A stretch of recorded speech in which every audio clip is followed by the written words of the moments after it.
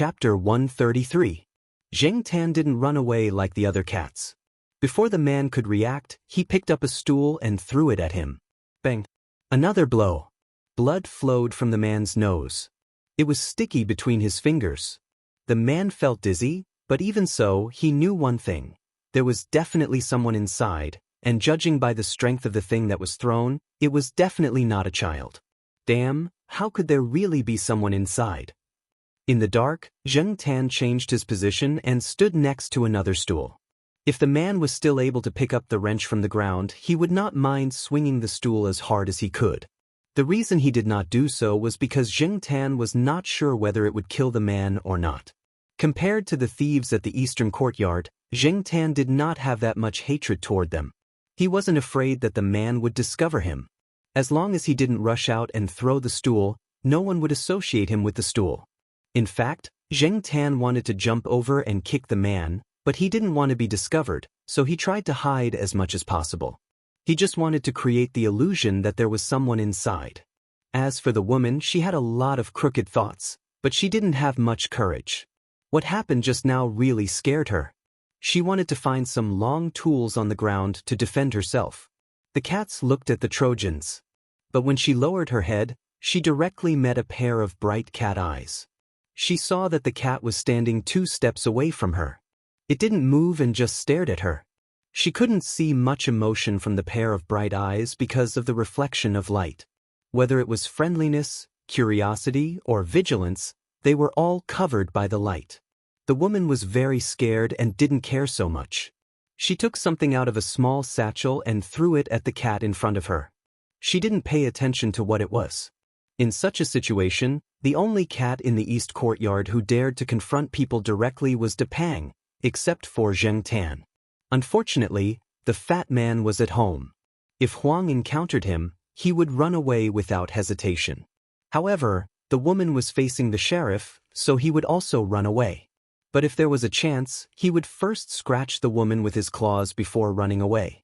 And the sheriff did exactly that. He had no idea what it meant to have tender feelings for the fairer sex. After Sheriff finished scratching, he quickly ran back and jumped onto a shelf. For him, it was safer to hide on top. At the same time, he pressed down on his ears and looked at the woman with his fur puffed up. Like the other cats, he let out a low growl. Hearing this kind of roar in broad daylight wouldn't cause much of a reaction, but in this kind of environment, when all the cats in the house were roaring at the same time, it made people's hair stand on end. Zheng Tan glanced to the side and saw that the woman was covering her face. She screamed, turned around and ran out. Based on the woman's height, it was possible that the sheriff had jumped up and scratched her face, but he did not know to what extent. Could it be that the sheriff learned this trick when he peeked at the girls fighting and scratching their heads? No matter what, this guy's behavior was getting more and more aggressive. As soon as the woman ran away, the man who was about to fight back also turned around and ran away. His mind was finally clear, but the situation in the house was not clear. He did not know how many people were in the house. Now that he was alone, he did not know what to do, so he might as well run away. As soon as the 2 people who blocked the door ran away, some of the cats in the house ran out as well. Zheng Tan did not chase after them, nor did he run away immediately. He squatted down and thought for a while. It was getting late. According to his usual habit, he should go home. If he was late, the Jiao Pa and Jiao Ma would have a problem with it. They were afraid that something would happen to Zheng Tan again. But now, there were bloodstains on the ground. Even if he closed the door, the Jiao Wei and the others would probably be shocked the next time they came. No one would know what had happened. If they really wanted to investigate, they would not be able to find anything after a long time. It would be too late to take preventive measures. Today was Thursday. There were still 3 or 4 days until the next time they came. No one knew if there would be more thieves in the next 3 or 4 days. If there was a first time, there would be a second time. The things left here were not worth much, but that was only relatively speaking. Even if they could only be sold for a few thousand yuan, the thieves would still remember them. Most of the people who played this game were probably not short of money. People like the Jiao Wei were in the minority. However, those people had spent a lot of effort to tidy up the place. If they messed up and lost some parts, they would definitely be unhappy. Should he remind them, or should he just stay out of it? He could just walk away. The people here knew that although there were not many cats living here, there were many cats around. They would not think that it was Zheng Tan. Besides, there were thieves here, not the cats. If they wanted to blame someone, they should blame the thieves, not the cats. Zheng Tan did not want to be nosy, but if he could make those people thank him this time, even if he damaged their cars in the future, they would not be angry, right? Instead of thinking about asking for help, it was better to let people owe him a favor. This was the conclusion that Zheng Tan came to after meeting some people and experiencing some things. For people like He Tao and Yi Hao, if you asked them for help, even if you took out some benefits in exchange, they would at most satisfy your request temporarily. However, it was different to let them owe you a favor. That was a long-term investment. After making the decision, Zheng Tan put the cars and remote control that he had just played with back to their original places, and then walked to the side of the circular track. In order to set off the atmosphere, there were some small flags in the inner and outer circles of the circular track. There were flags in red, yellow, white, black, and blue. There were also pictures and words drawn by those people on them. Zheng Tan pulled out some of the small flags and threw them on the ground. Otherwise, it would be too conspicuous to pull out just one. Grabbing the small white flag with the words on it, he rubbed the sharp end of the flag in the blood that had not yet coagulated. Then, Zheng Tan carefully held the clean flagpole in his mouth and ran out. The sheriff ran out after him, but after just a few steps, he could not see Zheng Tan's shadow. He wagged his tail and turned back to have fun. Anyway, there were still a few cats inside, so he could continue to play for a while. Zheng Tan ran to Jiao Wei's shop with the small flag stained with blood in his mouth. During this period of time, Jiao Wei's small restaurant had been doing well. Jiao Wei would help there at night and not return until after 10 o'clock. At this time, Jiao Wei was helping to wipe the table. The last group of people had just finished eating and left. While he was wiping the table, a figure suddenly rushed over and jumped onto the table, leaving a few footprints. Zheng Tan put the small white flag in front of Jiao Wei, wondering if this kid could tell the origin of the small white flag. Jiao Wei looked at the small flag in front of him and was stunned. After noticing the words and blood on it, he looked at Zheng Tan, then looked at the small flag. He lifted Zheng Tan up to check and found that he was not injured. Whose blood is this? No, wait, isn't the flag in the house over there? The words on the small flags were written when they were joking. There were signatures and competition records, and this small flag was the competition result from last Monday's performance test. Of course, Jiao Wei could recognize it. After asking the question, Jiao Wei remembered that it was just a cat in front of him. He did not say anything else and immediately used the shop's phone to call someone. Are you sure you locked the door? It's okay. I'm just asking. After hanging up the phone, Jiao Wei said goodbye to his parents and rode his second-hand bicycle to the old tile-roofed house. Zheng Tan, who was squatting on the table, watched Jiao Wei leave and cursed in his heart. He actually left the hero behind and ran away by himself. He then jumped off the table. He did not go straight home. He planned to go to the old tile-roofed house to see what was going on. The reward for reporting the news had not been decided yet. When Zheng Tan arrived, Jiao Wei had just finished calling a few people and was walking over. There was an IC card public telephone on the side of the road in the old tile-roofed house area. Jiao Wei made the call there. Those who received the call, regardless of whether they were playing games, flirting with girls, or sleeping, immediately dropped what they were doing and ran over as soon as they heard that the sports car's door had been broken open. They also notified those who could not be contacted. As for the old tile-roofed house, Zheng Tan did not see the sheriff when he arrived. He guessed that the sheriff had gone home. The remaining cats probably ran away after seeing Jiao Wei, so the house was now empty. The lights were on, and the blood had dried. However, the bloody wrench and the stool at the door were still there. Jiao Wei did not touch them. When the others rushed over, they immediately saw the wrench and the stool at the door. F***CK. Was there a fight here? There's blood. Jiao Wei, are you hurt? Someone asked. It's okay. It's not mine. It was like this when I came. Jiao Wei briefly explained the situation when he came over. The door lock was broken open. Although it's not obvious, there are some scratches, Another person standing at the door said. Zheng Tan quietly squatted by the side, listening to their discussion. When Jiao Wei told them about how he had carried the flag, a few people gathered in front of Zheng Tan, praising him and asking him questions. However, Zheng Tan maintained a blank expression, pretending that he did not know anything and did not understand what they were saying. He looked no different from the other cats. He finally made up his mind. As long as these people did not deny his contribution, it was fine. Forget it. We can't get anything out of a cat. It's already good enough that it tipped off Jiao Wei. That, Brother Cheng said. The person next to him nodded. That's true. F***ck, if I find out who broke open the door, I'll beat him to death. I didn't expect this place to be remembered. Tisk, people nowadays are willing to do anything for a little bit of profit. But our school is so good, ability and character are not proportional. No matter how angry they were, they still had a lot of things to do. They tidied up the things on the ground, checked what was missing and changed the door lock. When they were done, they realized that it was already 11 o'clock. **ck. It's already 11 o'clock and the dormitory is closed. We'll be criticized by the building manager again. Do you close at 11 o'clock? We close at 11:30. That's because you're a master's dormitory. Our undergraduate dormitory closes at 11 o'clock. Brother Cheng, you have to help us this time. Otherwise, the old guard will nag for a week. Why do you need Brother Cheng to help? Jiao Wei was a little confused. The person who spoke just now was in the same school as Jiao Wei, in the same dormitory building, but he was in his third year. He's just trying to show off his face. He'll treat people according to their preferences, someone at the side interrupted.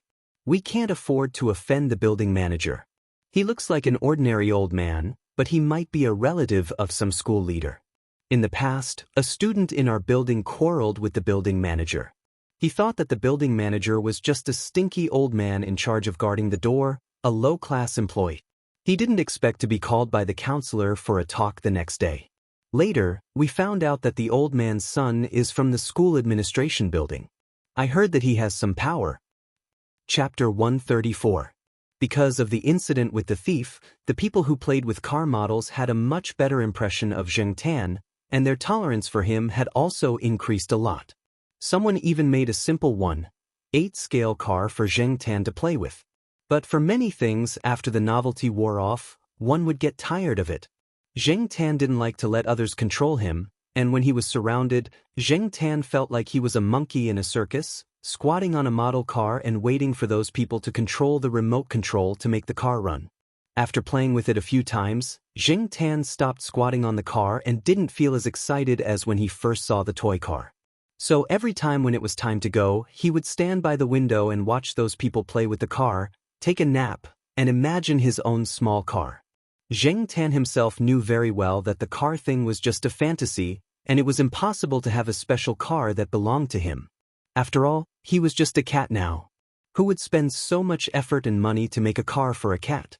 And even if he spent money on a cat car, he might not be able to use it, and it would be a waste of money. Even if these students were grateful for Zheng Tan's warning, they would only allow Zheng Tan to play with the car. After yawning, Zheng Tan was ready to change his lying position, but when he turned his head, he saw someone standing not far away from the bush. It was an acquaintance. Zheng Tan thought that he was very alert, but just now, he didn't notice Tong Qing standing there at all. This person's presence was really weak, and because of this, he couldn't be underestimated. Otherwise, he wouldn't have become Fang Xiaokong's driver. When did Tong Qing come? How long has he been here? Or has this guy been watching here for a long time?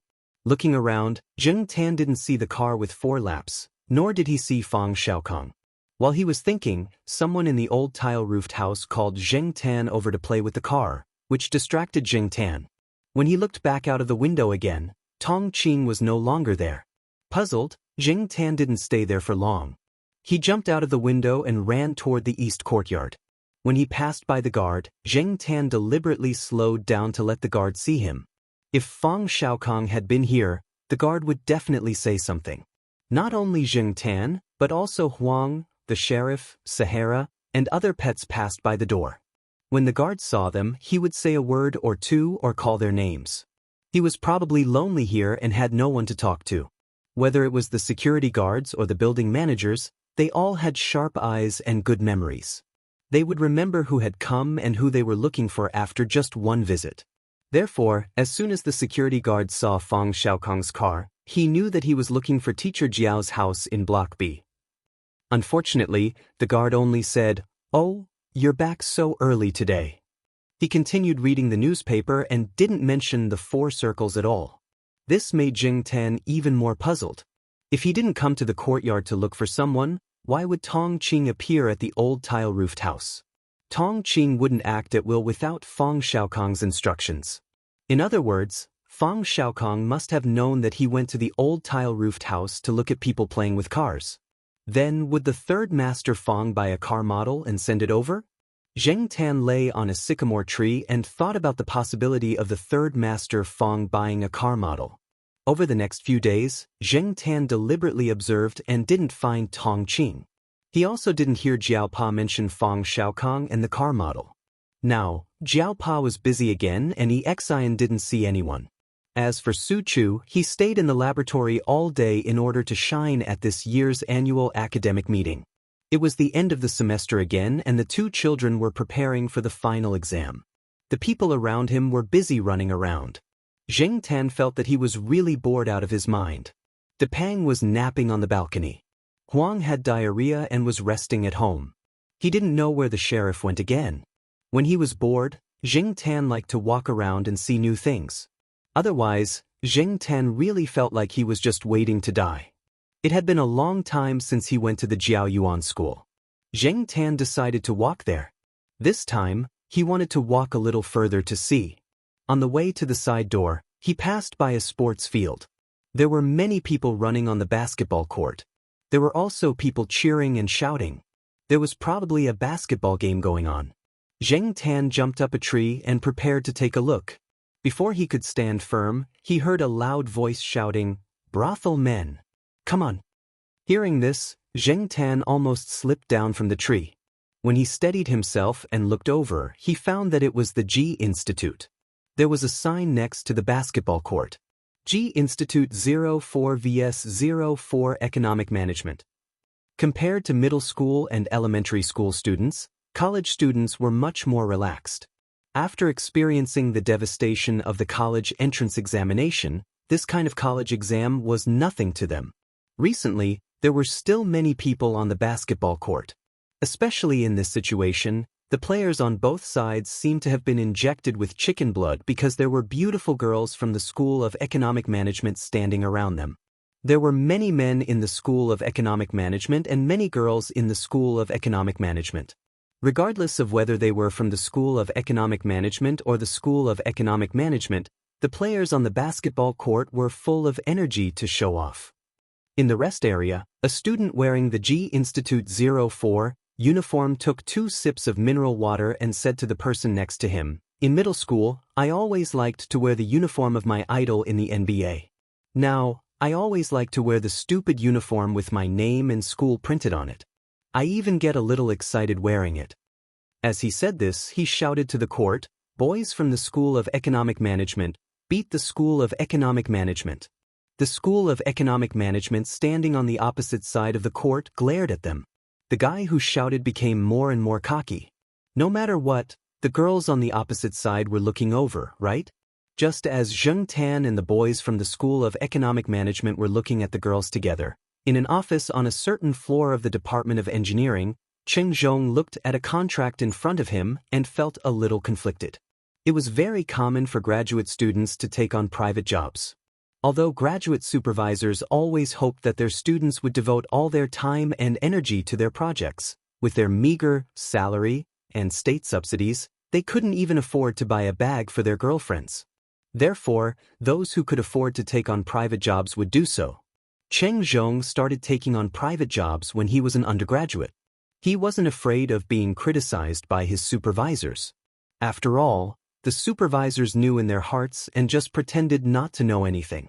At this moment, the contract in front of Cheng Zhong was very attractive, but this job was a little puzzling. "Mr. Fang, I've never done this kind of car model before." "It's okay. I believe in your ability." I've seen all the jobs you've taken in the past. They're very good. But this model, according to the information, it was bigger than an ordinary 1/8-scale car model. It was not suitable for children. Who was this for? Cheng Zhong didn't understand, but the other party didn't want to reveal too much. Fang Xiaokong knocked on the table. I don't need you to answer me right away. I'll give you time to think. Cheng Zhong breathed a sigh of relief and nodded.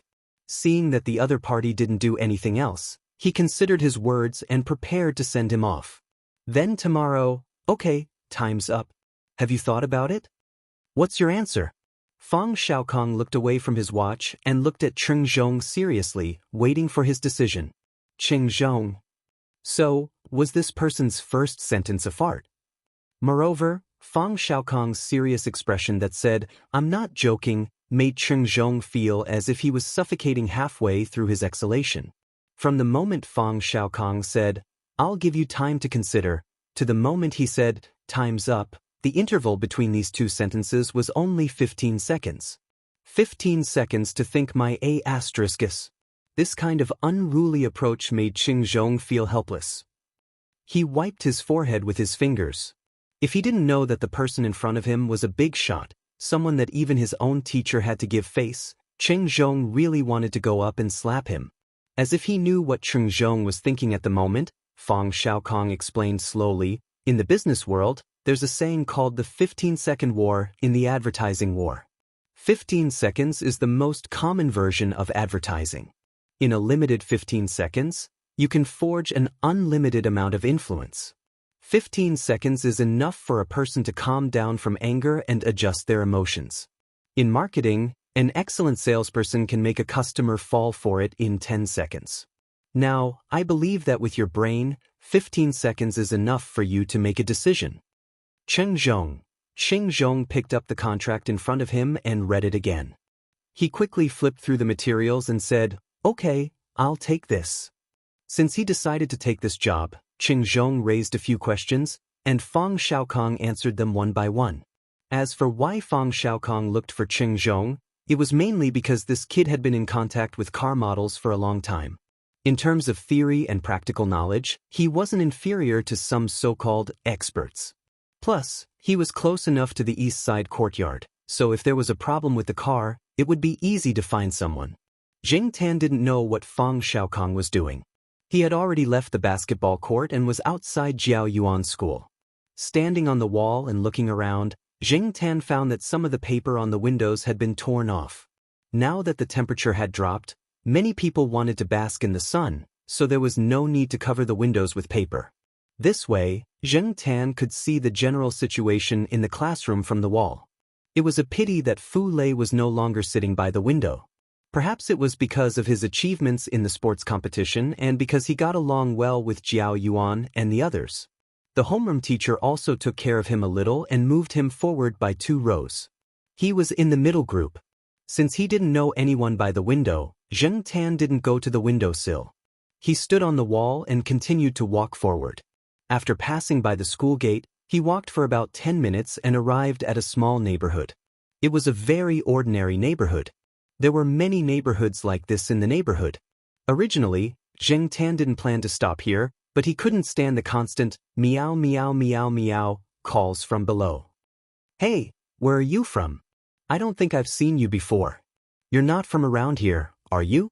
A 17 or 18-year-old student wearing the 20th high school uniform said to Zheng Tan. Don't bother if he's not a girl. Zheng Tan glanced at him and turned to leave. Pa. Not far away, a window on the first floor of a building was forcefully pulled open. A woman with a taut face stuck her head out and looked over. She shouted in a thick local dialect. If you have nothing to do, do more test questions. What time is it now? Why aren't you nervous? Learn from your brother. Don't play with cats all day. I think your IQ is almost as low as a cat's. Chapter 135. After shouting, the woman poured out a cup of cold tea and slammed the window shut. Zheng Tan turned his attention back to the student who had been criticized as having the IQ of a cat. From the looks of it, he seemed to be immune to such words. There was no change in his expression after hearing it, and there was not much fluctuation in his eyes either. Clearly, this was not the first time this had happened. The student pulled a dry straw from the corner of the wall and prepared to play with the cat. Zheng Tan did not plan to pay attention to him. He lifted his foot and continued to walk forward, looking at the surrounding terrain and buildings. After taking a few turns, Zheng Tan's ears twitched. He heard some construction sounds coming from the construction site. Looking in the direction of the sound, Zheng Tan could only see the arm of a crane peeking out from between two buildings. There were too many buildings around and too many people. Zheng Tan could not find a good vantage point to observe the construction. Why did that place feel familiar? He could not remember where it was. Zheng Tan was strolling in a new area. His sense of direction was a bit blurry, so he did not think too much about it. After strolling for a while, he went back along the road. On the way back, Zheng Tan passed by the neighborhood again. The student in the high school uniform was talking to another person. He did not know what they were talking about. The honking of the surrounding cars was too disruptive. When the honking stopped, Zheng Tan walked closer. He heard the person snort in disdain and say, "How can a sparrow know the ambition of a swan?" The man in the school uniform smiled indifferently. "That's not right. How can a swan know the joy of a sparrow?" Zheng Tan squatted on the wall and listened to the two people debate about sparrows and swans. One had a sense of superiority that said, "You don't know how big the world is." The other had a look that said, "This is how I am. What can you do to me?" Listening to their conversation, Zheng Tan also learned that the person in front of the man in the school uniform was the brother in the Learn from Your Brother. Both of them were in the third year of high school. They were in the same school, but it was not the provincial key high school of Tsinghua University. It was just a normal high school that was relatively close to here. Not to mention who was right and who was wrong, and who was in the right, Zheng Tan could only sigh after listening to their conversation. They were indeed in the third year of high school. They were fluent in classical Chinese. Sometimes, 3 idioms would pop out in one sentence. It was very difficult for a poor student like Zheng Tan to listen to. After a few minutes, the brother impatiently left. The man in the school uniform stood in place for a while. When he turned his head to look outside the neighborhood, he saw Zheng Tan squatting on the wall. "Hey, you're here again?" The man, who had been expressionless just now, immediately smiled. He picked up the withered straw that had been thrown aside and prepared to play with the cat again. Unfortunately, Zheng Tan did not want to play with him. He lifted his feet and went home. Everything in Tsinghua University was still the same. It did not seem to have changed at all. However, when Zheng Tan was on his way back, he heard a middle-aged couple in a shop outside the university talking about the reconstruction of the abandoned project into a commercial plaza. Compared to the Central Plaza and other large commercial plazas, this new plaza was definitely smaller. However, there were many schools around it. Other than Tsinghua University, there were other schools. It was easier to earn money from students. Some of the vendors had already started to discuss countermeasures. Other than that, it seemed like they were going to build housing. The couple did not know much about it, so Zheng Tan only had a rough idea of what was going on. No wonder he felt that the construction site was familiar. It turned out that it was that place. He had heard Celestine mention it a while ago. It seemed like Yi Hao had achieved his goal. It was good that it was built. There would be another place to play. However, he did not know how many years it would take to build it. He hoped that Yi Hao would be more efficient. The next day, Zheng Tan still walked along the same road as yesterday. When he arrived at the residential area, he saw the man in the school uniform from yesterday. This guy seemed to be preparing to go out. When he saw Zheng Tan, he nagged for a while. He seemed to be in a hurry and did not say much. The man in the school uniform was not wearing his school uniform today. He had changed into a casual and cheap sportswear. When he walked out of the residential area, the woman shouted a few times from the window. It was nothing more than a few words that scolded the man for not doing his job and only knowing how to play all day. Because she saw Zheng Tan again, the woman looked down on the cat's IQ again. Just as he walked out of the residential area, the man in the school uniform bumped into a familiar person. He should be a neighbor. "Zhongyan, did you have a month off? How was the monthly exam this time?" the man asked. "Just so," Zhongyan said helplessly. "Sigh, You really need to learn from your brother. Yesterday, I heard that your brother did test questions until 11 at night before going to bed. This time, he will probably be in the top 10 of the class again. The man blabbered on for a while. Zhong Yan's expression did not change. After listening to half of it, he made an excuse and left. When he left, Zheng Tan saw the man shaking his head at Zhong Yan's back. He sighed as if he was saying, "This child is really unteachable." Zheng Tan looked at the kid named Zhong Yan who was gradually walking away. He moved the tip of his tail, thought for a while, and followed him. He wanted to see where the kid was going to play. When they passed by an alley, Zhong Yan bought some wine from a shop at the entrance of the alley and walked into the alley. The alley was relatively old. Zheng Tan had seen it when he passed by here yesterday, but he did not go in to take a closer look. Now that he followed Zhong Yan through the alley, he realized that the buildings at the other end of the alley had been demolished. Standing at the exit of the alley, Zheng Tan could see the construction site not far away. It was not an abandoned construction site. It was an old building area that had just been demolished. It seemed that the scope of the construction this time was quite large. It was a big project. No wonder Yi Hao had done so much preparation. After Zhong Yan left the alley, he looked around and then walked in a direction. This area was not surrounded by building boards. Zhong Yan's destination was a temporary duty room. There were a few people gathered there, surrounded by smoke. Smoking was prohibited on the construction site. This duty room was one of the few temporary smoking places. Many of the people smoking in the duty room knew Zhong Yan. When they saw the wine in Zhong Yan's hand, their smiles deepened. Although they could not drink now, it was not bad to have a few sips during dinner. Zhong Yan entered the duty room for a short while. He walked out of the construction site with a middle-aged man wearing a hard hat.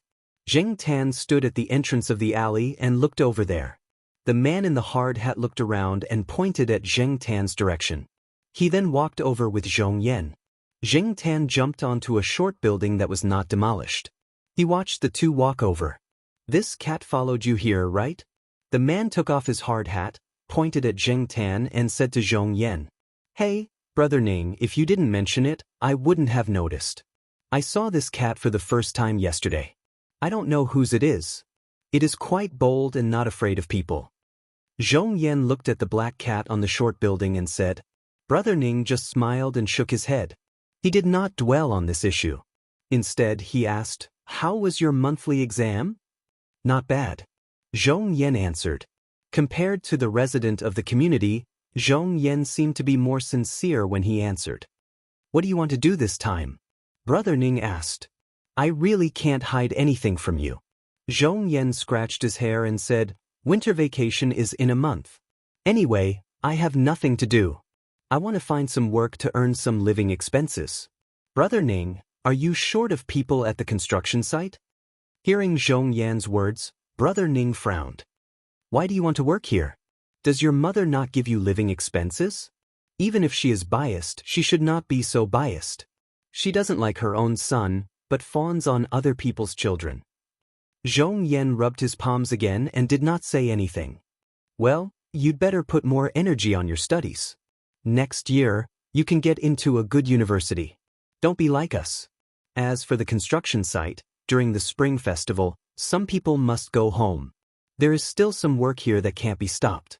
If you are not afraid of hard work, you can have a try. They are all simple coolies. I don't have the ability to arrange other things. "Thank you, Brother Ning." Zhong Yan was very happy. "Don't mention it. Don't worry about the construction site. There must be work. But the most important thing for you is to get into a university. People like us who have a junior high school education can't wait to envy you." "Brother Ning, aren't you doing well now? In the past 2 years, you have bought a house and a car. You also have a wife and children." Although Brother Ning and the others were not knowledgeable, skills could not be learned well from books. Brother Ning and the others had been in this line for several years. They had become familiar with it and made some money. "You don't understand. Even if we have money, those people in the society still look at us with contempt. Although they are very polite in front of us, they may belittle us in their hearts. I have heard a lot of words like vulgar, shallow, country bumpkin, nouveau riche. I used to tell myself that those people were jealous, but there are too many people like that. We can't deceive ourselves. While speaking, Brother Ning found that Zhong Yan lowered his head. He felt that he probably put too much pressure on this child. So he changed the topic and said, "But our boss used to tell us that some people's intelligence only comes from books, but some people's intelligence can penetrate into society. Now it's hard to say who will live better in the future. Everyone has his own evaluation standard. We just need to live our own life. Times are progressing. As long as we uneducated people live better than those intellectuals, we will be satisfied. Little Zhong, even if you are not good at studying, you have a good brain. You will definitely be better than us in the future." Zhong Yan did not refute, nor did he explain anything. Instead, he asked, "Brother Ning, does your boss have any taboos? I will pay more attention at that time." "Taboos? It should be nothing. You know that we have been in the underworld." "Oh, I remember. I heard that our boss doesn't like cats, especially black ones. But our boss doesn't come here often, and you can't bring the cat into the construction site. It should be nothing. You just need to know." After talking for a while, Brother Ning stood up, patted the dust on his pants, and walked towards the construction site. Watching Brother Ning leave, Zhong Yan said to the black cat lying there, "Alas, I really envy you cats. They eat, sleep and eat. They don't have to worry about anything." Chapter 136. The reason why Zhong Yan liked cats could be traced back to when he first moved here. A single-parent family formed a new home with another single-parent family, but Zhong Yan didn't have any sense of belonging to this new home. That age was the rebellious period where metaphysical, psychological activities and physical activities coexisted. Jing Tan didn't know what Zhong Yan had encountered. Every family had its own difficulties, and Zhong Yan didn't go into detail. However, Jing Tan could guess from Zhong Yan's words and expressions that it was definitely not a good memory. At that time, Zhong Yan, who had just quarreled with his mother, ran out of the building and stayed in the corner of the neighborhood wall to vent his anger. The slanted sunlight made the wall cast a black shadow on the ground. Zhong Yan hid in the shadow of the corner of the wall. He was only one step away from the sunlight, but he still didn't want to take half a step. The more Zhong Yan thought about it, the more aggrieved he felt. He wiped his red eyes and suddenly found the outline of a cat in the shadow of the wall. Turning his head to look, the glaring backlight made Zhong Yan dazed for a moment. Standing on the narrow wall, the cat looked down at the people under the wall casually, as if nothing could disturb its mood. Raising his hand to block the sunlight, Zhong Yan retreated away from the wall. Looking at it from a different angle, without the glare of the sun, Zhong Yan saw that the cat was looking at him. After looking at each other for 2 seconds, the cat narrowed its eyes, turned its head, and continued to walk forward. When the cat stood in the sunlight and narrowed its eyes, Zhong Yan felt a pleasant warmth surround his body, as if the whole world was smiling. He stood in the same place and watched the cat walk further and further away under the sunlight. When Zhong Yan was in his neighborhood, he always seemed to be wearing a mask. He only showed a little of his true nature when he was playing with the cat. In contrast, Jing Tan could see Zhong Yan's perfunctory attitude when facing his mother and brother. The people around him always liked to compare Zhong Yan with his half-brother. To sum it up in one word, it was pale in comparison. They felt that Zhong Yan couldn't compare to his brother in any way. The human heart is too complicated. You cats don't understand? Actually, I don't understand it either. I just feel helpless. You tell me, every time I grow a pair of wings, they break them. Why do they despise me for not being able to fly high or far? Little kitten, can you understand how I felt when I desperately studied to prove my ability and happily showed my middle school exam results to them, only to be told that I was not allowed to go to Chu-Hua affiliated high school and had to go to another ordinary high school with my so-called brother? When it came to science, I wanted to choose liberal arts, but the man said that it was not good to study liberal arts. As a well-known physics teacher, he would lose face if he said that, so I was called a science student. So, later on I thought, why should I be in such a hurry to prove myself? What was the point of letting himself fall and bleed? Sometimes, being too outstanding might not be a good thing. With that said, Zhong Yan picked up a small stone next to him, looked at Jing Tan and asked, "Do you know the speed of the universe?" Zheng Tan. Cosmic speed? What the hell was that? It sounded very profound, but it sounded a little familiar. Zhong Yan casually threw the stone in his hand up. The stone drew a parabola in the air and fell to the ground. This speed can only allow it to do this kind of movement. An intercontinental missile can cross thousands to tens of thousands of kilometers and land in another place. An artificial Earth satellite that has reached the first cosmic speed can leave the ground and orbit the Earth. When it reaches the second cosmic speed, it can get rid of the shackles of the Earth's gravity. When it reaches the third cosmic speed, it can get rid of the shackles of the Sun's gravity and leave the solar system to enter the wider universe. When it reaches the fourth cosmic speed, it can get rid of the shackles of the Milky Way's gravity and fly out of the Milky Way. However, before it leaves, it has to consider aerodynamic heating and atmospheric resistance, as well as other factors that may affect the result, to reduce the risk. Zhong Yan was talking to himself, but Zheng Tan was a little scared when he heard it. And to talk about the cosmic speed to a cat, Zheng Tan felt that the kid in front of him was quite similar to Jiao Pa. And these words obviously implied other meanings, but he didn't know who this guy was alluding to. At the same time, Zheng Tan could also tell from these words that Zhong Yan, this kid, was definitely not a pure and harmless person. This kid was very likely hiding his true strength, and he had been hiding it for 3 years. He really could hold it in. Zheng Tan couldn't imagine that such a teenage kid had been hiding his true strength since the first day of high school. There were many things that Zhong Yan couldn't let others know. Even Brother Ning, who had helped him many times, didn't know. But when there were too many things to keep in one's heart for too long, one would become crazy. Moreover, Zhong Yan was just a teenage student, not an old fox who had experienced the vicissitudes of life, so he had to find someone to talk to. So, the surrounding cats entered the role of listening. Zheng Tan just happened to be one of them. To others, talking to a cat must be a little crazy. No wonder the people in the neighborhood looked at Zhong Yan a little strangely. No wonder his mother was always hostile to cats. Zhong Yan had obviously been holding it in for a long time, and Zheng Tan wasn't like other cats who would run away or fall asleep after listening for a while. So, the more Zhong Yan talked, the more he talked, from escape speed to future plans, from the doctrine of the mean, to adapt to the situation, to the pleasure of being a dark horse in the college entrance examination. Don't talk about the 3 years of high school. After all these years of studying, no matter how much effort you put in, the final evaluation is the result of the college entrance examination. If you do well, it means that you worked hard. If you are smart, you will understand in the future. If you don't do well, you are a failure. I have to thank them that they don't like to add a subject when they talk to me, so I pretend that I didn't hear those harsh words. Anyway, they didn't add a subject, and they didn't mention me by name. Zheng Tan pulled his ears. The contents of the subject, the verb, the object, and the condition were all returned to him by the teacher.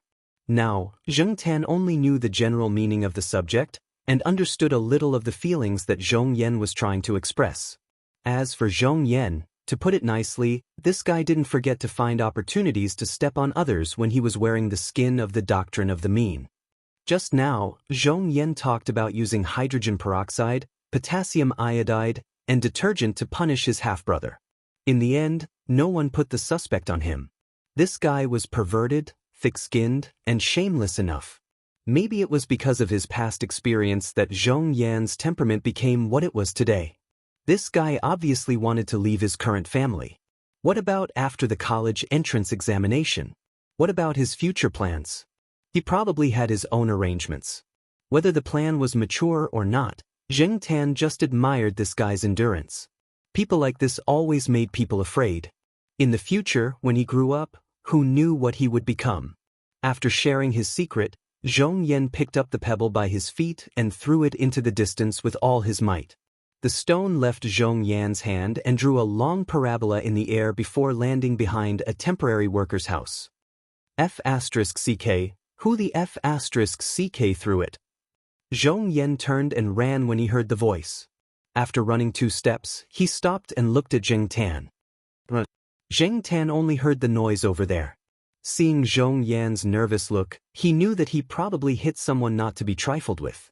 He got up and ran out of the alley with Zhong Yan. He really didn't know if this guy's luck was good or bad. Even like this, he could hit a hot-tempered person in charge of the construction site.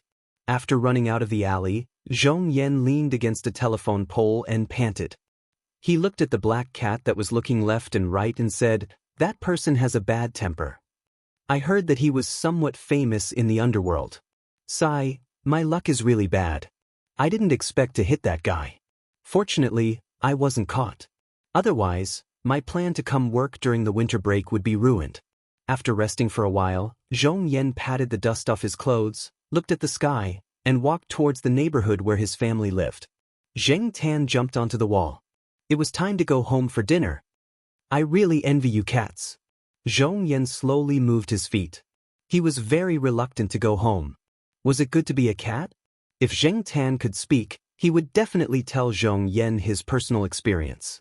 People always thought that cats could entertain themselves. They could play with their own tails and claws for half a day like schizophrenics. They always seemed to be carefree. However, many people didn't know that cats also had worries. Cats could be anxious and anxious. It was just that many people couldn't see it. After dinner, the Jiaopa answered a phone call. He then said to Zheng Tan, who was lying on the sofa watching TV, "Black charcoal, come here. Mr. Fong has something to say to you." Zheng Tan was watching a soap opera with the Jiaoma. Today, it happened to be about two single-parent families. It was rare that he didn't fall asleep. On the TV, the child was crying hysterically because he was scolded. His nose was almost flowing to his mouth. When he cried, he even spat out a bubble. Zheng Tan wondered if Zhong Yan was like this when he heard the Jiaopa's call. Third Master Fong? Why would he call at this time? Since the last time he saw Tong Qing, Zheng Tan hadn't heard any news about Fong Xiaokong for a while. The Jiaopa pressed the speaker. Zheng Tan jumped onto the table, squatted next to the phone, and raised his paw to make a sound to let the other party know that he was listening. "Black charcoal, I've been busy recently. I didn't have time to take care of you. I'll give you a surprise later. However, you have to do me a favor. One day before New Year's Eve. You have to make some preparations then." The third Master Fong's words were half for Zheng Tan and half for the Jiaopa. The so-called preparation was to inform the Jiao family. It wouldn't be too abrupt when the time came. Zheng Tan's attention was attracted by the surprise that Fong Xiaokong mentioned. With Fong Xiaokong's personality, this surprise would definitely not be ordinary. Before Zheng Tan and the Jiaopa could react, the other party hurriedly hung up the phone. The third Master Fong did seem to be very busy recently. Chapter 137. It was January, and the calendar in the living room had been changed to a new one. According to the Gregorian calendar, a year had already passed. In the past year, Zheng Tan had experienced a lot and met a lot of people. His mood had been fluctuating, but when he thought about it carefully, he still dozed off most of the time. It couldn't be helped. After all, he was now a cat. After yawning and stretching, Zheng Tan jumped down from the tree. It was winter break again.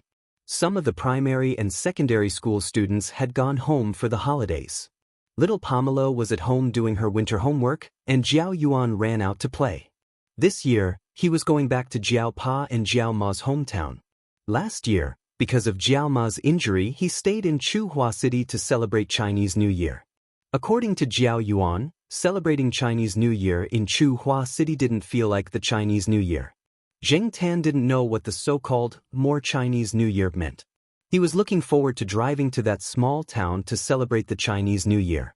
He wondered what the little guy he saved from the human traffickers looked like. TSK, forget it. It's better not to meet him. A naughty kid will be a naughty kid. As he thought about it, Zheng Tan looked at the courtyard. Depang was taken to visit relatives. Huang and the sheriff were staring at a Xingniao. Not far away, a gray magpie was jumping. Huang and the sheriff ignored it. They probably thought that Xingniao was rare, so they changed their target to this bird with a long beak. As for gray magpies, who knew how many of them were caught throughout the year? Many birds in the school were harmed by them. Zheng Tan wasn't interested in catching birds. After thinking about it, he decided to take a walk around the construction site. He would just treat it as an after-lunch stroll. Originally, he could have taken a shortcut and taken the other side door, which was the one he had taken with peanut candy. However, Zheng Tan thought about it and decided to take the road to Jiao Yuan's school. Although it was a long detour, Zheng Tan wanted to see how Zhong Yan was doing. During this period of time, Zheng Tan often went there, but he didn't meet Zhong Yan. The third year of high school had a tight schedule. Other than the monthly holidays set by their school, Zheng Tan left home early in the morning and returned home after evening self-study. During these 2 periods, Zheng Tan stayed in the Jiao family and didn't go out. It was difficult for him to meet Zhong Yan. But that kid should be on vacation now. Perhaps it was because of the cold weather and lack of sunshine, but there were fewer cats outside. Zheng Tan walked on the wall and didn't see many cats. Jiao Yuan's school was much quieter. Walking past the middle school, Zheng Tan arrived at Zhong Yan's neighborhood. He looked at the kid's house, but it seemed like there was no one there. He didn't hear any sound. Forget it. If I can't touch him, I won't touch him. After Zheng Tan left the neighborhood, he walked along the alley to the construction site. In 2 or 3 weeks, there were obvious changes in the area. Although the building wasn't built yet, it wasn't like before where there were signs of demolition and debris everywhere. Blue construction boards were also erected. Zheng Tan looked at the advertising billboards next to him. There was the name of Yi Hao's company on it, but Zheng Tan's main purpose wasn't to look at the company's name. He wanted to find a suitable place to observe from afar, but after looking around he didn't find a suitable spot. Last time, a suitable billboard had been moved, and today, he couldn't find a replacement. The construction site was definitely not a safe place for cats and they might be caught by the workers to drink with them. However, Zheng Tan didn't have too many scruples. If any of them came over, Zheng Tan wouldn't mind making a big deal out of it. Anyway, Yi Hao would only punish that worker if he wanted to punish them. Zheng Tan knew that he had a backer, so he dared to come to the construction site so blatantly. Of course, Zheng Tan didn't want to cause trouble. He just wanted to see how this place developed step by step. Just like what the Jiaopa said, seeing new things often made memories more meaningful, and time would slow down. Moreover, this place had been designated by Zheng Tan as his own territory. He had nothing to do anyway, so he came over to take a look from time to time. Just as he was thinking about where to observe the progress of the construction site, Zheng Tan suddenly heard someone shouting Zhong Yan with a bit of a foreign dialect. Zheng Tan wasn't very sure, but he still decided to take a look. If Zhong Yan had finished his exams and was on vacation, he should have come to the construction site to work. Next to the blue construction boards was a large truck that was used to transport stone and soil. Zheng Tan jumped on the roof of the truck and looked in the direction of the sound. There was a temporary rest house built over there, and several people were eating with boxed lunches, including Zhong Yan. The guy was wearing the same work clothes as the others, with a hard hat. He was dirty all over, sitting on a stone and eating his lunch quickly. Occasionally, he would say a few words to the few people next to him. Brother Ning was also next to him. With his care, the others wouldn't bully Zhong Yan, a newcomer. Zhong Yan's mouth was stuffed with food, and it didn't taste good. If one looked carefully, there was a little dust in the food. This was the case on the construction site. No matter how clean the food was, it would be dusty after a while. Today, the wind was still a little strong, and this situation was even more serious. Things had just been moved in the rest house, so there were suspended particles everywhere, which was worse than outside. This was also the reason why they all sat outside to eat. Of course, when one was hungry, everything was delicacies. Today's work was rushed, so the meal time was delayed. Now everyone was very hungry, and no one cared about the dust in the food. When Zhong Yan was eating, he noticed Zheng Tan. The truck outside was taller than the other side of the road, so Zhong Yan could see the black cat looking in his direction.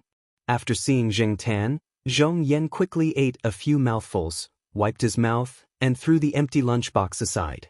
He said goodbye to Brother Ning, and then walked toward Zheng Tan. The truck outside was about to drive away. Zheng Tan originally planned to leave after a few glances, but he didn't expect to see Zhong Yan, and this guy was walking over here.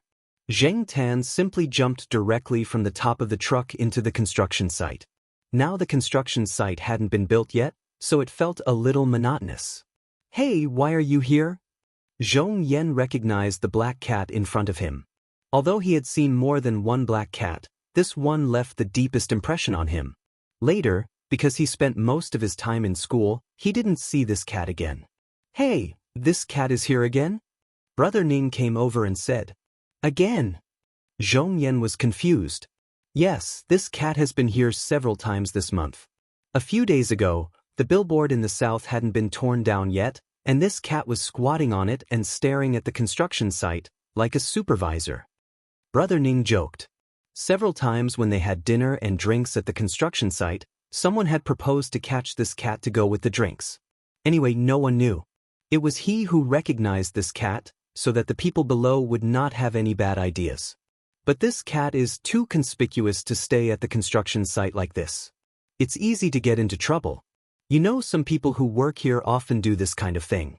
Fortunately, this cat is in my area, or it would have been caught and drunk in another place. Brother Ning said. Zheng Tan glanced at Brother Ning and continued to observe the construction site.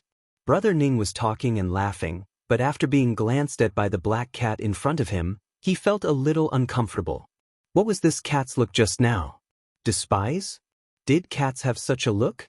Shaking his head, Brother Ning thought that he must be too tired recently. It must be an illusion just now. It was just a cat. Several cars outside were dragging things in, and dust was flying everywhere. There was still some rest time. After Zhong Yan told Brother Ning, he took Zheng Tan to the temporary resting place, poured a glass of water and put it in front of Zheng Tan. Zheng Tan looked at the disposable plastic cup and then looked at the water dispenser. It was clean. After running so far, he was indeed thirsty. Zheng Tan put his head into the plastic cup to drink some water and observed the layout of the temporary resting place. There was nothing special, but the surrounding air was really bad, and everywhere was gray. Hey, isn't this the cat that looks like a supervisor? Several people sitting in the room said after seeing Zheng Tan. Although they felt that it was a waste for Zhong Yan to pour water from the water dispenser to a cat, they would not say anything because Zhong Yan was protected by Brother Ning. These were all small things, and there was no need to care about them. A person who had not finished his meal threw a fishtail in the bowl over, but Zheng Tan did not even look at the fishtail. Hey, this cat doesn't even eat fish? It must be a pet given by a human. It will eat it after a few meals. Raising such a cat is really wasteful. A person next to them interrupted. Little Zhong, does this cat belong to you? Someone asked. No, it belongs to my neighbor. Zhong Yan did not say too much. In fact, he did not know where the cat came from either. While they were talking, a person came in from outside with a big plastic pot in his hand. However, the words printed on his work uniform were different from Zhong Yan's. Workerly, we don't have much water here. The water delivery person will come in the afternoon. You can only receive 1/3 of the water at most. Brother Ning accompanied him in and said, this workerly was about 40 years old. He was not in the same area as Zhong Yan, so he was not under Brother Ning's charge. He was not afraid of Brother Ning, and often looked down on others because he was older and had some people above him. As soon as Workerly entered the room, he saw Zhong Yan holding a disposable plastic cup and giving water to a cat. He immediately started to talk. You are giving a stupid cat pure water from the water dispenser? Didn't you say that the water was running out and it was short of water? I see that you have quite a lot in stock. If so, I won't be polite. Also, is this cat to go with the wine? It just so happens that some of our people are hungry again recently. Remember to tell us when you want to kill the cat. Everyone who sees it will get a share. Workerly went to the water dispenser and started to fill the big jug with water. If he did that, the people here would be thirsty later. Brother Ning hurried over to stop him. What? Workerly, I can't compare to a cat? Do you think I am a beggar with such little water? Little Ning, I don't mean to criticize you. Workerly was getting more and more excited. He scolded Brother Ning in front of so many people in his area. Obviously, he did not give Brother Ning any face. However, Brother Ning was no longer the hot-blooded young man who would rush forward with a steel pipe no matter what the situation was. He stopped Zhong Yan, who was about to explain, and several others who looked angry and were about to speak. He knew ingenierly. If Zhong Yan and others spoke, it would definitely have the opposite effect. Brother Ning took a deep breath and was about to defend himself. He had no choice. The bastard had someone above him. Although he also had someone above him, Otherwise he would not be the person in charge of this area. But if the situation was not serious, there was no need to go to the top. Before Brother Ning opened his mouth, someone outside called Brother Ning's name. Hearing this person's voice, Brother Ning and Worker Li's expressions changed. Worker Li did not even take the water. He immediately put the jug aside, tidied up his clothes, patted the dust off his body, and went out with a humble smile on his face. Before Brother Ning went out, he made a gesture to several people. Some of the people who followed Brother Ning in this area were old acquaintances. They knew the meaning of Brother Ning's gesture. The people who were angry just now and looked like they would rush up and start a fight the next moment changed their attitude instantly. Zhong Yan, who had only worked here for a few days, was a little confused. The people next to him whispered to him that a big shot was coming and he should behave himself. Little Zhong the cat. Someone reminded him in a low voice. Was it the boss that Brother Ning mentioned? Thinking of Brother Ning's words, little Zhong was anxious and was about to put the cat into the cardboard box in the corner. Zheng Tan avoided Zhong Yan's outstretched hand and came to the back of the square table made of wood in the middle. Zhong Yan wanted to go over again, but it was too late. The people outside came in. The person who came in first was also in his 40s. He said a few words to the people next to him and asked about the recent progress here. Judging from the voice, it was this person who called Brother Ning's name just now. Is this the big shot? He seemed to be easy to talk to. Little Zhong was a little nervous. He knew that he could not judge a person by his appearance. The first impression was not everything. He only hoped that this person would leave as soon as he saw him. Unfortunately, things were different from what little Zhong thought. The people outside all came in. Brother Ning was not as strong as before. Worker Li also put away his arrogant look and was a little respectful and careful. And the person who was surrounded in the middle was the boss, that Brother Ning once mentioned to Zhong Yan. When Zhong Yan saw this boss, his first impression was that this person was not easy to deal with. Although he wore a faint smile and looked gentle, Zhong Yan had an intuition that this person was a tough nut to crack. What should I do? Zhong Yan stood on the side and lowered his head, trying to block the cat behind the table. Unfortunately, Zheng Tan did not cooperate with him and jumped directly on the table. Zheng Tan heard the voice outside just now. Although Ran Qi only said one sentence, Zheng Tan still recognized him. Ran Qi had always been avoiding cats, but Zheng Tan knew that even if this person was afraid of cats, he would not do anything to him. Seeing the black cat jump on the table in the middle, not only Zhong Yan, but also Brother Ning and several other construction site workers wanted to spit out blood. Damn, this cat is too good at causing trouble. Brother Ning regretted that he allowed Zhong Yan to bring the cat in just now. At this time, Worker Li seized the opportunity to make fun of Brother Ning. He said sarcastically, "Oh, there is a black cat here. By the way, I just saw that the people here were feeding it the purified water from the water dispenser. Don't you think it is a waste?" Ran Qi, who had just stepped into the door with a faint smile on his face, saw the black cat squatting on the table, and his face cracked. They looked at each other speechlessly and could only cry. This sentence was somewhat appropriate for the situation. He was not moved, but angry and regretful. Chapter 138. Why are you all blocking the door? A voice came. Zheng Tan's ears twitched. Hey, another familiar face. Coming out today was the right choice. Maybe in the future, there would be no need to look for observation points or be on guard against the construction site workers with ulterior motives. He could come here openly. Hey, Brother Leopard, you're here too? Said the middle-aged man with a smiling face who had led the way. Many people here knew Ran Qi, but most of them didn't know Leopard. After all, Leopard didn't come here often, and Ran Qi was the one in charge of managing this place. What's going on? Asked Leopard. Leopard's expressionless face made the people around him very nervous. The people who had been crowding around the door all backed away, leaving only Ran Qi standing in the middle of the door. Without waiting for the man to explain, Leopard had already strode in. As soon as he entered the door, he saw the black cat standing on the table in the middle of the room. Black charcoal? Why are you here? Leopard looked around and didn't see Celestine's shadow. According to the usual pattern, Celestine shouldn't be free today. Brother Leopard, you know this cat? The middle-aged man leading the way asked doubtfully. Yeah.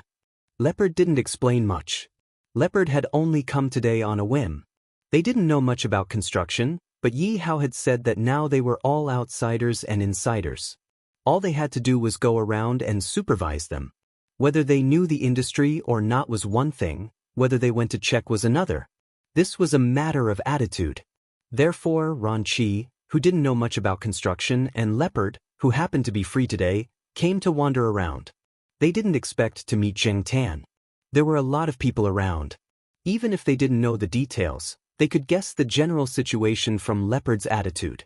Leopard was expressionless just now, but now he was smiling. The others did not know, but Leopard and Ran Qi, who were always by Yi Hao's side, knew very well that the black cat had played an important role in being able to come into contact with the third Master Fong. Although it could not be said to have contributed much to the project, in terms of social interaction, it was thanks to the cat. Even Master Tang the Seventh had spoken. At that time, he had said, "You have to pay more attention to that black cat. Who knows, you might need its help in the future." Leopard did not quite understand how much help this cat could provide. No matter how great a cat's influence was, it would not be able to affect such a large project. But since Master Tang the Seventh had already spoken, all Leopard needed to do was to obey.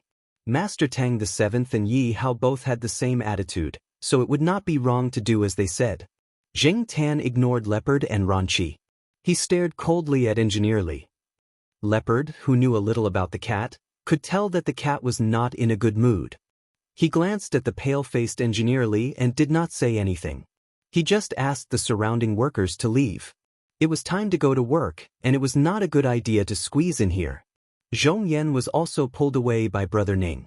Only a few people who accompanied Ran Qi were left in the room, as well as Brother Ning, who had gone out to make arrangements for the work. The person who led the way told them what had just happened. Brother Ning added a few words. He did not exaggerate and was just telling the truth. Ran Qi kept a straight face and sat in the seat furthest away from Zheng Tan. Leopard did not care about it now. Although he used to think that the cat was evil, he did not care about anything else as long as it could help his people. After understanding the whole story, Leopard did not say anything. Ran Qi was the main person in charge here. Even if Ran Qi did not like cats, he could handle things well. After staying here for a few minutes, Ran Qi and Leopard went to check other places. Zheng Tan followed them. After the inspection, Leopard bought Zheng Tan a roast chicken. Zheng Tan only ate a bit of the drumstick. Although Zheng Tan was in a bad mood, a roast chicken was not enough to buy him over. Zheng Tan knew that Ran Qi and Leopard would solve the problem. He did not throw a tantrum. Everyone benefited from each other. There was no need to fight over a small matter. Zheng Tan knew this clearly. Leopard sometimes said a few words to Zheng Tan. This was all thanks to Celestine. Celestine had told Yi Hao, "When facing this cat, you have to speak human language. You can't fool it like a pet that doesn't know anything." Ran Qi and Leopard were next to him at that time. They also heard this, but one had never practiced it, and the other was practicing it for the first time. Could a cat understand human language? Leopard did not think so before, but now he was hesitant. After eating and drinking, Zheng Tan went home to sleep. Ran Qi and Leopard, who had finished their inspection at the construction site, also went back to report to Yi Hao what had happened today. "That cat is everywhere." Yi Hao rubbed his forehead. 2 days later, Celestine drove Leopard to the eastern courtyard. It was almost New Year's Eve. Although New Year's Eve did not mean much to the people in the city, it gave some people an excuse to solve some interpersonal problems. Leopard was ordered by Yi Hao to come and take a look. With Celestine there, it was more convenient. After all, the Jiao family did not know Leopard. However, when Celestine's car drove into the courtyard, he saw a car parked in front of Building B. The third Master Fong was standing there, proudly saying something. Early in the morning, the Jiaopa received a call from the third Master Fong, saying that he would come over. Zheng Tan looked at the calendar. Tomorrow was New Year's Eve. He was on time. When the third Master Fong came over in the car, he did not go upstairs. Instead, he asked Zheng Tan to go downstairs. When the third Master Fong opened the car door proudly, Zheng Tan saw a small car. He could not take his eyes off it. It was smaller than the kind of car that children drove. It was designed to look like an off-road vehicle. It was convertible, and the steering wheel was relatively big. He did not know how it would look like. Zheng Tan was happy. He suddenly felt that the third Master Fong was a good person. He was very considerate. No wonder Tong Qing appeared at the place where the Jiao Wei and the others had their sports car. He knew that Zheng Tan liked cars, so he asked someone to make it for him. What do you think? Not bad, right? Do you want to drive it out? The third Master Fong leaned against the car door, shaking his legs. He was as smug as he could be. Leopard and Celestine's jaws almost fell out. Was this the third Master Fong? Was this really the third Master Fong? Fong Xiaokong glanced at Celestine's car, but he did not plan to pay attention to it. Instead, he said to Zheng Tan, "The weather is good today. Let's go for a drive. But you have to do me a favor." Zheng Tan was very happy with the car in front of him. The car was in the back seat, and the space was too narrow. Zheng Tan squatted on the car to feel it. He could not drive, and his heart was itching. Besides, he was very grateful to Fong Xiaokong. Since he could help, he would do it. As long as it was not life-threatening and he did not have to do anything perverted, it was fine. Celestine and Leopard opened their mouths and watched the four cars drive away. As for Zheng Tan, he did not notice Celestine and Leopard at all. Tong Qing had blocked their view, and after getting in the car, he only cared about the car. He completely ignored Celestine. That little bastard who despises the poor and loves the rich. Celestine scolded jokingly. Celestine was only joking, but Leopard was already irritated. He never knew that the third Master Fong had such a side to him. He treated him like a familiar person or a friend, and not like a business partner. Fong Xiaokong sat in the front passenger seat and told Zheng Tan what they were going to do today. There was nothing else. In summary, drive around and play with the children. Their destination was Old Lu's house. Old Lu's house was a large villa, and the backyard was big enough for Zheng Tan to drive around. Lu Yao's little friend did not seem to be doing well recently. Old Lu was annoyed. Today, Fong Xiaokong said that he would bring the cat over to play. Old Lu purposely turned down some work and waited at home. When they arrived at their destination, Old Lu and Lu Yao both came out to greet them. Steamed Bun followed behind them. After not seeing him for so long, Steamed Bun had grown a lot, but Zheng Tan still felt that this guy looked a little silly. When Lu Yao saw Zheng Tan, his eyes lit up. Today, his dad told him that the black cat would come over to play with him. Early in the morning, he took out his favorite toy car. It was big enough for two cats to run around on it. However, when Tong Qing pulled out the custom-made car from the car, Lu Yao's expression became surprised. He looked at the car, and then looked at the black cat that could not wait to jump into the car. Was this a competition? Zheng Tan did not think too much about it. There were no outsiders on private property, so he could let loose. The usage of the car was actually very simple. Zheng Tan used to play with cars, so even if he was driving a toy car, he could handle it. He put two paws on the steering wheel, and the brake was just a button. He did not need to use his legs at all. It was an electric car. After pressing the start button, the car began to run. Zheng Tan controlled the steering wheel and excitedly drove the first exclusive cat car since he turned into a cat. Lu Yao recovered from his surprise and immediately controlled the remote control in his hand to let his toy car catch up.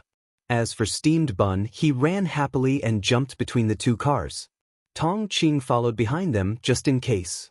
He had previously doubted that a cat could drive such a car, but now it seemed that he had underestimated the ability of a cat. This cat could drive a car on its first try. No, it could drive a car on its first try. It had to be said that this cat was really amazing.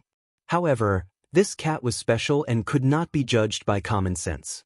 As for what Fong Xiaokong said to Old Lu about, this cat was trained, it was pure nonsense. Fong Xiaokong and Old Lu sat on the side. Someone would take care of the child, so they just had to sit there and watch. At the same time, they would talk about some business. At first, Old Lu was a little absent-minded. Most of his attention was on Lu Yao. His heart ached for his son, who was sweating from running. He was worried that his son would fall sick or be tired. However, when he saw Lu Yao laugh, he was relieved. He was very pleased. People always said that they despised naughty children, but in their hearts, they still felt that children at this age should run and jump. They were a little naughty, but they were healthy. On the contrary, children who were too obedient would make people feel uneasy, especially when Lu Yao was silent and gloomy. He did not look like a child at all. Children should be more naive. How could they have such an expression? Now, Lu Yao was running like a normal child. He could run, jump, and laugh. This kind of Lu Yao almost made old Lu cry. Chapter 139. After Lu Yao was tired from running around, he sat down to rest. Naturally, someone came over to bring him water and wipe his sweat. Looking at his son, who was no longer so gloomy and full of energy, old Lu was grinning from ear to ear. In terms of business, it was not easy to get old Lu to relent. Even a powerful dragon could not suppress a snake in its old haunts. This time, Third Master Fong chose a non-violent method. Even a businessman had to repay a debt of gratitude. The conversation between the Third Master Fong and old Lu went much smoother. Zheng Tan had also successfully completed his task. He did not need to do too much research. Looking at the bright smile on the Third Master Fong's face, he knew that he had achieved his goal. Zheng Tan walked around the car and looked at it again. The logo of the car was a cat's head, a black cat's head. There was also a cat's tail drawn on the back of the car. Now, with the addition of Zheng Tan's cat, it was a real cat car. Even though the car was not as flashy as he had imagined, and it was not as exciting as a real car, at most, it was just a special toy car. Zheng Tan could not even drive it on the streets in broad daylight, but at least he had fulfilled one of his dreams. Zheng Tan was very grateful for Third Master Fong's thoughtfulness. After she was done playing, she remembered her mission. She would have to continue playing with Lu Yao. Luckily, this was a simple mission and she did not have to worry too much about it. When the Third Master Fong left with Zheng Tan in the afternoon, Lu Yao seemed to be very reluctant. Old Lu wanted to ask the Third Master Fong to give him the cat for a price, but the Third Master Fong's words seemed to indicate that he did not want to. Therefore, old Lu was thinking about when to buy a cat. However, it had to be a cat that could get along well with steamed bun and make his son happy. It was not easy. Zheng Tan did not care what old Lu was thinking. He was thinking about where to put the cat car if the Third Master Fong really gave him the cat car. Moreover, it was very difficult to carry it up and down. The cat car was not very light. However, before Zheng Tan could make a decision, Tong Qing drove back to Tsinghua University. He didn't drive straight to the East District courtyard. Instead, he drove to the engineering department building. Tong Qing carried the car while Fang Xiaokong brought Zheng Tan to look for Qing Zhong.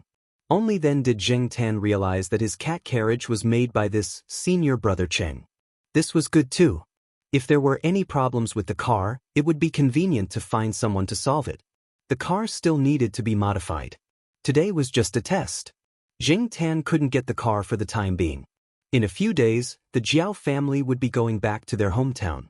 They would have to wait until after the Lunar New Year to get the car. After all, the Lunar New Year was just a few days away. Anyway, even if he got the car, he couldn't drive it. He couldn't be too ostentatious. After thinking about it, Zheng Tan calmed down. Over the next few days, Zheng Tan walked around when he had nothing to do. He went to the construction site again and went directly to the area where Zhong Yan was to look for him. This time, not to mention the other workers in the area, even Brother Ning's attitude towards Zheng Tan was very good. He didn't have any objections to Zhong Yan feeding the cat water from the water dispenser. The people at the construction site were busy, but they were also very gossipy. Since the last time, some people often talked about Zheng Tan. Some people said that it was the cat of the boss's boss. Some people said that it was the cat of a big shot that the boss knew. There were many different opinions, but in conclusion, this cat was not to be messed with. These days, a cat could be worth much more than a person. No matter what breed the cat was, if you wanted to beat a cat, you had to look at who it was. And Zhong Yan had also gained a foothold in the construction site by accident. It was said that he had been talked to by the boss, and even his salary had been increased.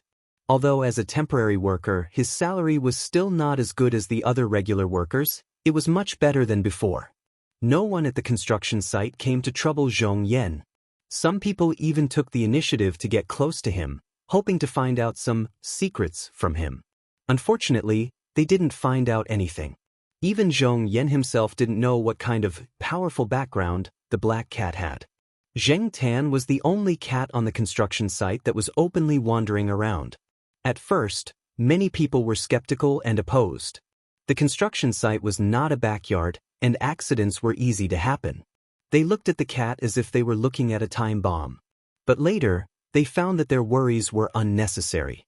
When they saw Zheng Tan again, the people in charge acted as if they didn't see it. The boss had told them that as long as the cat didn't cause any trouble, it could do whatever it wanted. Grandpa Jiao had been calling to urge Zhang Zian since Lunar New Year's Eve. Unfortunately, the Jiao Pa had something to do and had to stay for a few more days. The last time Zheng Tan went back with the Jiao Pa, they went to the house in the town near their hometown. This time, they went directly to the old house in the village. Grandpa Jiao said that the rooms in the old house had been tidied up, and they could move in as soon as they went back. Grandpa Jiao also emphasized that the cat bed was ready, so there was no need to worry about the cat not having a place to sleep. On the morning of the 27th day of the 12th lunar month, the Jiao family took their packed luggage and drove out of the school gate. Jiao Wei's family went home on Lunar New Year's Eve. Business had been good for the past 6 months, and Jiao Wei's parents had planned to buy a house nearby in the next 2 years. They could still see them when they went back to the Jiao Pa's hometown. Not long after they left the school gate, they ran into a red light at the crossroad. On the wide road, 3 cars were parked side by side at the zebra crossing. The cars on the left and right had just driven out of Tsinghua University. Zheng Tan didn't know the people in the cars, so the Jiao Pa said a few words to them. Because the windows of the driver's seats were all open, Zheng Tan could hear the conversation in the cars on both sides. The people in the car on the left were talking about space-time bending and the Hubble redshift, while the people in the car on the right were talking about the flow mosaic model of cell membranes and the endosymbiotic origin of mitochondria and chloroplasts. Zheng Tan's ears twitched. Forget it, I'll just watch the Jiao Yuan and little Pomelo play chess. There was a bit of a traffic jam in the city, but it was much better when they got on the highway. The Jiao Yuan and little Pomelo were playing chess more comfortably. Little Pomelo was a newbie, and she hadn't been playing chess for long.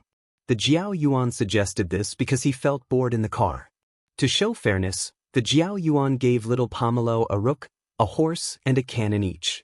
Jiao Ma sat in the passenger seat, looking back from time to time and guiding little Pomelo. Zheng Tan had never played chess before. Even if he was introduced to chess at the same time as little Pomelo, he was still a newbie, so he couldn't help much. He could only watch them play. When he was tired, he looked at the road signs beside the highway and calculated how long it would take to reach the destination. The cannon general has no chess pieces, little Pomelo said calmly. Zheng Tan's eyes moved from the road signs outside the car to the chess game on the seat. He couldn't help but laugh when he saw it. The game hadn't started for long, and the Jiao Yuan was already defeated by little Pomelo. Jiao Yuan was stunned. He couldn't believe it. The game hadn't started for long and he was already defeated?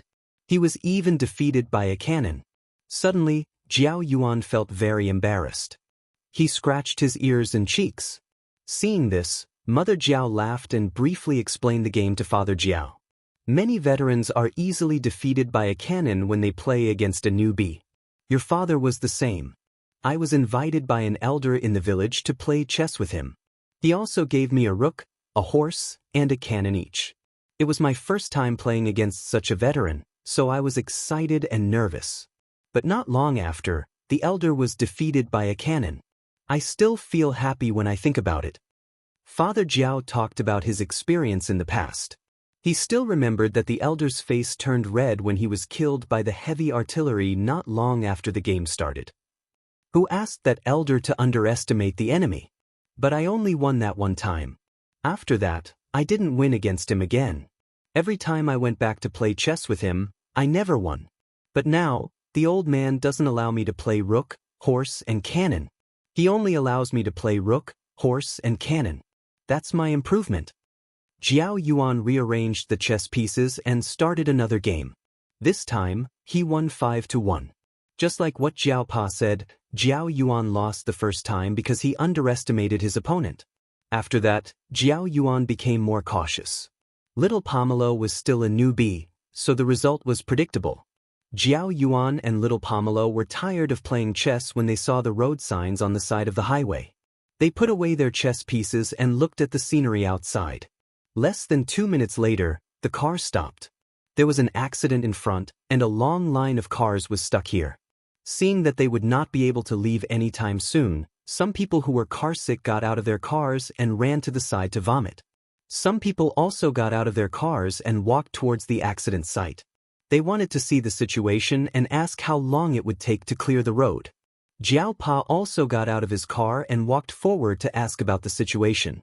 Jiao Yuan and little Pomelo also had nothing to do in the car, so they walked around. Jing Tan also got out of his car to get some fresh air.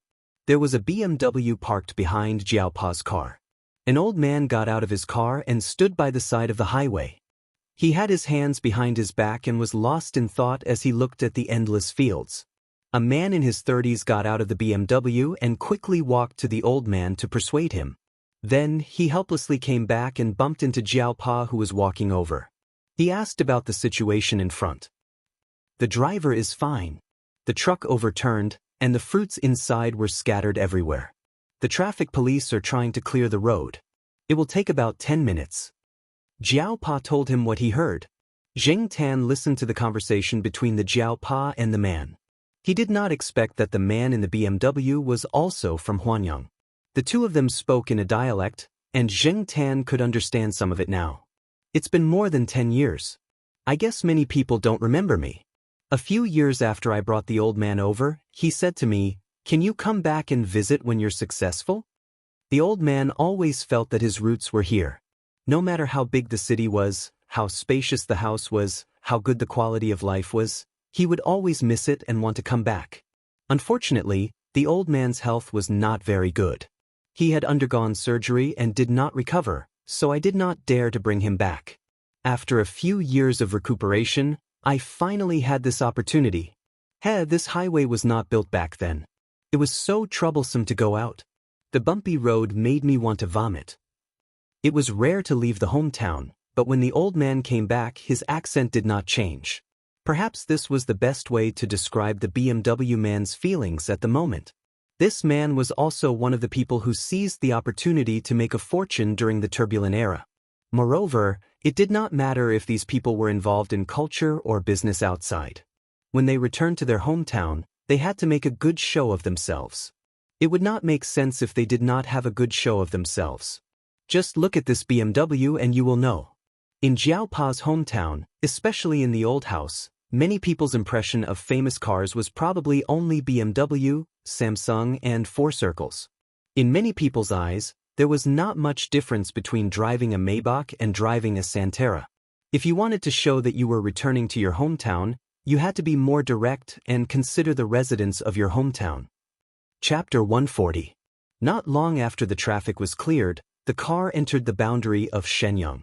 After getting off the highway, the Jiao Pa drove directly to the old house in the countryside instead of the road that led to the town. What made the Jiao family curious was that the BMW was following them. Although they knew that their destination was also Shenyang, Shenyang wasn't a small town, and the roads leading to different towns in Shenyang were different. However, up until now, they had been driving on the same route. Were they really from the same hometown?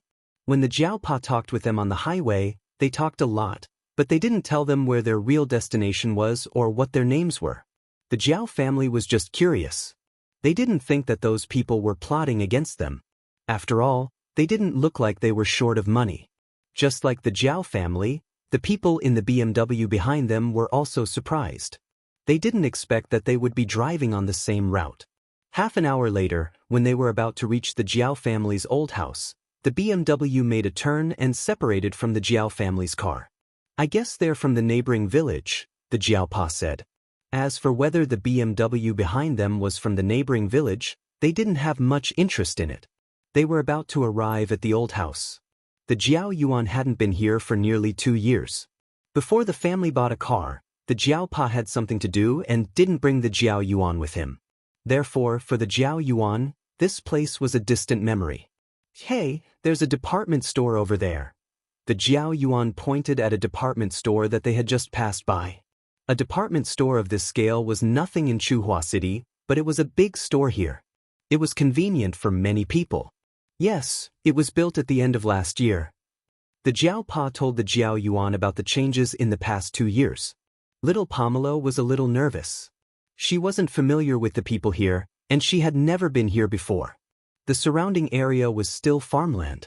When they were about to reach the entrance of the village where the old house was located, they saw an old man standing at the entrance. A big yellow dog was walking around the old man. "Grandpa!" Jiao Yuan waved at him through the open car window. Grandpa Jiao, who was standing at the intersection, was grinning from ear to ear. The Jiao Pa stopped the car and let Grandpa Jiao get in. After all, there was still some distance from here to the old house. They couldn't just drive away and leave Grandpa Jiao behind, right? Grandpa Jiao thought about it and got into the car. Before he got into the car, he said to the big yellow dog outside, "You follow him outside." The Grandpa Jiao's action of getting into the car made Big Yellow puzzled. Just as he was about to approach Grandpa Jiao, a black cat's head popped out of the car window and meowed. "Woof woof woof woof woof." Zheng Tan leaned against the car window and looked at the big yellow dog outside. He shook his ears and ignored its barks. "Wow, black charcoal is so calm. I forgot to tell you about Lai Fu. I thought it would be better to do an experiment and see how black charcoal would react when he sees Lai Fu. I didn't expect this cat to not be afraid at all." Grandpa Jiao's big yellow dog was called Lai Fu. He had been raising it for almost a year. It was a common breed in this area. That's right. Our black charcoal always plays with the dogs in the compound. There's a Saint Bernard that's so big, much bigger than Lai Fu. When it sees black charcoal, it will retreat like the plague. "Heh, that's a good idiom," old Master Jiao praised with a smile. "Grandpa, you're so knowledgeable." Jiao Pa, who was driving, shook his head and let the grandfather and grandson continue to brag. Even if the big yellow dog didn't understand Grandpa Jiao's actions, when it saw the car start to move, it moved its attention away from Zheng Tan and chased after the car. After entering the village, the road leading to the old house was a bumpy dirt road. There were children and old people in the car, so the Jiao Pa drove slowly. The big yellow dog didn't get tired of chasing after them and often ran in front. Jiao Yuan looked at the big dog following outside the car from time to time and asked about it. In this village, there were many dogs with the same name in the village. In fact, many people raised dogs without naming them. They raised dogs to guard against thieves, to guard their houses, orchards, and weasels. As long as it was effective, they didn't care too much about the name. Moreover, there were many dogs and cats in the village that were raised freely. They were not as strictly guarded as in the city. Zheng Tan saw a few of them running freely on the muddy road or in the fields, wagging their tails. "There are so many names. Aren't you afraid of calling the wrong name?" Jiao Yuan asked. "Hey, it's different. It only recognizes the voice of our family. It won't listen to other people." Grandpa Jiao was quite proud of himself.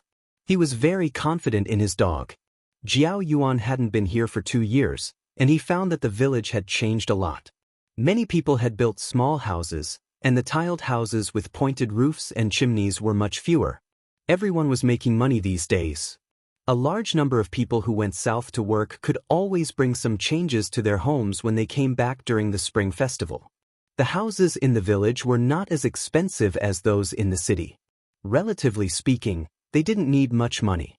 But in this village, to make a fortune, one's house had become a way to show off. Many old people didn't farm much. They stayed at home to help take care of the children and play mahjong when they had nothing to do. Their children who went out to work earned some money every month to support the family. Jiao Pa had wanted to renovate the ancestral house. Many people in the village had built small houses, and he was afraid that the old people would feel uncomfortable if he didn't build one himself. However, Grandpa Jiao rejected the idea. He didn't want to tear down the ancestral house and build a small 2-story or 3-story house like other families. Grandpa Jiao was very attached to this old house. Even though he had a house in town, he and his wife still lived in the ancestral house most of the time. Many people in the ancestral house knew Jiao Pa. Even the university professors were in awe of him. They directly ignored the word deputy. In the village, everyone's attitude towards intellectuals and officials was obviously different from other people's. When they arrived at the ancestral house, Jiao Wei came over to help move things. When Grandpa Jiao was cleaning the ancestral house, Jiao Wei came over to help. In Chuhua City, it was Jiao Pa who helped them. So, in the ancestral house, Jiao Wei tried his best to take care of them. After Zheng Tan got out of the car, the big yellow dog started barking at him. After 2 barks, it changed its angle and continued barking. Many dogs were like this. The more you ran, the more they chased, and the more they chased, the more they ran. It was a vicious cycle. Usually, dogs that were tough on the outside or had some training and were smart enough would not bite randomly. Zheng Tan didn't run. First, he felt that the big yellow dog wouldn't bite him for the time being. Second, Grandpa Jiao was there. He wouldn't let the dog bite him. Sure enough, after being scolded by Grandpa Jiao, the big yellow dog was not happy, but it still gave up on Zheng Tan and ran to the kitchen with Grandpa Jiao. There were a lot of rooms in the ancestral house. After the old junk was cleared out, the empty rooms were for the 4 of them. Jiao Pa and Jiao Ma shared a room, while Jiao Yuan and little Pomelo shared a room. They were all next to each other. Although little Pomelo's surname was not Jiao, Grandpa Jiao and Grandma Jiao were very good to her. They put some small plants in the room to make it more lively. Little Pomelo had a big cat tree in her room. It was Grandpa Jiao's masterpiece. Since old Master Jiao did not know how to surf the internet, he asked someone to print out a picture from the internet and made a cat tree himself. It looked the same, and the material was of good quality. Zheng Tan stepped on it and felt that it had a good feel to it. At night, who would sleep on a cat tree when there was a bed? The cat tree was only used during the day for naps and lunch breaks. Jiao Wei's grandmother raised rabbits. He caught 2 palm-sized rabbits for Jiao Yuan and little Pomelo to play with. At first, Jiao Wei's grandmother was worried that Zheng Tan would do something bad to her rabbits. Later, she found that Zheng Tan wasn't interested in them at all, so she gradually relaxed. The next day, after breakfast, Grandpa Jiao went out to buy something. Grandma Jiao and Jiao Ma were marinating bacon at home. Jiao Yuan and little Pomelo helped them for a while, and then went to watch the rabbits at Jiao Wei's grandmother's house. Jiao Wei led them to the entrance of the rabbit hole and placed a canned food bottle. They tied the canned food bottle with a rope and held the other end of the rope in their hands to hide it. When the little rabbits came out of the hole, they would pull the rope. The canned food bottle would fall and block the hole. Jiao Yuan and little Pomelo would then run in to catch the little rabbits. After watching for a while, Zheng Tan felt a little bored and wanted to go back to the cat tree to take a nap. When he jumped onto the wall of Jiao Wei's house and was about to go back to the old house, he saw Jiao Pa walking out with a bag. He looked around as he went out.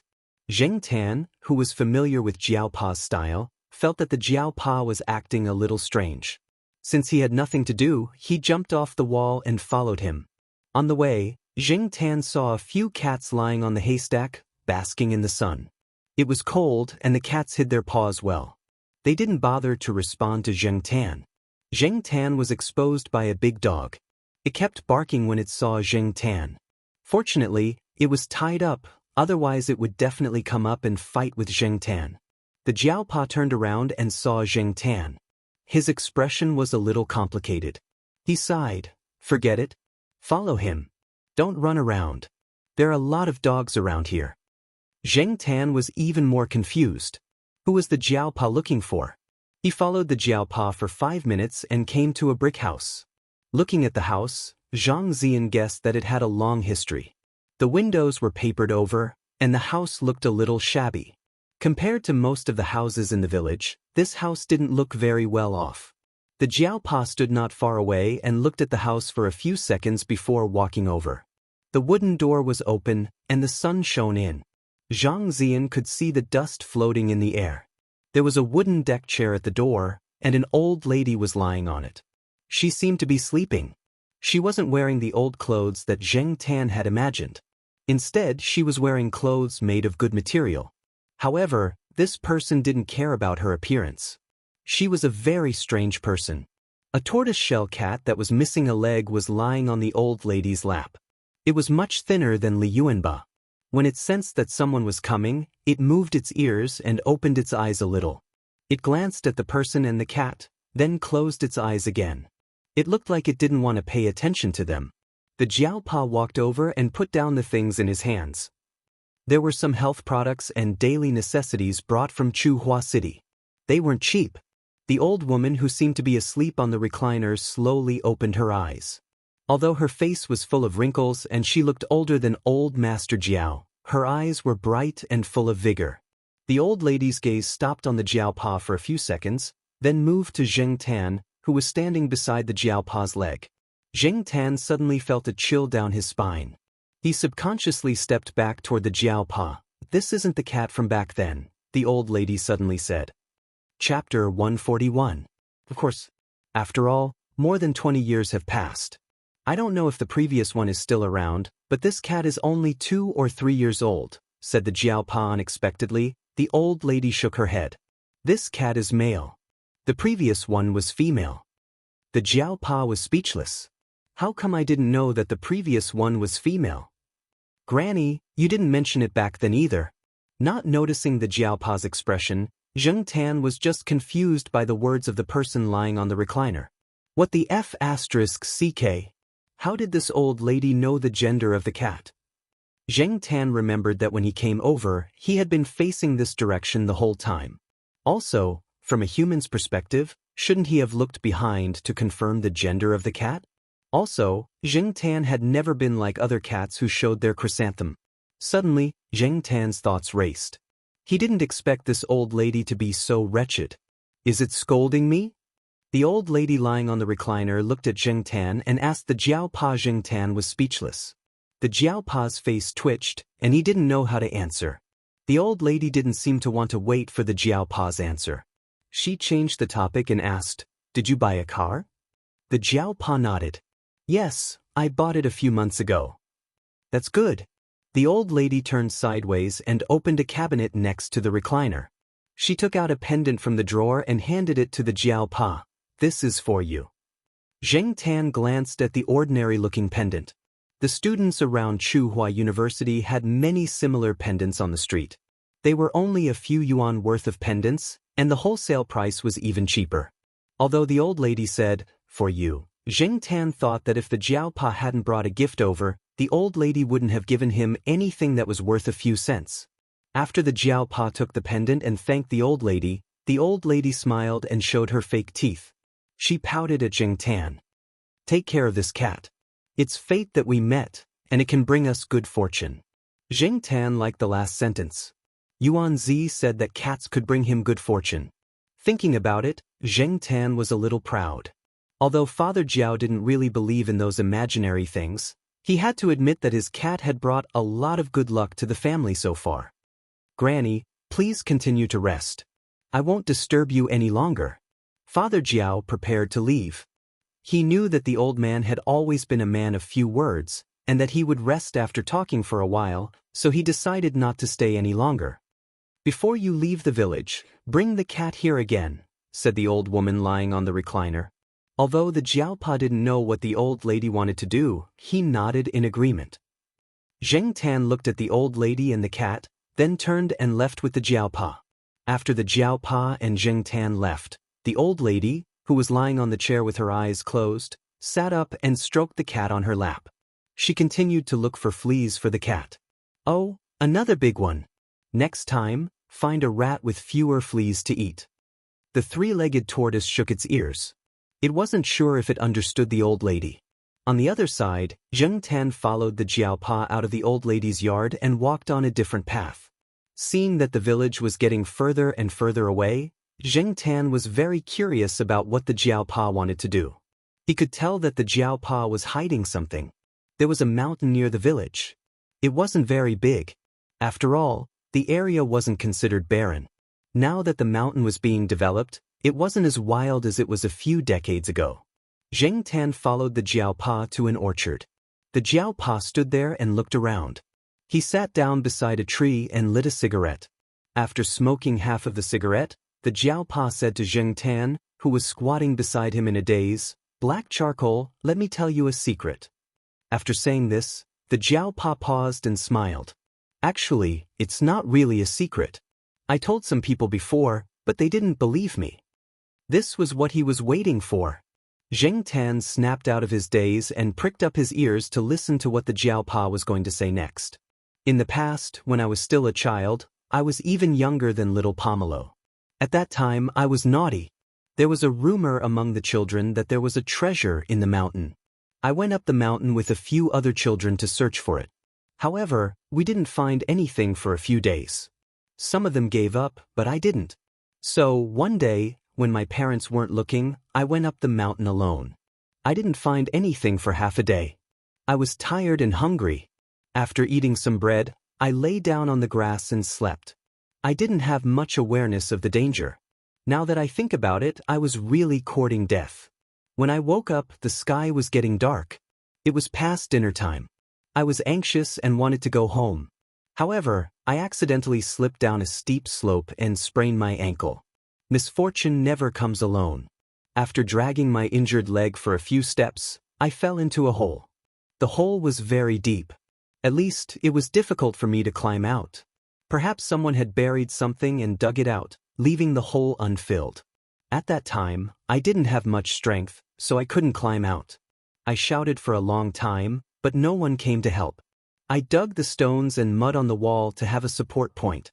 When my fingers were bleeding, I heard a cat's meow from above the hole. Not long after, I saw a cat's head. It looked at me and left. Not long after, a thick straw rope was thrown down from above.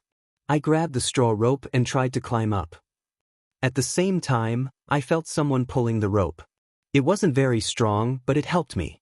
When I climbed out of the hole, I found that it was a cat that was pulling the rope. The other end of the rope was stuck in a crack on a big stone near the hole. It was a very smart cat. After I climbed out, it ran away. Not long after, the old lady appeared. She told me that she found a black cat stealing the straw rope she used to tie the firewood. So, she followed it. During that special period, the old lady was ostracized by the villagers. No one was willing to interact with her. Jiao Pa remembered that he and the other children in the village threw stones and mud at the old lady's small yard. Later, the old lady had no choice but to go up the mountain temporarily. She set up a small shed and lived there alone until the difficult period passed. Even now, Jiao Pa still remembered the time he stayed in the hole. The hunger, fear, and the chill brought by the mountain wind. Later, the old lady found a cat's tooth on the straw rope. The cat broke it when it was biting and pulling. Jiao Pa flicked the butt of his cigarette and looked into the distance. He continued to recall. The thick straw rope woven by the villagers was very strong. If it was bitten, it wouldn't break the tooth. However, if it was bitten and pulled with all its strength, then it would be hard to say. The cat's tooth might have broken when it pulled the straw rope from the pile of firewood, or it might have broken when it was being pulled. Either way, Jiao Pa was very grateful to it. However, after that, Jiao Pa never saw the black cat again. The old lady melted the rosin and put the cat's tooth in it. She made it into an artificial amber and gave it to me. I still have it. I'll show it to you when we get back, Jiao Pa said to Zheng Tan. Nearly 30 years had passed. Jiao Pa knew that the cat in his memory was probably long gone. However, when he saw the black cat that his wife picked up for the first time, he suddenly remembered the cat from years ago. The black cat that walked through the night had a fearless look in its eyes even though it had to stand on the ground and look up at people. It even had a condescending and disdainful aura, just like a small leopard. Because of this, Jiao Pa, who had never agreed to keep a pet since they lived in the big city, finally relented after Jiao Ma brought Zheng Tan home. At that time, the panic of the epidemic had just passed, and there were still 2 children at home. Jiao Ma really didn't expect Jiao Pa to agree.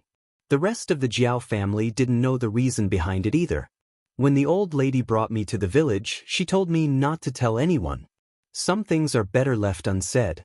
Even if I told them, they might not believe me. It might even cause trouble. Jiao Pa didn't quite understand at the time.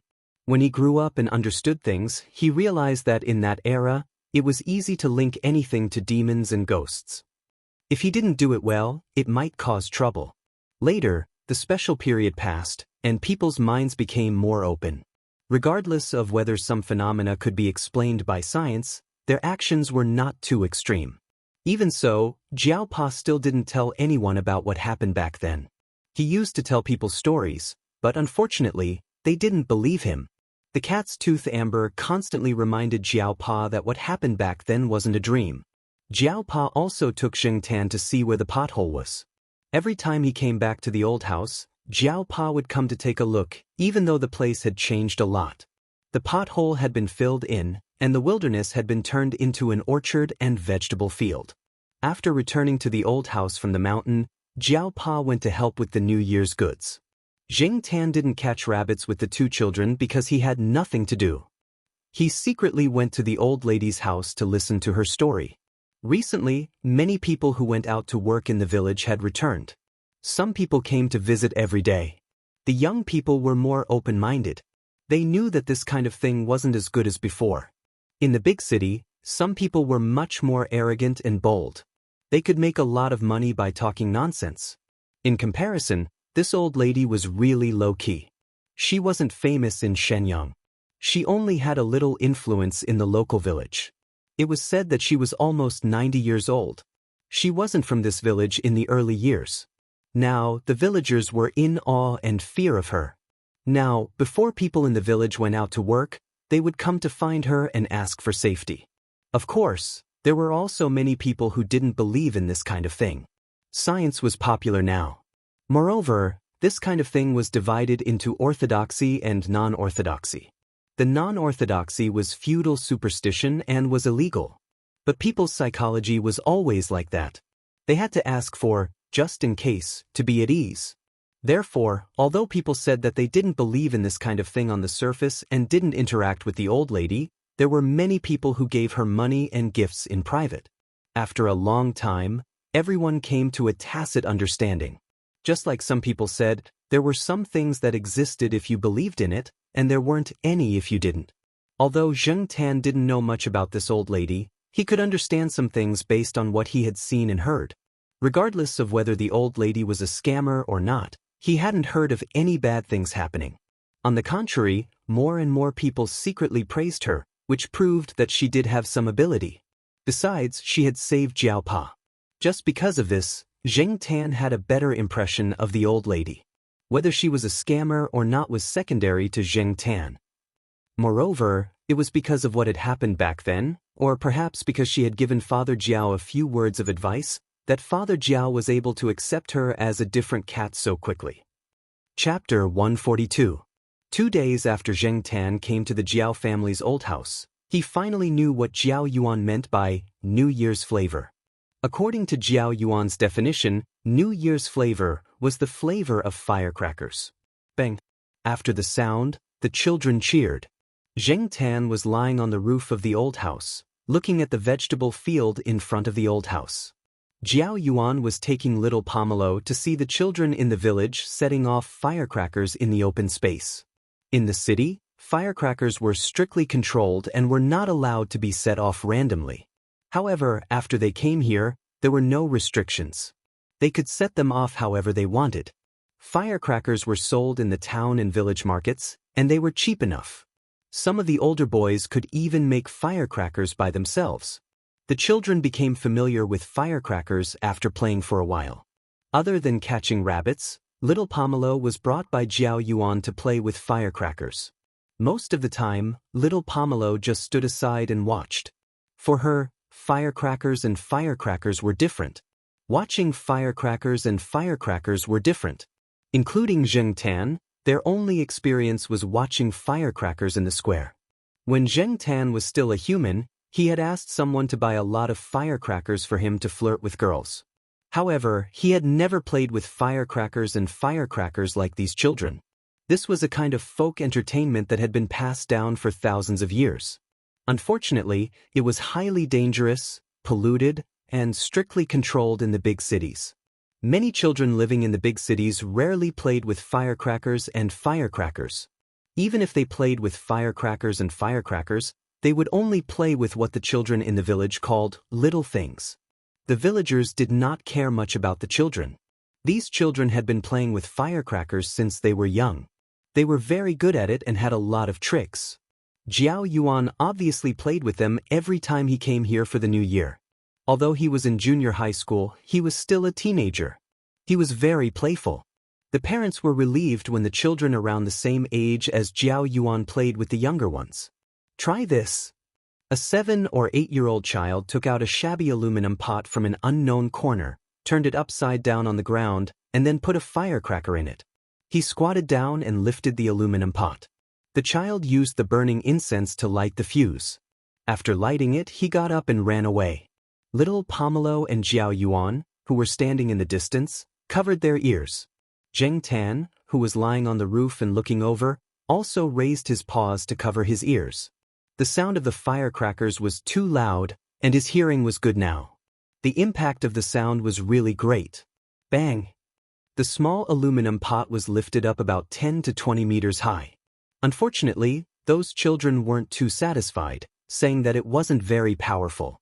Zheng Tan looked at the aluminum pot that had fallen from the sky.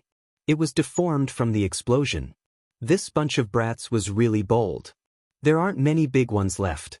Let's play with the small ones. Don't use too much. Otherwise, we won't be able to play today, said a kid who was about the same age as Jiao Yuan. He was holding a box with firecrackers and the like in it.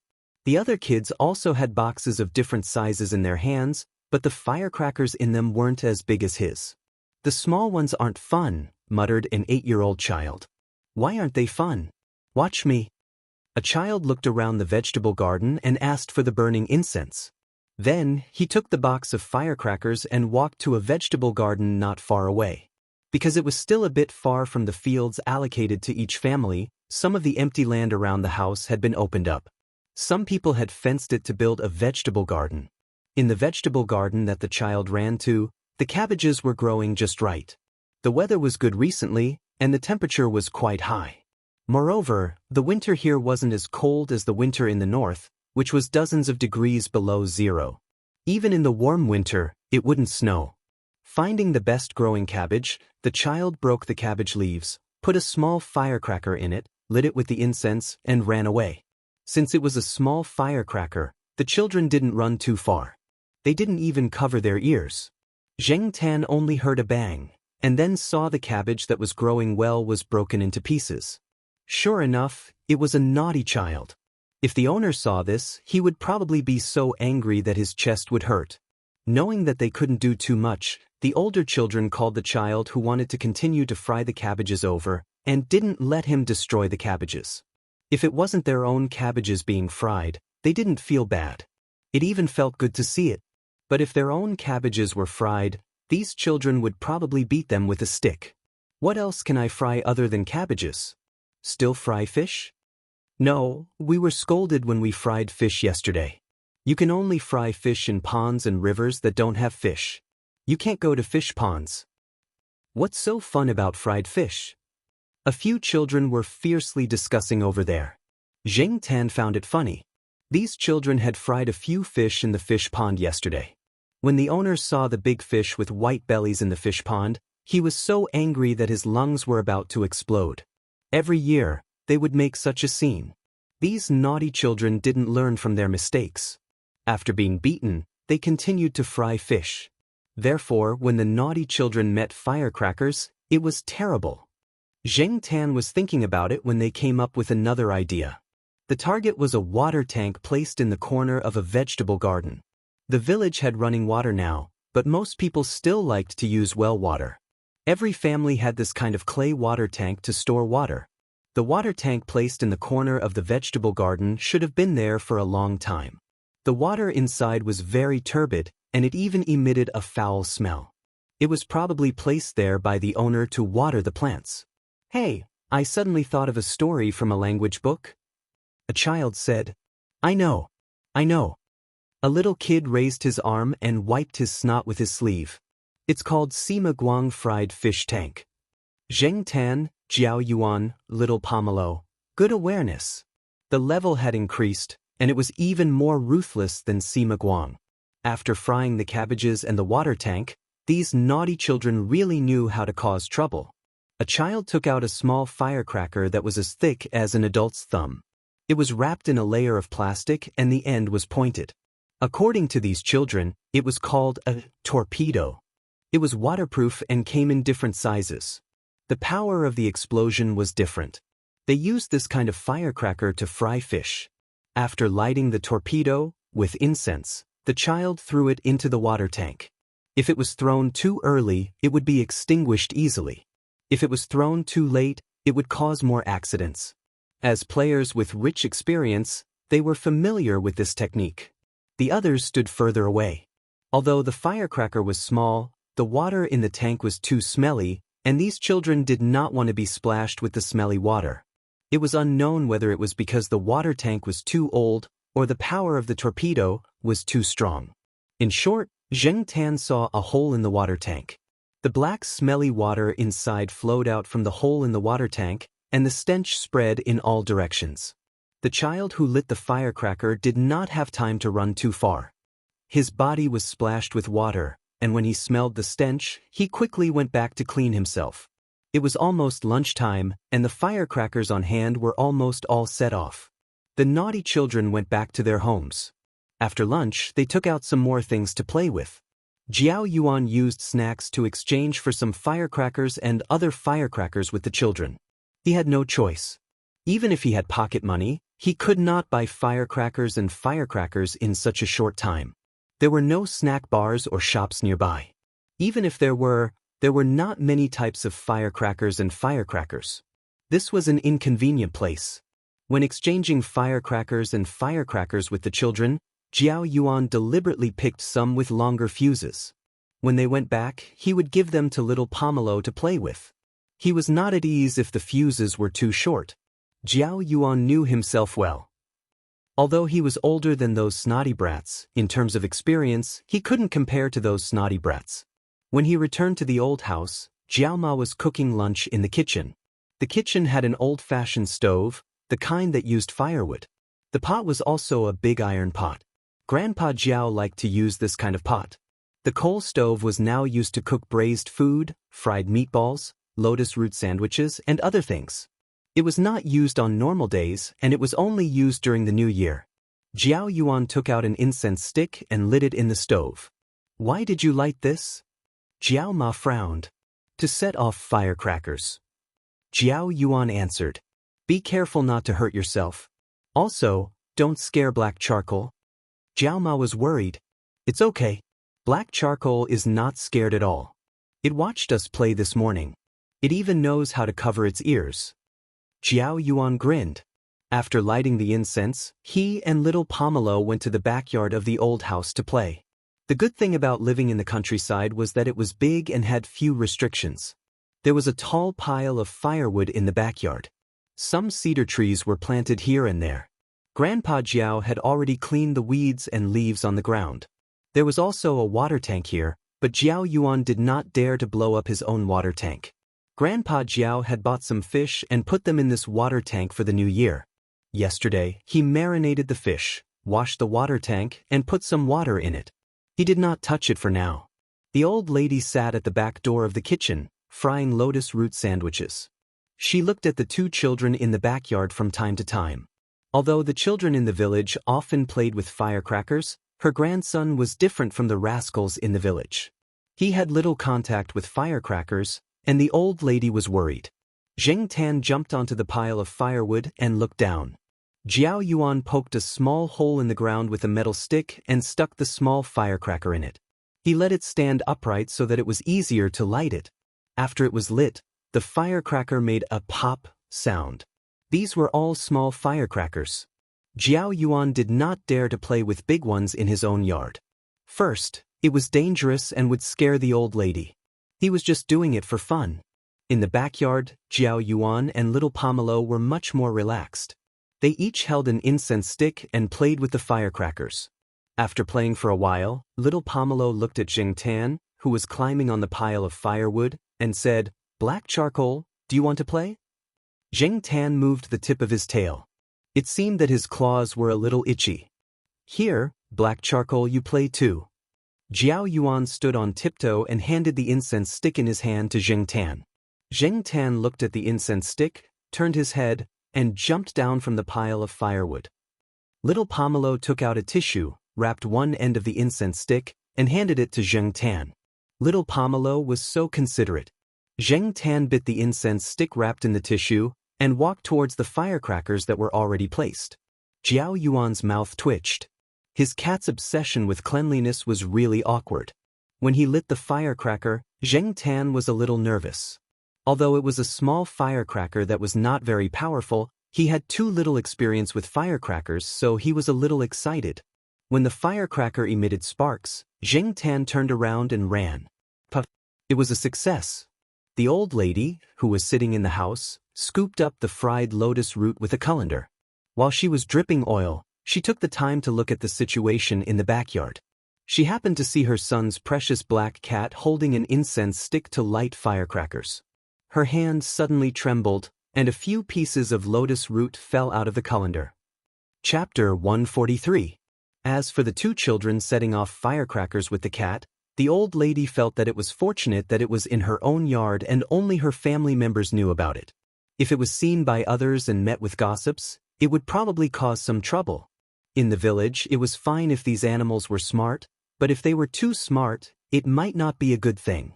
After the old lady mentioned it to the Jiaopa called the two children and Zheng Tan over and gave them some instructions. The firecrackers were released for fun.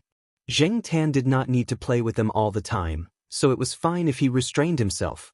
"Hey, Dad, did the dog eat something bad?" The Jiaopa pointed at the pile of poop under the grapevines in the corner of the yard. "Something bad?"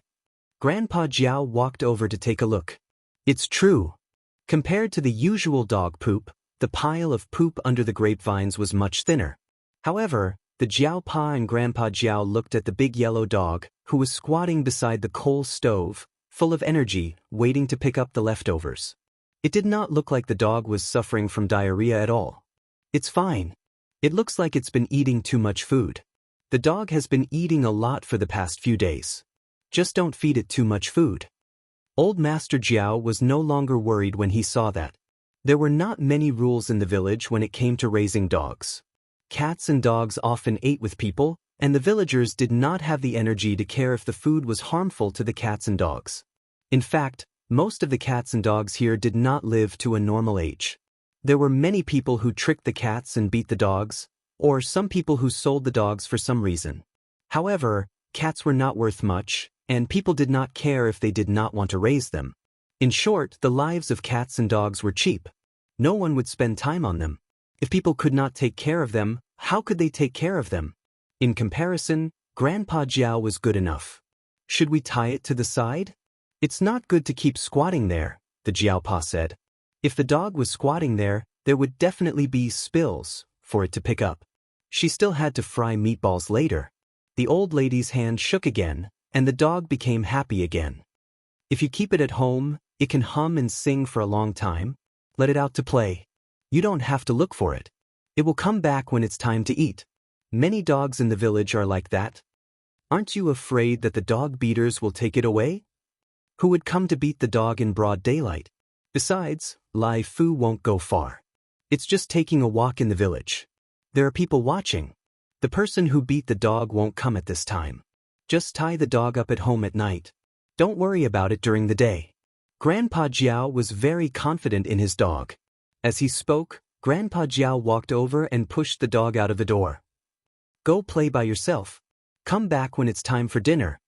The big yellow dog was unwilling to give up and wanted to squeeze through the door, but Grandpa Jiao blocked the door. After a few tries, the big yellow dog realized that it couldn't squeeze in. It barked twice, turned around, and walked away. "It won't throw a tantrum, right?" the Jiaopa asked worriedly as he watched the big yellow dog leave. "How dare it? Throw a tantrum my *SS. You'll know when it's time for dinner." Grandpa Jiao waved his hand. "It's not like those spoiled cats and dogs in the city." "Oh, speaking of which, I heard that some cats and dogs in the city are very petty and vengeful. Is that right? How's your black charcoal's temper?" "It's okay." The Jiaopa squeezed out these 3 words. He thought for a while and said, "Anyway, it's pretty good to the family." The Jiao Yuan and little Pomelo washed their hands and helped the Jiaoma make dumplings. They used to make dumplings at home before, so the dumplings didn't look distorted. At least they still looked like dumplings instead of misshapen dough. Zheng Tan was bored, so he jumped over the wall and followed the big yellow dog. He knew that he wouldn't get lost if he followed the big yellow dog. Don't you care about the cat? Grandpa Jiao raised his chin and pointed at the wall.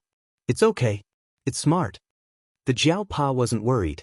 After Zheng Tan jumped down from the wall, he followed the big yellow dog in front of him. He kept a distance and kept an eye on the surroundings. There were many dogs in the village, and not every dog was friendly to a cat.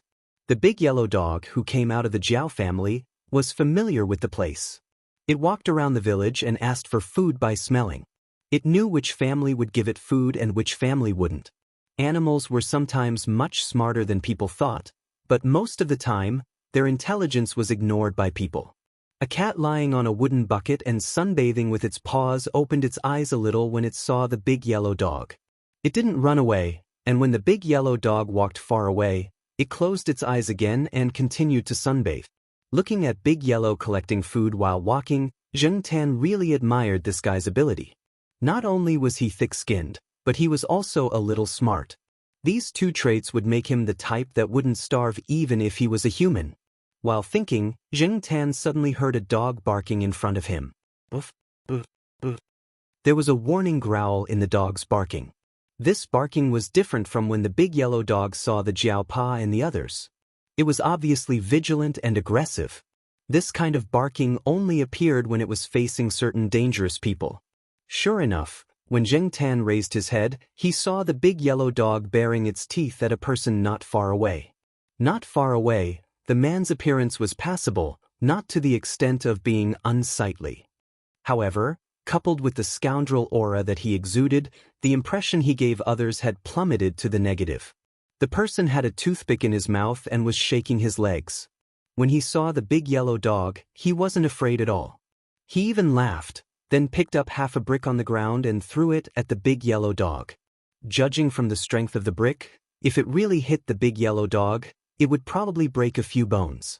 Fortunately, the big yellow dog ran fast, and the brick only grazed its back, so it wasn't hurt.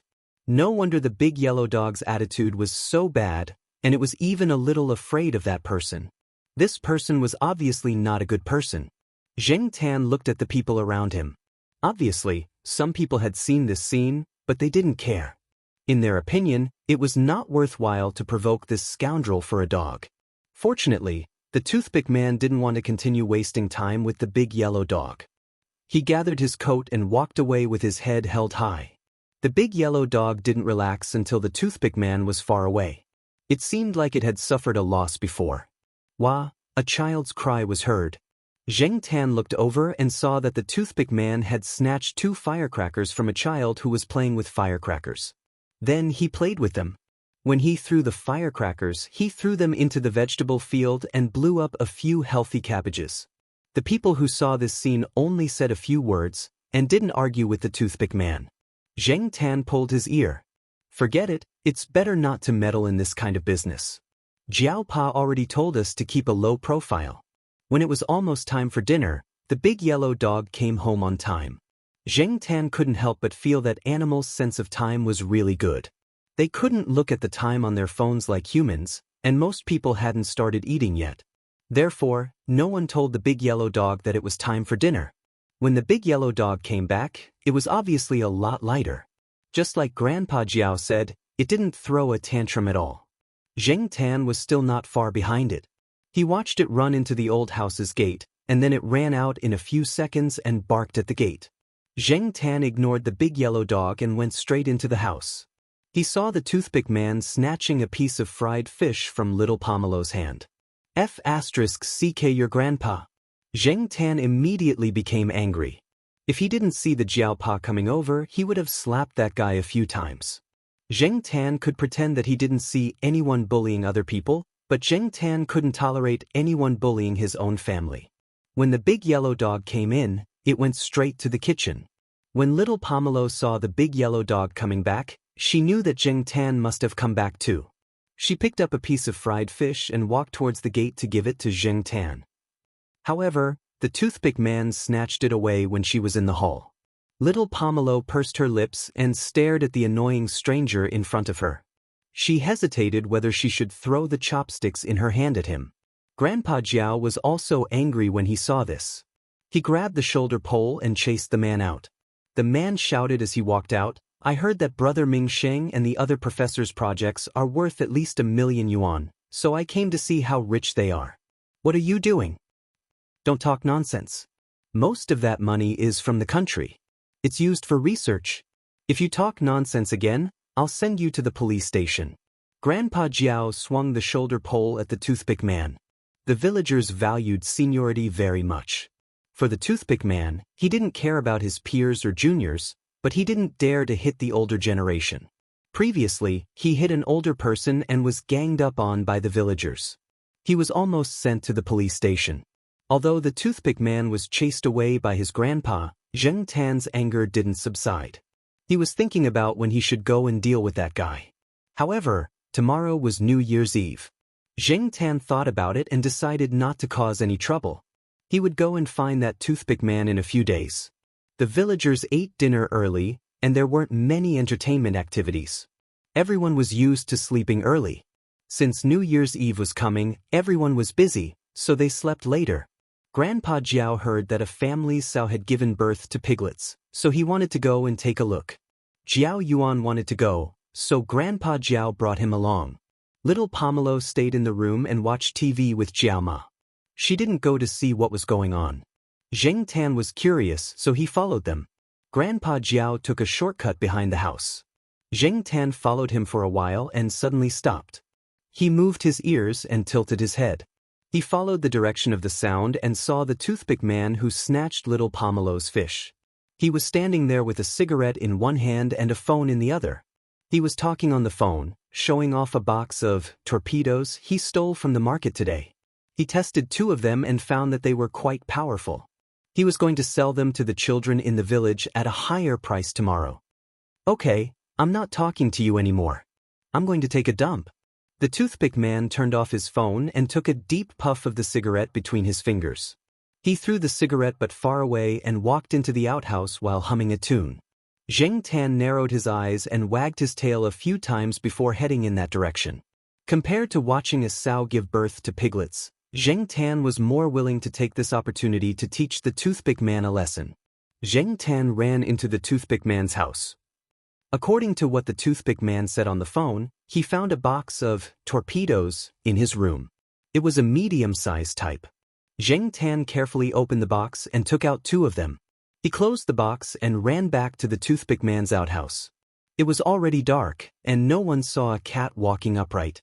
The toothpick man's family was in another room with a TV, so no one noticed that a cat had entered their house. The village's outhouses were all built with brick walls. They were built near the back door or in the backyard, and there was a large pit for the urinal. Part of the urinal was outside the outhouse wall, so the villagers could scoop the manure to fertilize the vegetable fields. At the same time, it was convenient for Zheng Tan to take revenge. The cigarette but that the toothpick man threw outside flashed in the night wind. Zheng Tan picked it up and quietly approached the outhouse. Zheng Tan recalled the appearance of those naughty kids when they set off the torpedoes. He lit the fuse and threw it into the outhouse where the toothpick man was squatting. He turned around and quickly left. He still remembered the stinky water splashed on the kid who blew up the water tank. He would be worried if he didn't run away. Chapter 144. It had to be said that the power of the torpedo was really good, and the effect was also quite ideal.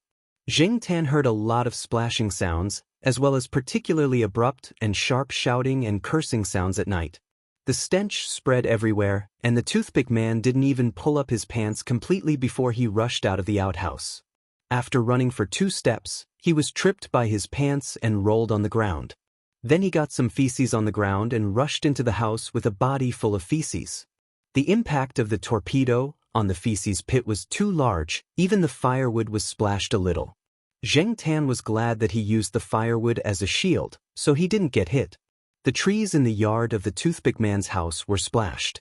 What made Zheng Tan admire was that the outhouse was quite sturdy, and he didn't see any obvious cracks. Of course, there might have been an explosion, but he couldn't see it himself. Although Zheng Tan wanted to see the miserable state of the toothpick man again, the stench was too strong, and he wanted to vomit.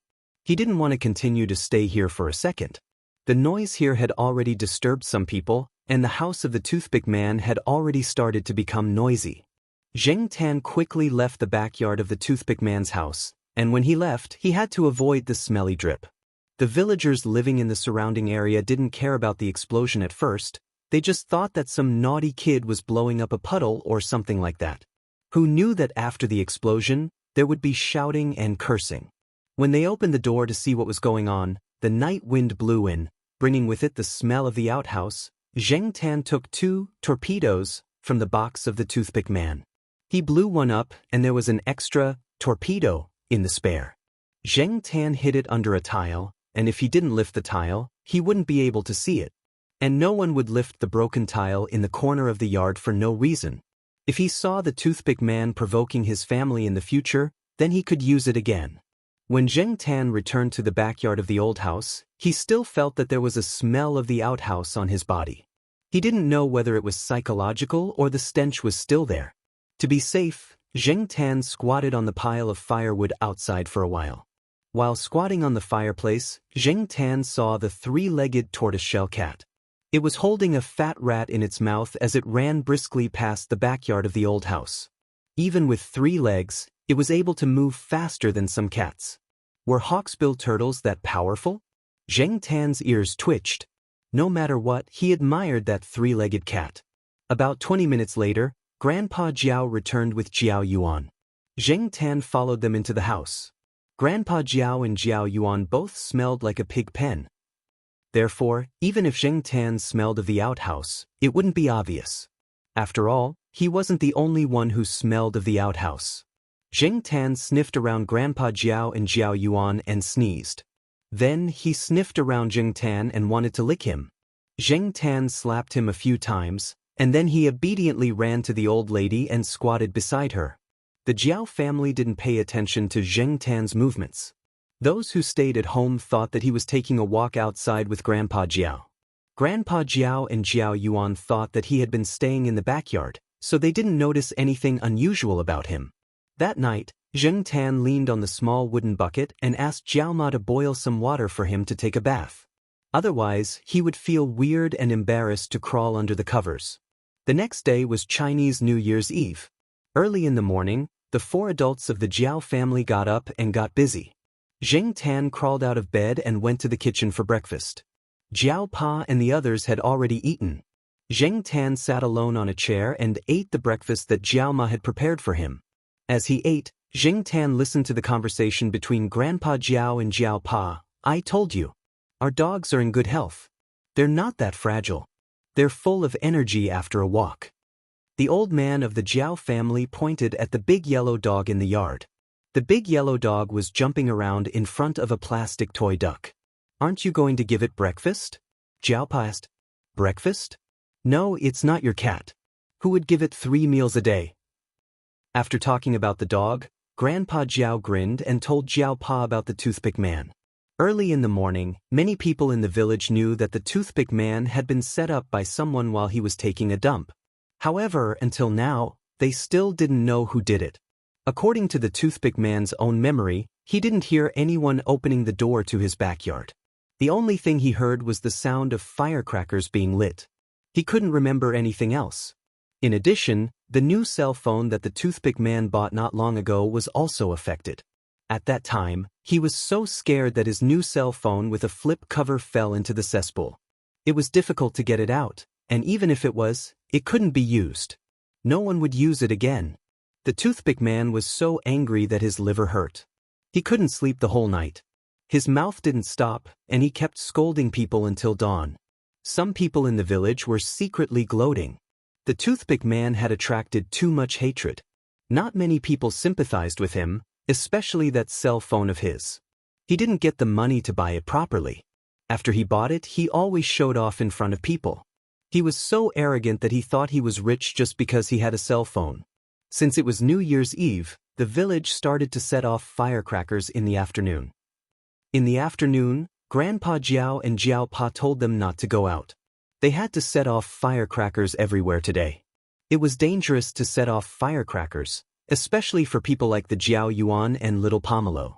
They didn't know much about the village, so it was easy for them to get into trouble. Therefore, the Jiao Pa told them to stay at home. Zheng Tan watched them move the table, place the candlesticks and incense burners. During the New Year's Eve dinner, they lit candles and incense. Some people even burned paper money. In the past, it was a legend. It was a tradition passed down from their ancestors. They prayed for the gods' blessings, wealth, and longevity. Now it was a custom. It was just a way for people to have a sense of hope. In recent years, although many people had followed the customs, they didn't have to follow the old customs. The Jiao Pa originally wanted to bring Old Master Gu and his parents over to celebrate the New Year together, but Old Master Gu refused. Jiao Wei brought over a few firecrackers. He and some of his peers in the village made firecrackers themselves. The firecracker made of red paper was as big as the Jiao Yuan's arm. Zheng Tan's heart skipped a beat when he saw it. The other two firecrackers made of other paper were smaller. They were for the Jiao Yuan to play with. In the village, they called these big firecrackers Spring Thunder. They set them off during the New Year's Eve dinner. Previously, Zheng Tan thought that there were too many people setting off firecrackers in the village. However, when it came to the New Year's Eve dinner, he realized that it was just a small matter. The Jiao Yuan helped the Jiao Pa move the firecrackers out. He took them apart and arranged them on the empty ground in front of the old house. Before dinner, the Jiao Pa lit the incense. "Quick, close the door. They're all coming in." The Jiao Pa ran into the house and closed the door. When the firecrackers exploded outside, the debris flew everywhere. If the door wasn't closed, the debris would fly into the house. Zheng Tan squatted by the window and looked at the firecrackers outside. He also looked at the smoke rising from the firecrackers. If every household in the city set off firecrackers, there would probably be a smog for a long time. As for the big yellow dog, it was already waiting by the dining table. The firecrackers had nothing to do with it. After the firecrackers were set off, the Jiao Pa took the Spring Thunder given by the Jiao Wei and went out to set it off. Compared to the firecrackers just now, the firecrackers this time were further away from the old house. Bang! The huge explosion made Zheng Tan feel that the whole ground was shaking. Even the windows were making thumping sounds. Outside, the firecrackers and the debris from the big firecrackers explosion covered the ground with a layer of red. After the New Year's Eve dinner, the two children were so excited that they didn't go to bed until very late. At around 11 o'clock in the evening, there were very few people setting off firecrackers and fireworks. The children couldn't stay up and had already gone to bed. The night was much quieter. Zheng Tan had some insomnia tonight. He didn't feel like he was thinking about anything, but he just couldn't sleep. This was the first lively New Year he had ever had. Last year, at this time in the Eastern Courtyard, there were many restrictions in the city. There were only 4 people in the Jiao family. It wasn't as noisy as here. It was indeed better to be lively during the New Year. Just as Zheng Tan thought of this, he heard the sound of firecrackers being set off outside. More and more people were setting them off. Setting off firecrackers after midnight was a custom here. Moving his ears, Zheng Tan heard the Jiao Pa's voice. Not long after, he heard the sound of firecrackers going off in front of the old house. Even if he was sleeping soundly, he would still be woken up. Hearing these sounds, Zheng Tan couldn't help but sigh. In fact, it wasn't so good to be too lively. Because they went to bed late, Zheng Tan stayed in bed for a while in the morning of the first day of the New Year. Little Pomelo didn't get up either. She didn't sleep well the whole night. When Zheng Tan woke up, he saw the Jiao Pa, Jiao Yuan, and the others who had just returned from outside. Early in the morning of the first day of the New Year, the Jiao Yuan was still yawning when he came back. As a child, he was entitled to red packets. Jiao Yuan and little Pomelo received red packets from Grandpa Jiao and Grandma Jiao. Jiao Wei's parents came over and gave Jiao Yuan and little Pomelo one each. As a cat, he didn't have any red packets. However, when Zheng Tan woke up in the morning, he received 2 red packets from Jiao Pa and Jiao Ma. When he opened them, there were fish slices and pork jerky.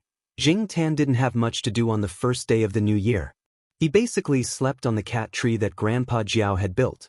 On the second day of the New Year, the Jiao Pa, his parents, and Zheng Tan drove to Grandpa Gu's house, which was Jiao Yuan's maternal grandfather's house. The Jiao family and the Gu family lived not too far apart. They could reach there in half an hour by car. After spending a few days at the Gu family's house, they came back to the Jiao family's house. It was said that the toothpick man had been quite well behaved these days. Some people guessed that he had been set up by someone, so he didn't go out much these days. The reason why the toothpick man was behaving like this was because he was afraid of being retaliated against again. Secondly, it was because of his reputation. After all, there were not many people in the village who didn't know that the manure pit had exploded when the toothpick man took a dump. Visiting relatives and friends had nothing to do with Zheng Tan. Seeing the big yellow dog running around and having fun, he couldn't stay idle anymore. After dinner, he went out for a walk. During the time he spent in the old house, Zheng Tan had become more familiar with the surroundings and could wander around by himself. Walking in the fields, the old house behind him became smaller and smaller. In front of him, in the fields that stretched into the distance, there were a few graves. Some of them were surrounded by broken pieces of firecrackers and burnt joss paper. Obviously, there had been a lot of people here. Some of the graves were still covered in weeds, and there wasn't even a single joss paper. No one cleaned or worshipped. As Zheng Tan walked forward, he paid attention to the surroundings. Suddenly, he saw a few people coming towards the fields. Chapter 145. A group of people walked to the tombstones, placed incense, burned paper, set off firecrackers, and knelt down. Zheng Tan watched them complete the series of actions. When he went to the Gu family mansion, he followed Jiao Yuan and little Pomelo to the tombstones. When the people went back, Zheng Tan was about to leave, but he didn't expect to be seen by a little kid. Among the group, the little kid was very happy when he saw Zheng Tan. It was probably boring to follow his parents and grandfather to the tombstones. After all, at his age, he couldn't understand the feelings of the elders. When he finally saw a cat, he was excited and ran over. However, before he could run far, he tripped on a big piece of soil under his feet. When he fell, a small toy in his hand flew toward Zheng Tan. The child's mother quickly went forward to help him up and patted the dirt off his body. The rooster is gone. The child didn't cry, but he looked very sad. He even raised his empty hand to show his mother. Rooster? Zheng Tan looked at the thing that flew over. It was a cartoon version of a rich man's golden chicken toy, like a key. There was a ditch between Zheng Tan and the child. The ditch was quite wide, about 1.5 meters. There wasn't much water in the ditch, but there was a lot of mud. There was also some withered grass growing beside the ditch, which was a hindrance. If it was a young man with good athletic ability, it would be easy for him to cross the ditch. However, there was no one in the crowd who looked like they had good athletic ability. The middle-aged man who had spoken to Father Jiao was wearing an expensive suit and leather shoes. It was very inconvenient, and it seemed that the middle-aged man wasn't ready to cross immediately. Go forward. You can cross from there. Go back and pick it up, the middle-aged man said. The child didn't care about his father's words. He pushed his mother's hand away, pointed at Zheng Tan across the ditch, and shouted, "Cat cat." Yes, that's a cat. The child's mother thought that the child was just identifying things and praised him. Cat. Yes, a big black cat. The child's mother patted the dust off the child's pants and prepared to lead him away. Shaking off his mother's hand again, the child pointed at Zheng Tan across the ditch and shouted, "Kitty, throw it over here. Let Kitty throw it over here. Kitty, you can't throw it away. Daddy will pick it up for you later, okay?" The child's mother explained patiently. Let Kitty throw it. Cats can't be thrown away. Before the child's mother could finish her sentence, she heard a soft slap. The cute little rooster that reflected golden light in the sun fell to the ground next to her. The child's mother. The child didn't have as many complicated emotions as his mother. He happily picked up the golden chicken from the ground and tried a button on it. The golden chicken immediately made a rooster crow sound. It wasn't bad. It was good. Thus, the child grinned and laughed quite happily. Just now, Zheng Tan had originally planned to ignore them, but when he saw the child's reaction, he thought for a moment and scooped up the golden chicken toy to his side. With a hook of his claws, he threw it over. Throwing a little toy wasn't too out of line, was it? Zheng Tan wagged his tail and left without looking at them again. That cat. Is it the cat of the family we saw on the highway? The old man looked at the black cat that ran away and wondered. No way? There are many cat owners here, and now that people are more open-minded, there are many black cats like this. Some people even think that this kind of black cat is auspicious, and especially by this kind of pure black cat, the child's mother said. Although it felt a little strange, the old man and the middle-aged man didn't talk about this topic anymore. According to the Jiaopa's plan, they would stay here for the 15th day of the lunar month before returning to Chuhua City. However, the old lady had said in advance, so on the 15th day of the lunar month, the Jiaopa brought Zheng Tan to find her. Still a little far away, Zheng Tan heard the sound of playing the eru from where the old lady lived. Zheng Tan didn't know how to appreciate music, and he didn't like listening to eru. However, when he heard this sound, he felt an indescribable sense of vicissitudes. When the Jiaopa pushed open the gate and walked into the yard, Zheng Tan saw the old lady sitting on a chair by the door, playing the eru. He didn't expect her to be able to play the eru so smoothly at her age. If he didn't see it with his own eyes, Zheng Tan would have thought that the old lady had hired someone to play the eru. The Jiaopa didn't interrupt the old lady's playing. He first found a place to sit down. Zheng Tan looked around. The three-legged tortoiseshell cat was lying on a wooden chair in the house. Compared to the first time Zheng Tan saw it, it had gained a lot of weight.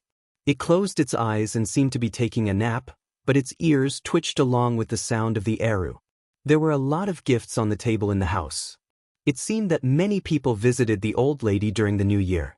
After the song was finished, the old lady put the eru aside and said to the Jiaopa, "You're here." "Yes, I plan to leave early tomorrow morning, so I came here today," the Jiaopa said. The old lady didn't say much. She turned her eyes to Zheng Tan, and Zheng Tan felt a little uneasy. "Black cat, come here for a moment." The granny waved at Zheng Tan. Zheng Tan hesitated. He looked at the Jiaopa, then looked at the old lady in front of him and pulled his ears. Forget it. Let bygones be bygones. Anyway, the Jiaopa is here. This old lady probably won't do anything that would make people angry. When Zheng Tan came closer, the old lady patted her leg and motioned for Zheng Tan to jump on. This time, Zheng Tan didn't think for too long. He paused for a moment and jumped on her leg. The old lady put her hand into her pocket and pulled out a jade pendant. There were characters written in seal script on it. Zheng Tan only knew one of the characters, Yang, and he wasn't 100% sure that it was Yang. He had never learned seal script. He had only seen it by chance and couldn't remember most of it. The pendant's lanyard had been changed and was woven into a small loop. It was just big enough to wrap around Zheng Tan's neck. After putting it on, the old lady looked at the Jiaopa and said, "Can you let it keep this for me?" Zheng Tan pulled his ears again. "What's the point of asking for its opinion now that you've put it on?" The Jiaopa was confused. Even if this jade didn't look like it was worth hundreds of thousands, it was definitely not something that could be compared to a few dozen or a few hundred yuan. But why did the old lady give such an important thing to a cat? People who didn't know her would think that she was crazy. "I just want you to keep it for me. If you see someone wearing a jade pendant like this one day, let me know. My biggest wish is to see my family before I leave. Unfortunately, I don't even know if they're still alive." The old lady sighed. She suddenly thought of something and said to the Jiaopa, "Can you help me with this?" The Jiaopa was speechless. "You've already put the jade pendant on me and said what you wanted. Why are you only asking me if I can help you now?" "Of course I can help you." The Jiaopa nodded and said, "But it doesn't seem right to keep such a precious jade pendant on my cat. My cat likes to run around. What if he accidentally loses it?" "I see." The old lady took the jade pendant off Zheng Tan's neck and handed it to the Jiaopa. "Then help me keep it first. You can give it to me at this time next year." Zheng Tan and the Jiaopa were speechless. They felt that the old lady was unreliable. She was so strange. "But Granny, I'm going abroad this year. I won't be back at this time next year," the Jiaopa explained. "Then postpone it. You won't stay abroad forever, right?" the old lady asked nervously. "No," the Jiaopa said with certainty. However, he wasn't sure if the old lady would still be around when he came back. After all, according to the elders in the village, the old lady was quite old. "That's fine." The old lady waved her hand. Seeing that the Jiaopa wanted to say something, she said, "Don't worry. I can still live for 3 years." The Jiaopa, whose thoughts were exposed, coughed embarrassedly. He quietly listened to the old lady's next words. The old lady came to this village more than 40 years ago. It was said that she was a refugee. At that time, most of the places in the country were very difficult. The old lady found a place to stay in the village. After she recovered from her illness, she stayed in the village. In the early years, I tried many methods, but unfortunately, I couldn't find him. There was a period of time when I even gave up hope. If I can't find him, this jade pendant is worthless to me. The old lady sighed. Zheng Tan muttered in his heart. If she didn't have hope, why did she find him and the Jiao family? It's been more than 40 years. Who would still remember you? Moreover, wasn't this old lady a witch? Couldn't she do the math herself? Thinking about it, Zheng Tan glanced at the old lady. Coincidentally, the old lady looked at him with a meaningful gaze. Suddenly, Zheng Tan's heart skipped a beat. F***ck, could this old lady see what a cat was thinking? Some people said that as people got older, they either became more muddle-headed or smarter. Zheng Tan felt that the old lady in front of him was pretending to be muddle-headed. The Jiaopa was thinking about something and didn't notice Zheng Tan's little movements. He said, "The internet is gradually becoming popular these days. There are many ways to find people." The old lady waved her hand. "Forget it. If you can't find him, then it's fate." Zheng Tan patiently listened to the old lady's nagging. Then he walked out of the courtyard with the Jiaopa. The old lady was really good at talking. Once she started talking, she would inadvertently change the topic and then inadvertently come back to the topic. Zheng Tan was too lazy to care about what to do with the jade pendant that the old lady gave him. He left it to the Jiaopa. He was just a cat now. He just needed to eat and sleep well. Early in the morning of the 16th day of the lunar month, the Jiao family drove out of the village with 4 people and 1 cat. After driving for a short while, they saw the familiar BMW appear at the fork in the road. Originally, the Jiaopa didn't plan to stop and say hello. Unexpectedly, there was a traffic jam in front of the wide road. This time, the 2 cars stopped next to each other and rolled down the windows. "We meet again." "Yes, it's fate." The Jiaopa smiled and greeted the other party. He took the other party's business card. Zheng Xian, general manager of a company in Nanhua City. If it was just a suspicion when they went to the tomb, this time, Zheng Xian was sure that the black cat looking at him calmly through the window was the one they met at the tomb. Chapter 146. My company is in Nanhua City. You can contact me whenever you want to visit. This is my private number. Zheng Xian smiled warmly in the car next to them. He introduced himself and briefly talked about his family's old house and village. The Jiaopa also introduced himself. This way, everyone knew each other. However, the Jiaopa didn't have a business card, so they exchanged numbers. The Jiaopa was going abroad in April. They didn't know when they would be able to contact each other again after exchanging numbers. However, exchanging numbers was also a step forward in their relationship. After all, they were from the same hometown. Who knew when they would need to work together? Zheng Tan listened to their conversation from the back seat.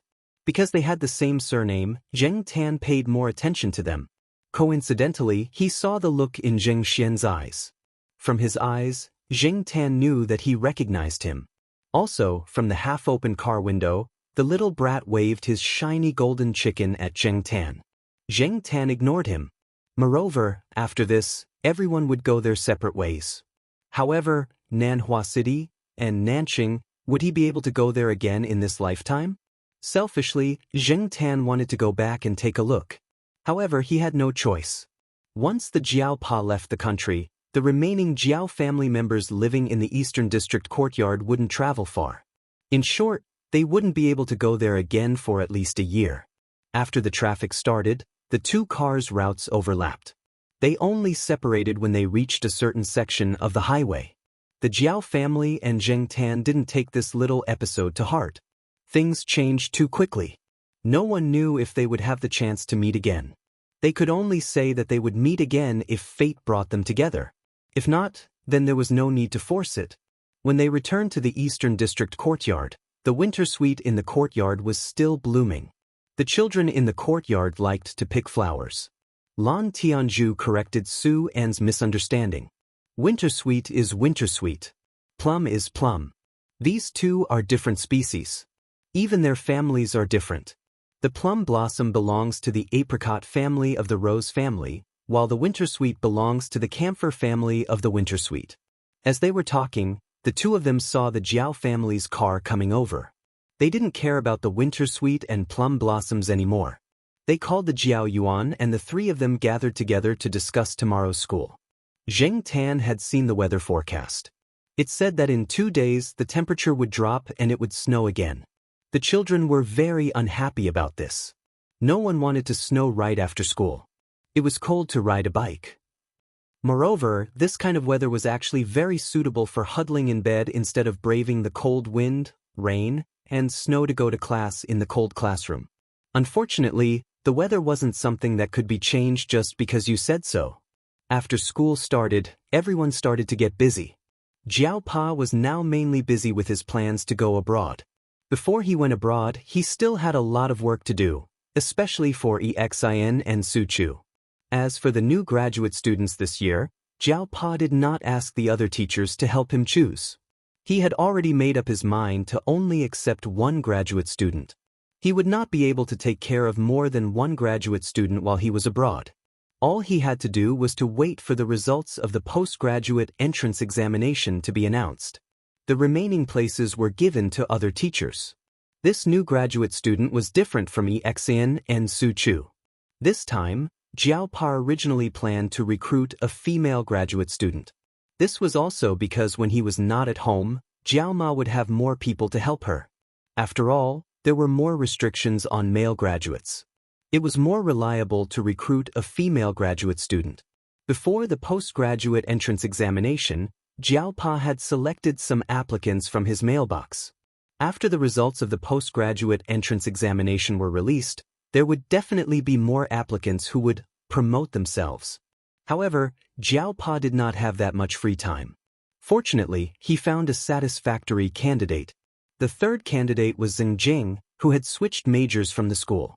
She was originally from the School of Foreign Languages. Many people did not understand why Zheng Jing chose to be a postgraduate student at the Chinese Academy of Sciences.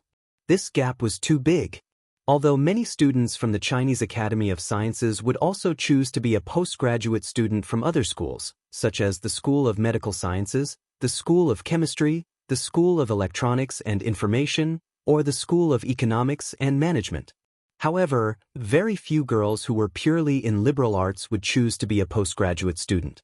This was not an ordinary step.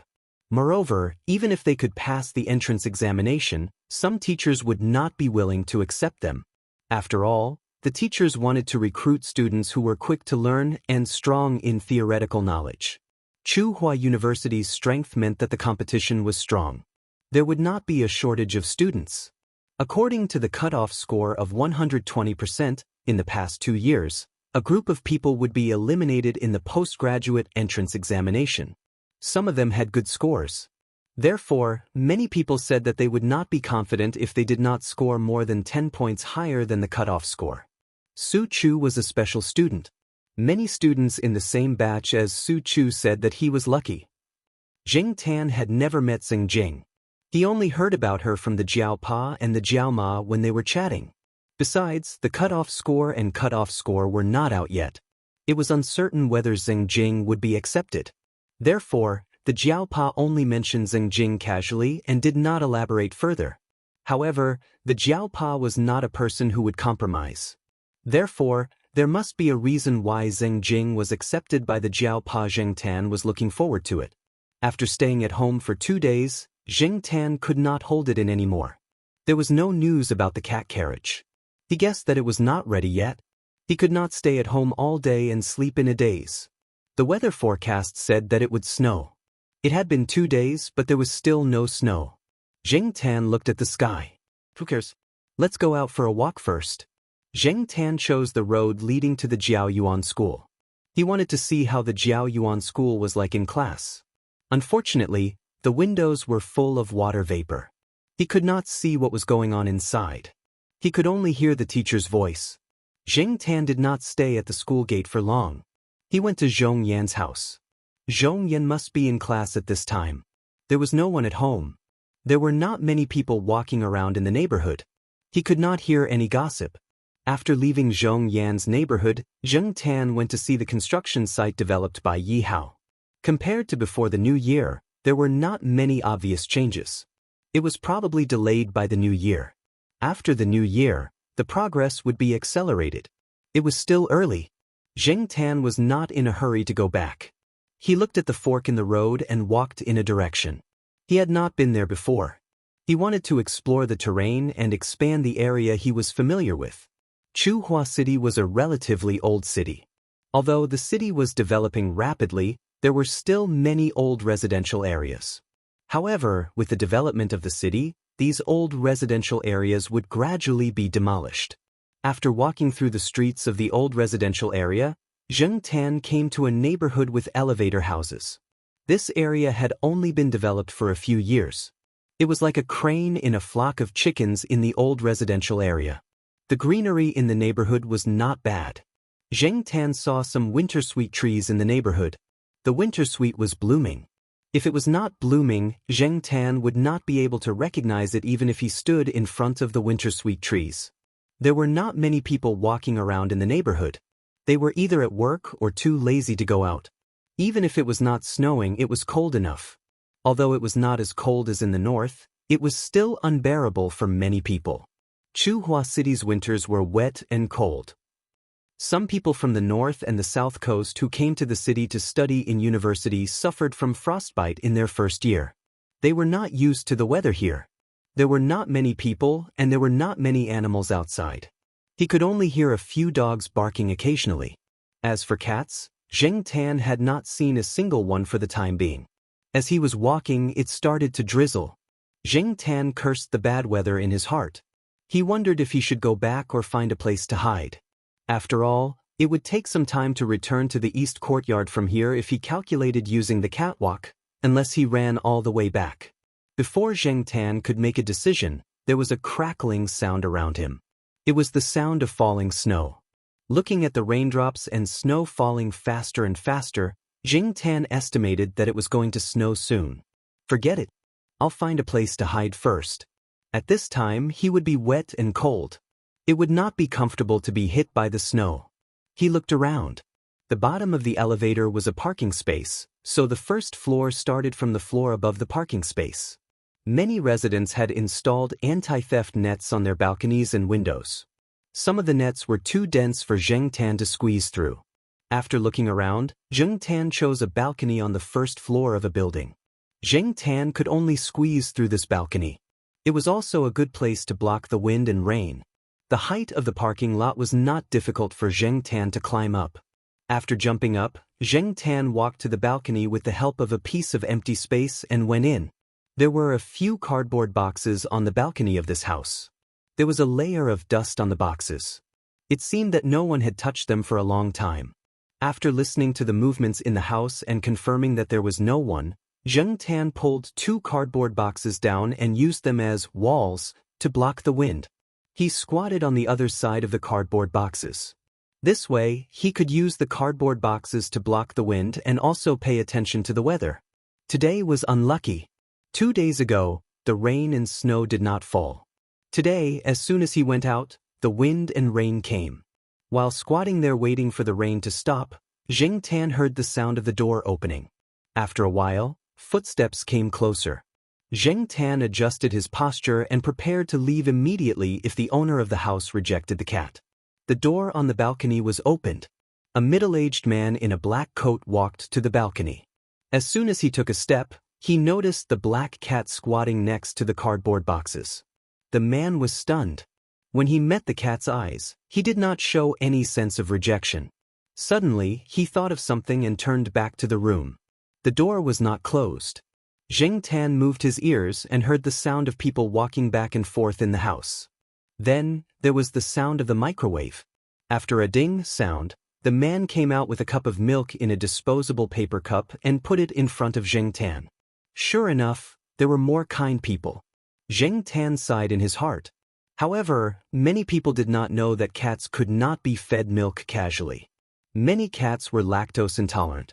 If they drank milk, they would have diarrhea. The consequences were more serious. As for Zheng Tan's unusual stomach, he had drunk a lot of milk in the Jiao family. He had never had diarrhea. Therefore, for him, milk was definitely drinkable. In addition, he did feel a little cold and wanted to drink something warm. Moreover, Zheng Tan did not feel any malice from the man in front of him. However, it was necessary to be vigilant. Zheng Tan took 2 small licks. Then, he pretended to look at the scenery outside. He moved his ears, lowered his head, and took another lick. He glanced at the man in front of him and then looked at the scenery outside. He pretended to see something interesting or threatening. He repeated this several times. In this way, after a while, Zheng Tan felt that there was no problem with drinking the milk. Then he drank the rest of the milk. The man saw that the black cat in front of him looked outside from time to time. He thought that the cat was just wary of the people outside. He chuckled. Quite alert. Chapter 147. After drinking the small glass of milk, Zheng Tan felt much warmer. He shook his fur, stretched, and looked out of the balcony. The rain had stopped and was replaced by patches of white snow.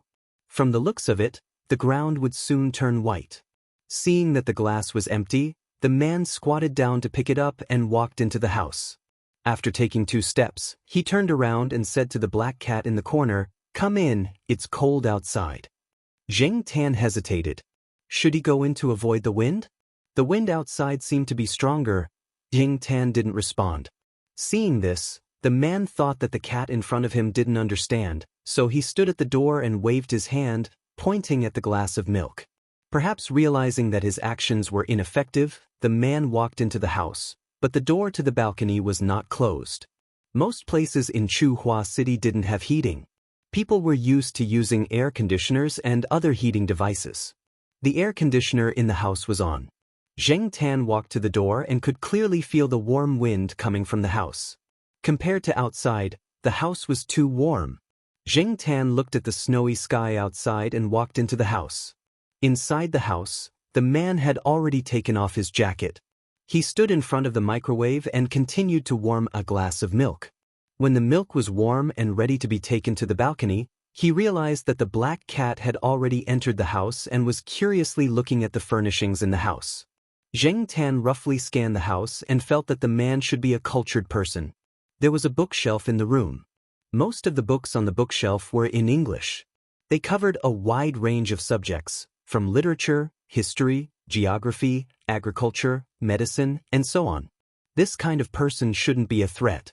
The man put the warm milk in front of Zheng Tan. This time, he didn't stare at Zheng Tan drinking the milk.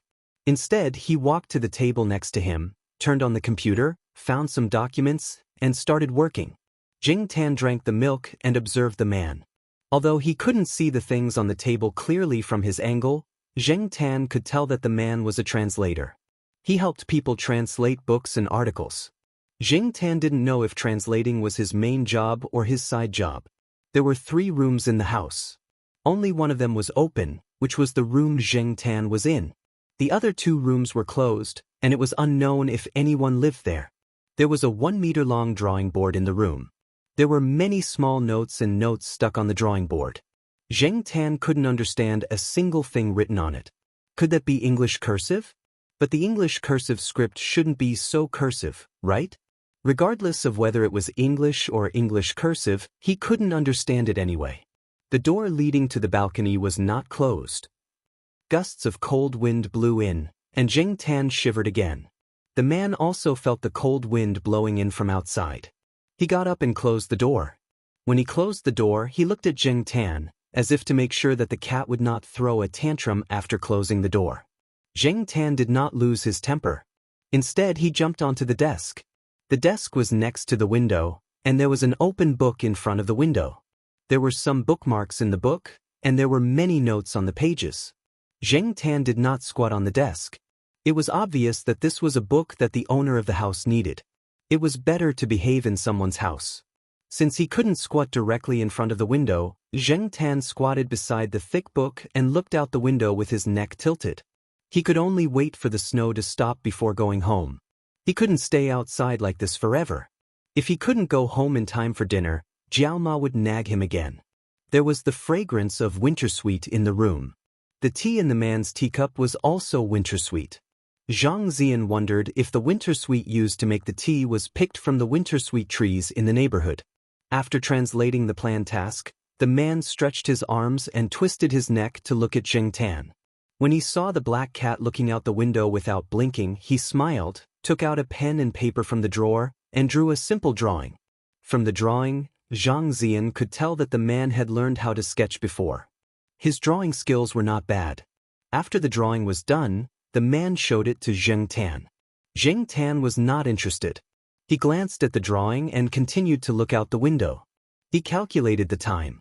In another hour, little Pomelo's school would be over. He could stay here for half an hour at most. After half an hour, whether it was still snowing or not, or whether it was snowing heavily, he would have to leave. Fortunately, after half an hour, the snow was much lighter.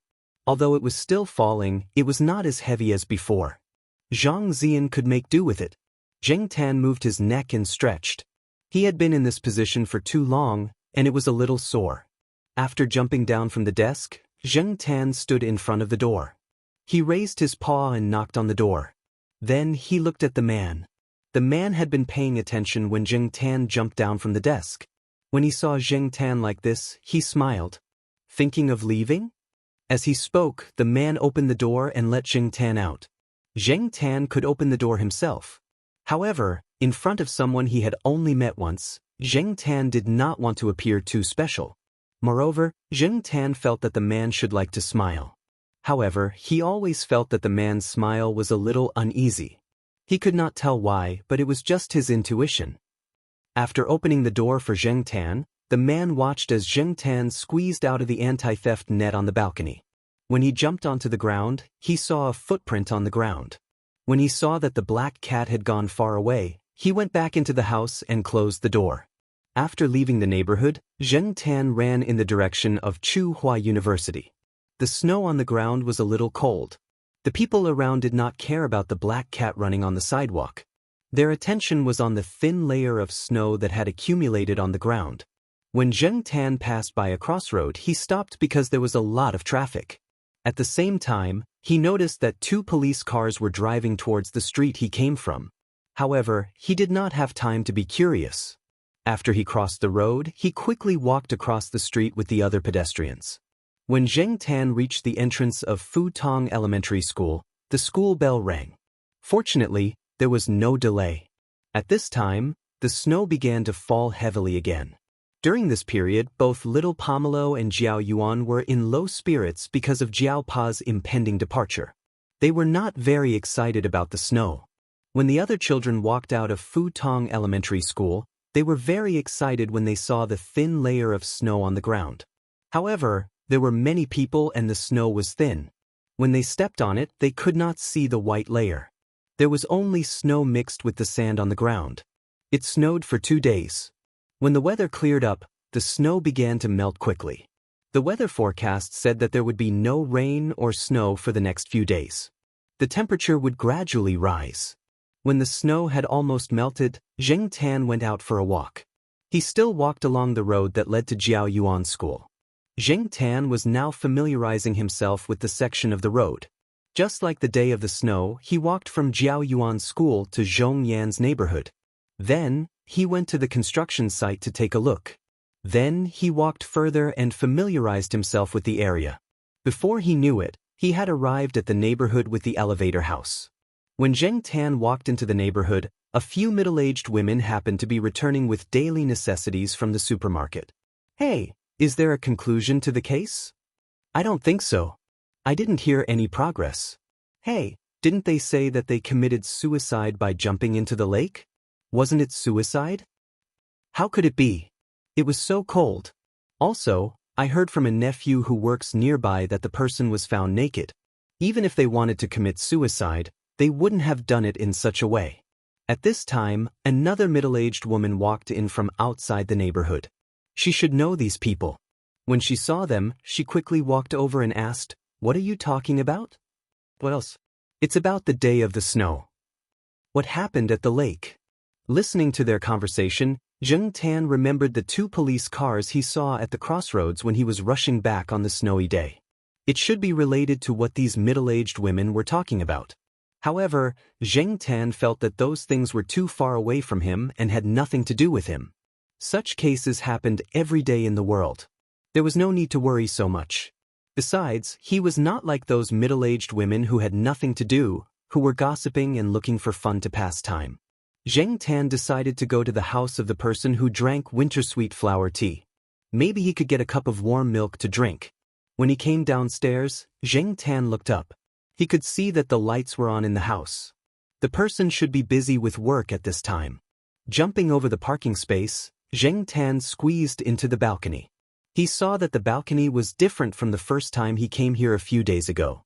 The cardboard box was still there, but in the corner, there was a relatively clean cushion. Next to the cushion was a paper cup filled with cold milk. The cushion and milk were not there the last time he came. Zheng Tan sniffed the milk in the paper cup. There was no strange smell.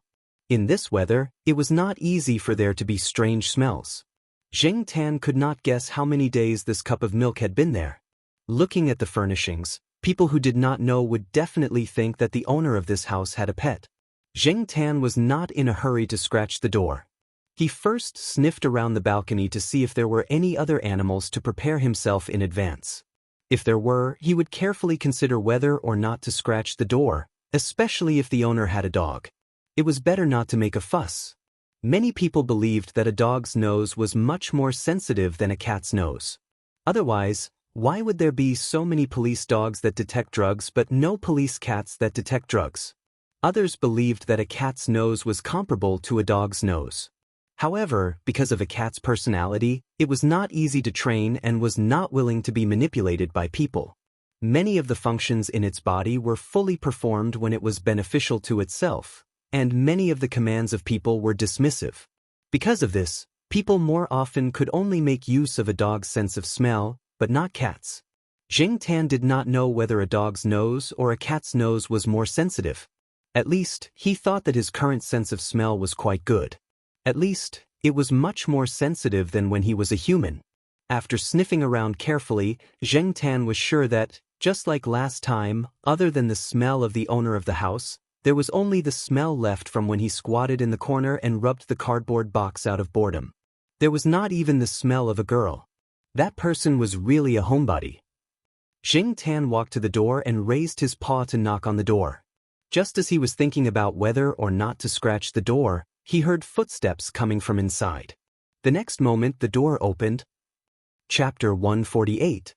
When Zheng Tan came, the man was working. There were a few books open on the desk, basically the same as last time.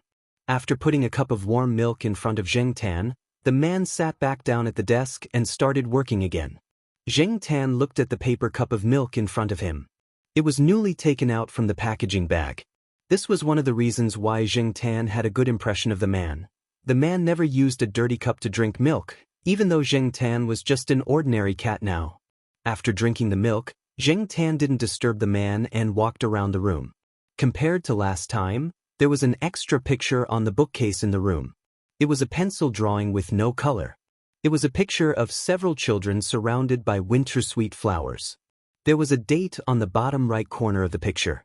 It was the day before yesterday. Zheng Tan was looking at it when the doorbell rang. It was a boy who was about the same age as Jiao Yuan. He was holding a paper box with a small cake in his hand. The paper box was full of wintersweet flowers. Uncle Lummy, here you go. These were picked from the branches that the kids broke today. When the kid said kids, he didn't seem to notice that he was quite young. Uncle Wintersweet? This name made Zheng Tan curious. Was it because he liked wintersweet tea? Or was his name originally Wintersweet? It was too weird for a man to be called Wintersweet. The boy took a bag of lollipops from Uncle Wintersweet as a reward, scratched his head embarrassedly, thanked Uncle Wintersweet, and left. The Uncle Wintersweet, mentioned by the boy, took the box with the wintersweet flowers into the room and put it aside.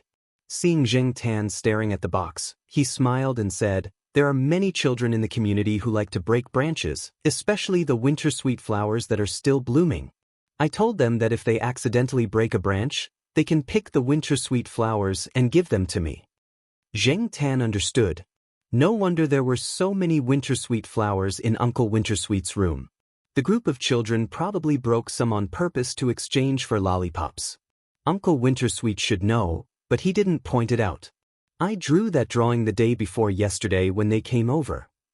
Uncle Lemay pointed at the pencil drawing that Zheng Tan had just seen and said. Zheng Tan was even more confused.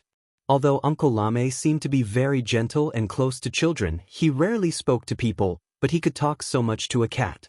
Another strange person. Sure enough, pets like cats and dogs always made people let down their guard. As he spoke, Uncle Lemay took out a pen and paper and watched Zheng Tan begin to draw. The technique was practiced. Zheng Tan watched as the black lines on the white paper quickly took shape. However, Zheng Tan suddenly noticed, this guy was actually drawing with his left hand. Left-handed. If Zheng Tan remembered correctly, Uncle Lemay used his right hand when he wrote before. The last time Zheng Tan squatted on the desk, he saw Uncle Lamay's writing. At that time, Zheng Tan was still thinking, if he could write English cursive, like the scribbles on the small notes and sticky notes on the drawing board, how was his handwriting? In the end, the handwriting was quite normal. After that, Zheng Tan didn't pay much attention to it. Now, combined with the current situation, this guy might be left-handed, but he might not be a pure left-hander. Among the people that Zheng Tan knew, this was the first person who used his left hand as well as his right hand. When he moved, he didn't feel uncomfortable at all. The room was very warm because the air conditioner was on. Zheng Tan squatted there and felt a little drowsy, so he took a short nap. 10 minutes later, a simple pencil drawing was completed. Zheng Tan yawned, stretched, and looked over. On the drawing was a black cat, squatting next to a cake box containing wintersweet flowers. It tilted its head slightly, and there seemed to be some confusion in its eyes. Uncle Lemay stared at the drawing in his hand for a while, and then looked at Zheng Tan. I heard that many animals have spirituality. Are you one of them? Zheng Tan didn't answer, and he couldn't answer. Uncle Lemay didn't want to find the answer from the cat's mouth. He only asked because he suddenly felt a strong sense of strangeness when he saw the cat's eyes. After asking the question, he remembered that it was just a cat in front of him, and it couldn't speak, so he just smiled. Zheng Tan was a little confused. There were indeed a lot of crazy people who answered their own questions in front of a cat. Uncle Lemay put the drawing in his hand and the drawing of the child into a folder and walked out of the room. Last time when Zheng Tan came, there were 2 rooms in the room that were tightly shut. This time, Uncle Lemay opened one of them. Zheng Tan walked over to take a look. The room wasn't big, and it should have been specially soundproofed. The layout inside was very simple, and the most obvious thing was the upright piano inside. He didn't expect this person to be a musician. Zheng Tan jumped onto a stool next to him. Since this person was going to play a song, he didn't mind being a guest listener. After listening to the beginning, Zheng Tan knew the name of the song Uncle Lemay played. For Alice. Although Zheng Tan didn't listen to the so-called world-famous songs, he still knew this song. It was too famous, and many children liked to play this song. But Zheng Tan didn't know much about the piano. He only knew that the version played by this person was different from the version he had heard before. It was slower, but it was also far different from the slow playing techniques taught to children. And there were some other factors involved. The piano version of For Alice that Zheng Tan had heard before had a more refreshing melody, and the rhythm was light and comfortable. Some people said that piano music made people feel relaxed and happy. But now, Zheng Tan didn't feel relaxed and happy at all. Instead, he felt an inexplicable pressure, and even felt a chill down his spine. Could it be that the version played by this person in front of him was wrong? After the song, Uncle Lemay sat there without moving, as if he was thinking about something. Zheng Tan stretched his neck to take a look. What the hell? He could even play a song dedicated to Alice until tears welled up in his eyes? Zheng Tan expressed that he couldn't understand. Feeling that the atmosphere wasn't right, Zheng Tan decided to go home. When he returned to Tsinghua University, the school hadn't ended yet. Zheng Tan wasn't in a hurry, so he took a detour to the university's teaching building for a walk. He happened to hear a debate in the lecture hall on the first floor. It was quite lively, and the topic was interesting. So, Zheng Tan climbed up a tree next to the lecture hall and squatted down to listen. They were first-year medical students, and they were debating whether left-handers were geniuses or weaklings. The left and right hemispheres of the human brain each have their own division of labor. The left hemisphere is mainly responsible for reasoning, logic, and language, while the right hemisphere focuses on the feeling of geometric shapes, emotions, imagination, and spatial distance. It has the function of directly judging visual signals. The opposing side of the debate believed that left-handers were stronger.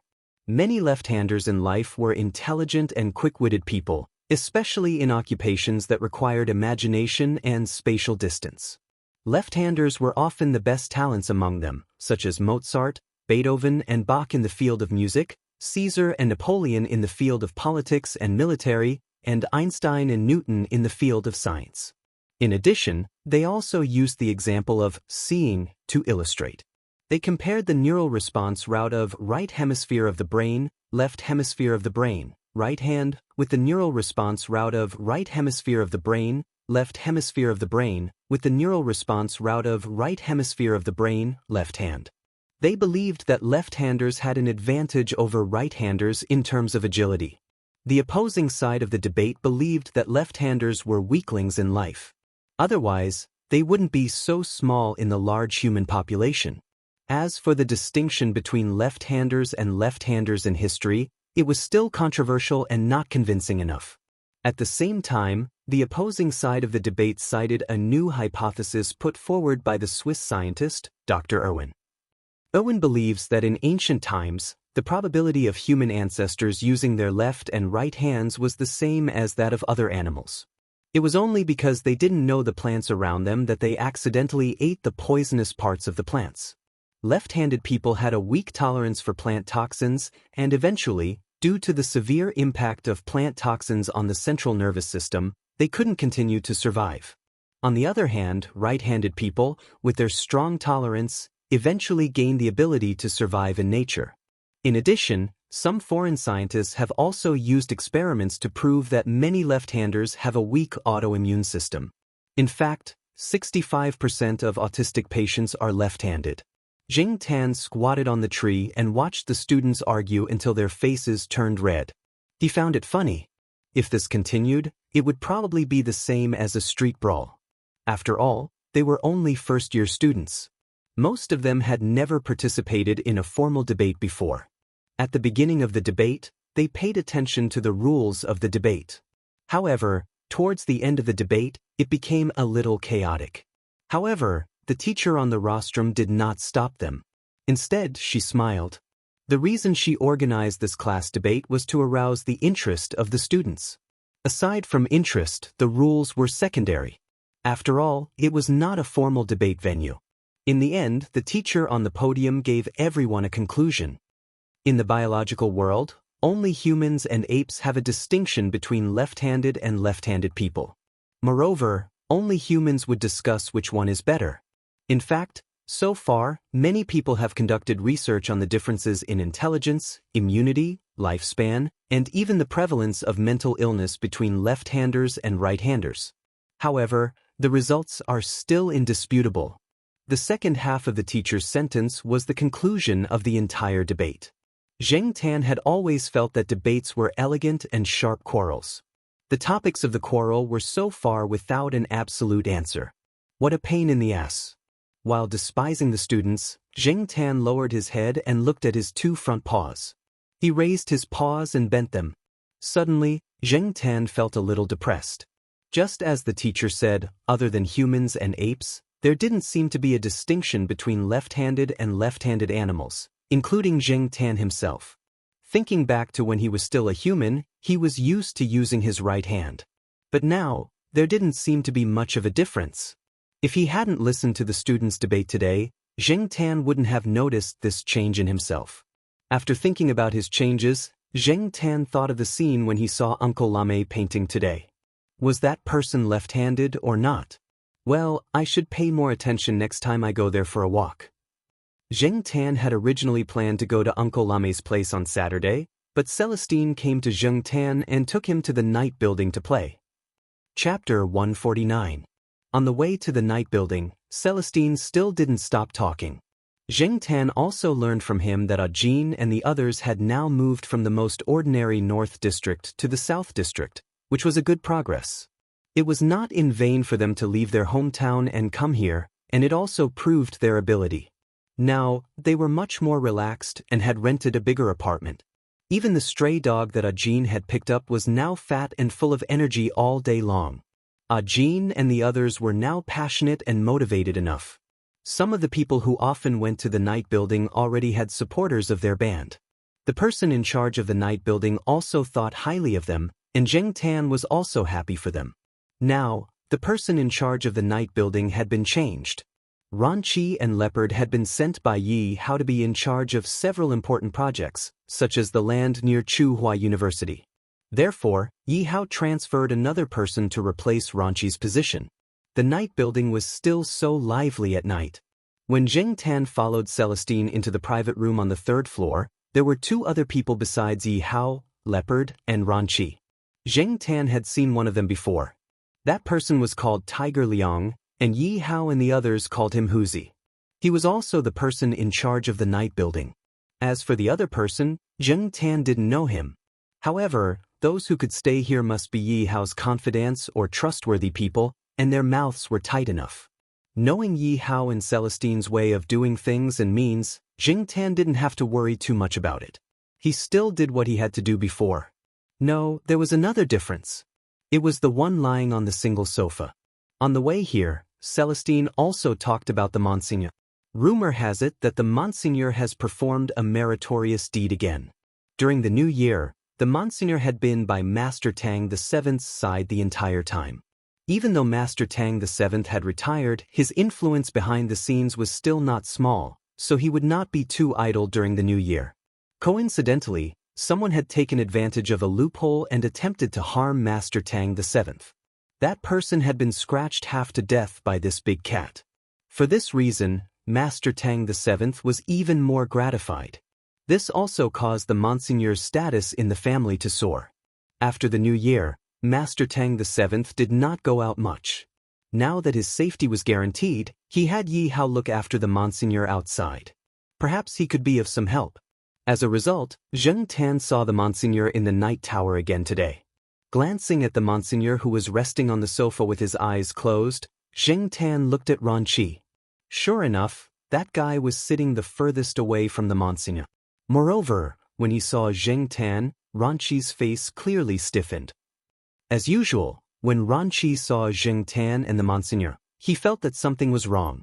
Zheng Tan was already used to Ranchi's behavior, so he did not mind. He jumped onto the coffee table and began to look for food. These people had their own topics to talk about. After Zheng Tan came, he only cared about eating and drinking to his heart's content, then sleeping. When he woke up, he would be home again. In short, he was just passing time. After Celestine entered, he pulled a chair and sat down very naturally. He knew everyone inside and they also knew him. They were all on the same side, so no one was too reserved. "What are you talking about?" Celestine asked. As he spoke, Celestine dragged the plate of peanuts over. There were a lot of nuts on the coffee table. Everyone knew Celestine's preferences, so they did not object to his practice. Celestine liked the peanuts here. Although peanuts were a bit too popular, the taste of the peanuts fried in each place was more or less different. Celestine preferred the peanuts of the night building.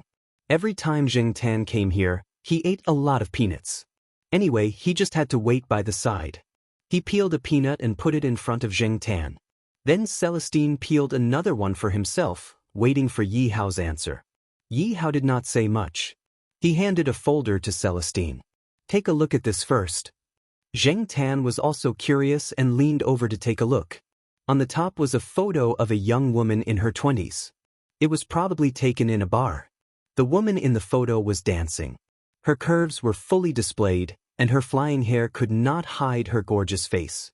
"Hey, isn't this the little white flower that Lai Er bought?" Celestine snorted with disdain. "What's this woman doing again?" The Lai Er that Celestine mentioned was Yi Hao's rival. The woman in the photo was Lai Er's follower. From time to time, she would come to the night building to cause trouble. Putting the photo aside, Celestine read the following report and suddenly frowned. The report was clipped from a certain newspaper. Nowadays, newspapers often reported such content, and ordinary people were used to it. However, if the culprit was this woman, Celestine was really curious. Suicide. Celestine read the report and could not believe it. The money that Lai Er gave her is enough for her to squander for a long time. This woman loves to enjoy life. How could she commit suicide? Zheng Tan read for a while and was a little bored. He was not interested in these things.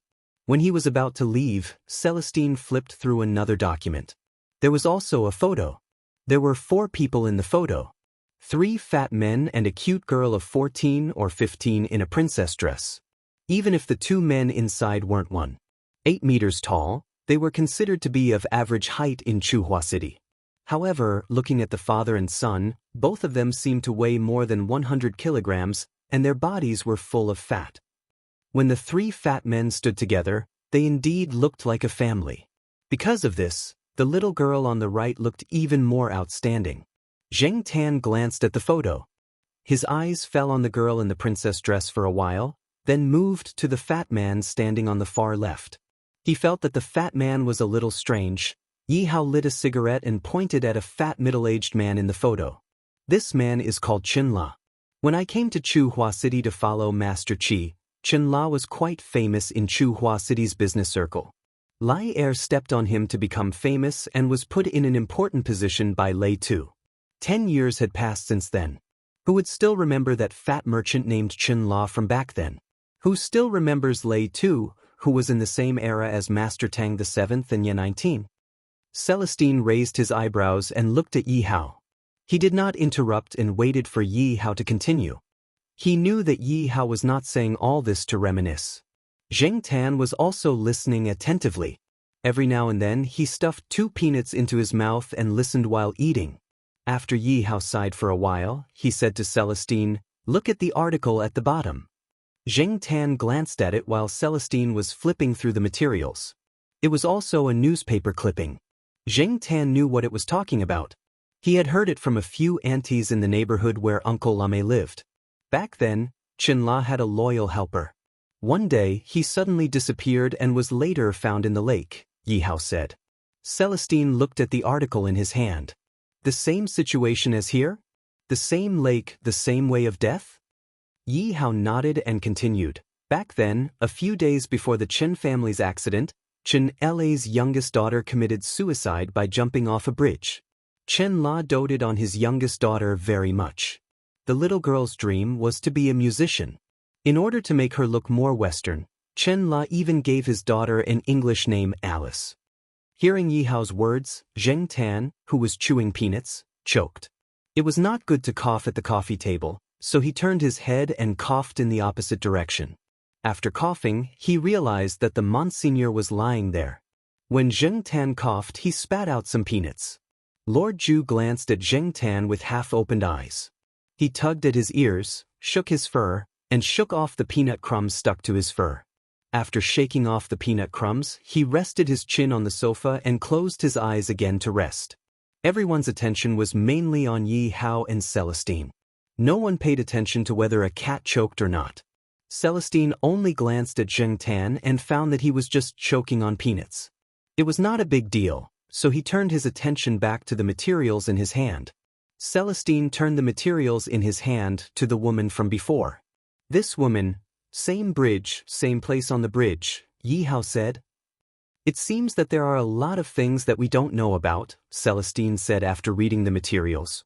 They did not know the people involved in the incident, so for them, it was just a story.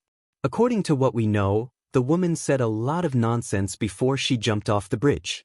She didn't seem to be in her right mind, Leopard said. She must have taken drugs. She's been having a lot of fun lately. She must have taken drugs. It's just that the local newspapers didn't report it. Maybe Lai Er covered it up, someone said.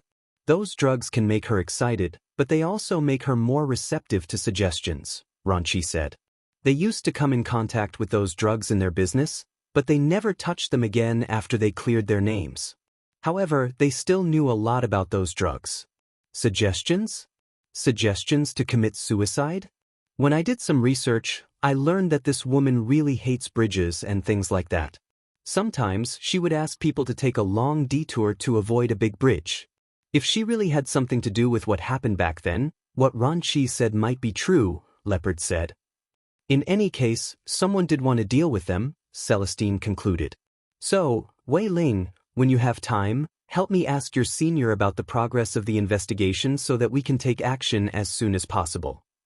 It was not that Yi Hao couldn't find out anything by himself, but He Tao could find out more and faster. Okay, I'll keep that in mind. Do you have any suspects? Celestine asked Yi Hao. Yi Hao shook his head and raised his finger to point at the ceiling. Someone up there wants to deal with Lai Er. That guy doesn't know how to restrain himself, and not everyone up there likes him. But if it's someone up there, they wouldn't spend so much effort to deal with those two people. Originally, I had a suspect, but I'm not sure. Back then, Chen La and his wife died in the fire. Chen La's youngest daughter jumped off the bridge, but Chen La's son was sent away and no one knows where he went. As he spoke, Yi Hao pointed at the fat man standing on the far left in the photo of the family of four. The four people sitting around the coffee table also came over to take a look. After Zheng Tan coughed and sprayed peanut crumbs on Lord Ju, he quickly changed his position and squatted down. At this time, he also leaned over to look at the photo in the folder. Zheng Tan happened to block Ranchi's view. Ranchi could only see the black cat's silhouette or back. Chapter 150. Chen La's son? They looked at the fat man Yi Hao pointed out, but they couldn't figure out who he was. Chen La's son, Chen. When his family got into trouble, he was just in university, not Tsinghua University. I remember it was the city's University of Finance and Economics. However, in many rich families, there were many who went to good universities. In comparison, Chenja was not too outstanding. In addition, his figure and appearance at that time were completely inferior to his sister and some of the children of rich families at that time. Therefore, not much was known about him. Yi Hao put out the cigarette in the ashtray and said, "Someone who could disappear so completely must have been killed. Otherwise, he's not a simple person. Chen La and his wife weren't stupid, or they wouldn't have taken advantage of the opportunity to make a fortune. Their biggest mistake was not recognizing people and getting stabbed in the back by Lai Er. It could also be Chen La's friend who helped him," Long Chi said. "It's possible, but..." Yi Hao paused for a moment before he continued, "I heard that Chen La has a material in his hands. I don't know what it is exactly, but the seventh master said that the material could make Lai Er unable to rise again. But no one found it back then. Lai Er searched for it for a few years after that, but still couldn't find it. So, I suspect that if Chenja is still alive, the material must be in his hands. Now that Lai Er lost two of his men in the same way, he must have known something and taken action long ago. But now, there are many people who want to get their hands on the material." "You want to get your hands on it too?" Celestine asked. "Of course. Besides, if Lai Er's men or other people who want to cooperate with him get their hands on the material, it'll be a big blow to us. Lai Er's appetite is quite big now. Hey, tell me more about Lai Er. I'll analyze it." Celestine was interested. "I heard from Mr. Chi that Lai Er's surname wasn't originally Lai. One day, Boss Lei laughed and said to Lai Er, 'You're so shameless.' So, Lai Er replied, 'Since Boss Lei said so, I'll change my surname to Lai.' Lai Er was the second son in his family, so everyone called him Lai Er until now. But he didn't think it was a shame. Instead, he thought that the name was a symbol of glory. It recorded his glorious history of stepping on Lei to make a comeback. While Zheng Tan was looking at Chen La's family's photo, he was looking at the photo of Lai Er's family. He compared the fat man standing on the left with Uncle La. Upon closer inspection, there was a slight resemblance, but generally speaking, it was indeed difficult to tell them apart. After all, Chenja in the photo was really too fat. At that time, he looked like a young boy who had just entered university, while Uncle Lame had a normal build and had a weather-beaten look. Zheng Tan also compared the pretty little girl standing on the right. She was the only one of the four with a normal body. But according to Chen La's own words, the little girl looked like her mother, and Chenja looked like his father. Chen Jie and Chen La did look similar in the photo, but he didn't know if they would look like Uncle Lai Mei after they lost weight. The photo alone couldn't prove whether Uncle Lai Mei was Chen Zhu or not. Zheng Tan didn't see anything like a photo in Uncle Lai Mei's room. Moreover, Zheng Tan was only relying on his intuition. He had doubts and couldn't be sure. Just as she was thinking about it, Zheng Tan caught a glimpse of a line of words at the bottom of the photo. The information provided introduced Chen La and his family. What caught Zheng Tan's attention was that it said Chen La's wife's surname was Mei. Lai Mei? If there was a connection, this was a connection. Zheng Tan pondered for a while and decided to go to Uncle Lai Mei's house to take a look. It was just a suspicion, and there was no way to prove it. If that person was really Chen Zhe, as a cat, it didn't seem to be able to do anything, nor did it bother to care about those things. According to Yi Hao, the situation had probably escalated. As a kitten, it was better for it to squat aside and watch. Yi Hao's gaze moved from the photo of the four people to another photo. When they were talking about Lai Er, they talked about the woman in the photo. She was close to Chen La's daughter and played well with her. However, she was the one who brought Chen La's daughter to the bridge. She might have done something. Otherwise, why would a normal girl commit suicide by jumping into the river? Because of Lai Er's protection and Chen La's fall, the woman in the photo was safe and sound for so many years. But now, someone was coming for revenge. Who was the one who gave the woman the hypnosis? Who set up these murderous plots? The person who could do this must have a high IQ. Yi Hao and Celestine stopped talking about Lai Er and Chen La. They turned to talk about the current projects. Zheng Tan squatted on the side and listened to them. He stuffed a few peanuts into his mouth. Celestine had already peeled them and placed them in front of him. Zheng Tan only needed to eat them. The Monseigneur was lying on the sofa with its eyes closed the whole time. Occasionally, it twitched its ears to show that it was still alert of its surroundings. Compared to Zheng Tan, the Monseigneur was too well behaved. 2 days after returning from the night building, Zheng Tan went to Uncle Lai Mei's house to check on the situation. He wanted to solve his doubts. Zheng Tan arrived at 3 in the afternoon. Just like last time, there was a cushion and a glass of cold milk on the balcony. He sniffed the milk. There was no smell. It should be fresh. After knocking on the door and entering, Zheng Tan jumped on the desk and squatted there. He didn't run around. Looking out from the desk, he saw that the other 2 rooms were closed. He had already checked one of them. It was the piano room, and the other was still a maze. Uncle Lai Mei put a glass of warm milk in front of Zheng Tan. Unlike last time, Uncle Lai Mei didn't do his translation work this time. Instead, he was busy in front of the large white drawing board. The sticky notes and slips of paper that Zheng Tan saw for the first time had changed. Although there were still many sticky notes with English cursive, they weren't the same as before. On the white drawing board, there were some lines and symbols next to the sticky notes.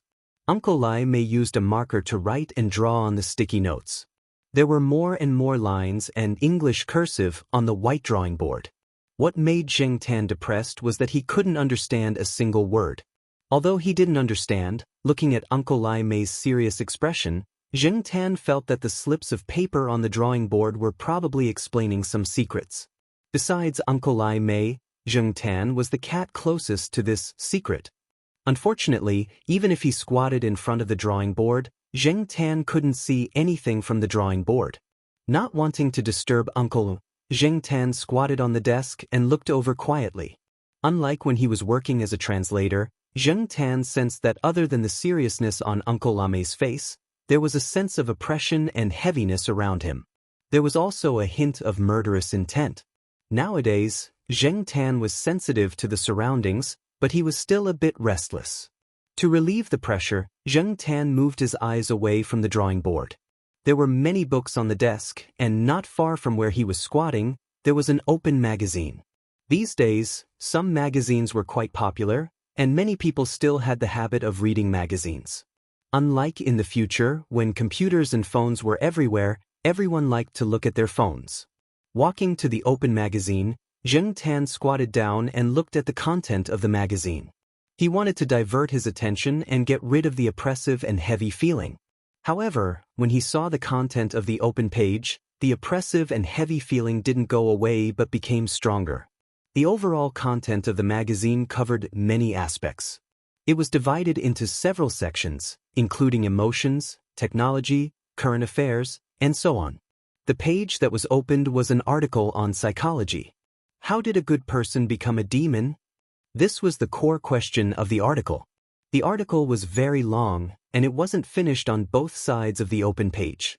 There were many relatively professional terms, as well as some related experiments and examples. Zheng Tan skimmed through it and didn't read it in detail. Zheng Tan felt that this article was too profound, and he couldn't understand the deeper things. He thought that he was a layman, and he could only use a layman's perspective to read this article and understand some of the superficial meaning. Even so, Zheng Tan still felt that it wasn't very smooth. The boundary between good and evil is not fixed, but it can be changed and crossed. The change of situation can bring about a change of human nature. In some situations, black and white are reversed, and conscience and evil are also reversed. Humans have unlimited potential. They can make anyone good or evil, care or indifference, create or destroy, and they can even fall from Lucifer to Satan. When he returned to the main house, Zheng Tan was still in a bad mood. Huang was lying on the parterre in the neighborhood. He was probably basking in the sun for the whole afternoon. He looked very relaxed, which made Zheng Tan envious. Sometimes, ignorance was a kind of luck. The more you know, the more troubles you will have. When Zheng Tan was unhappy, he couldn't help but slap Huang twice when he saw him. Huang was still a little confused after being slapped. He looked at Zheng Tan innocently, turned his head, and rubbed his head on the ground. Suddenly, he saw a gray magpie and immediately became excited. He didn't feel sleepy at all and walked over to the gray magpie. After the Jiao family finished dinner that night, Jiao Pa didn't go to the biology building, nor did he immediately go to his room to do his work. Jiao Ma didn't go out to do the fitness dance with the other female teachers. Instead, she sat on the sofa in the living room and discussed something with her husband. Little Pomelo's 10th birthday party. Zheng Tan, who was originally a little listless, turned his ears to them when he heard this. Little Pomelo was indeed almost 9 years old. According to the customs of Jiao Pa's hometown, 9 years old was 10 years old. In terms of birth date, little Pomelo's birthday was actually a few months away. However, Jiao Pa was going abroad soon, and Jiao Ma couldn't do it alone.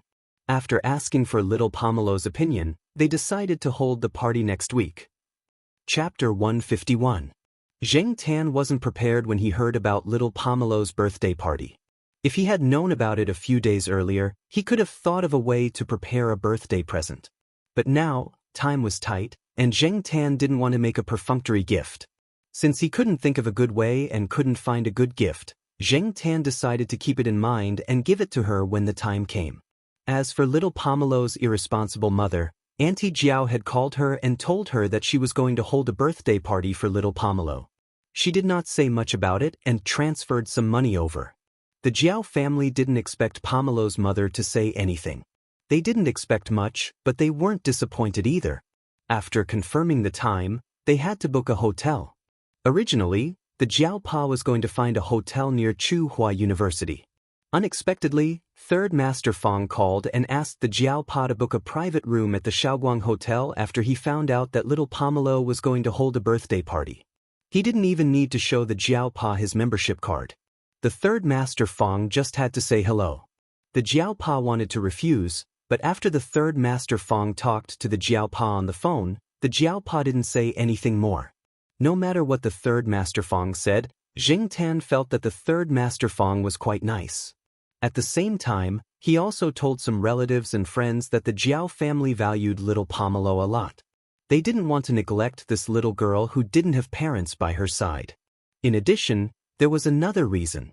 In the eyes of many people, from the perspective of benefits, people who could hold a birthday party at a place like the Shaoguang Hotel deserved to be seen more often. After Jiao Pa went abroad, these colleagues and relatives, who were not close to him, could more or less help him when necessary. They did not alienate him and put too much pressure on Jiao Ma. In this society where money was the most important thing, there were some methods that needed to be used even if they were not worth it.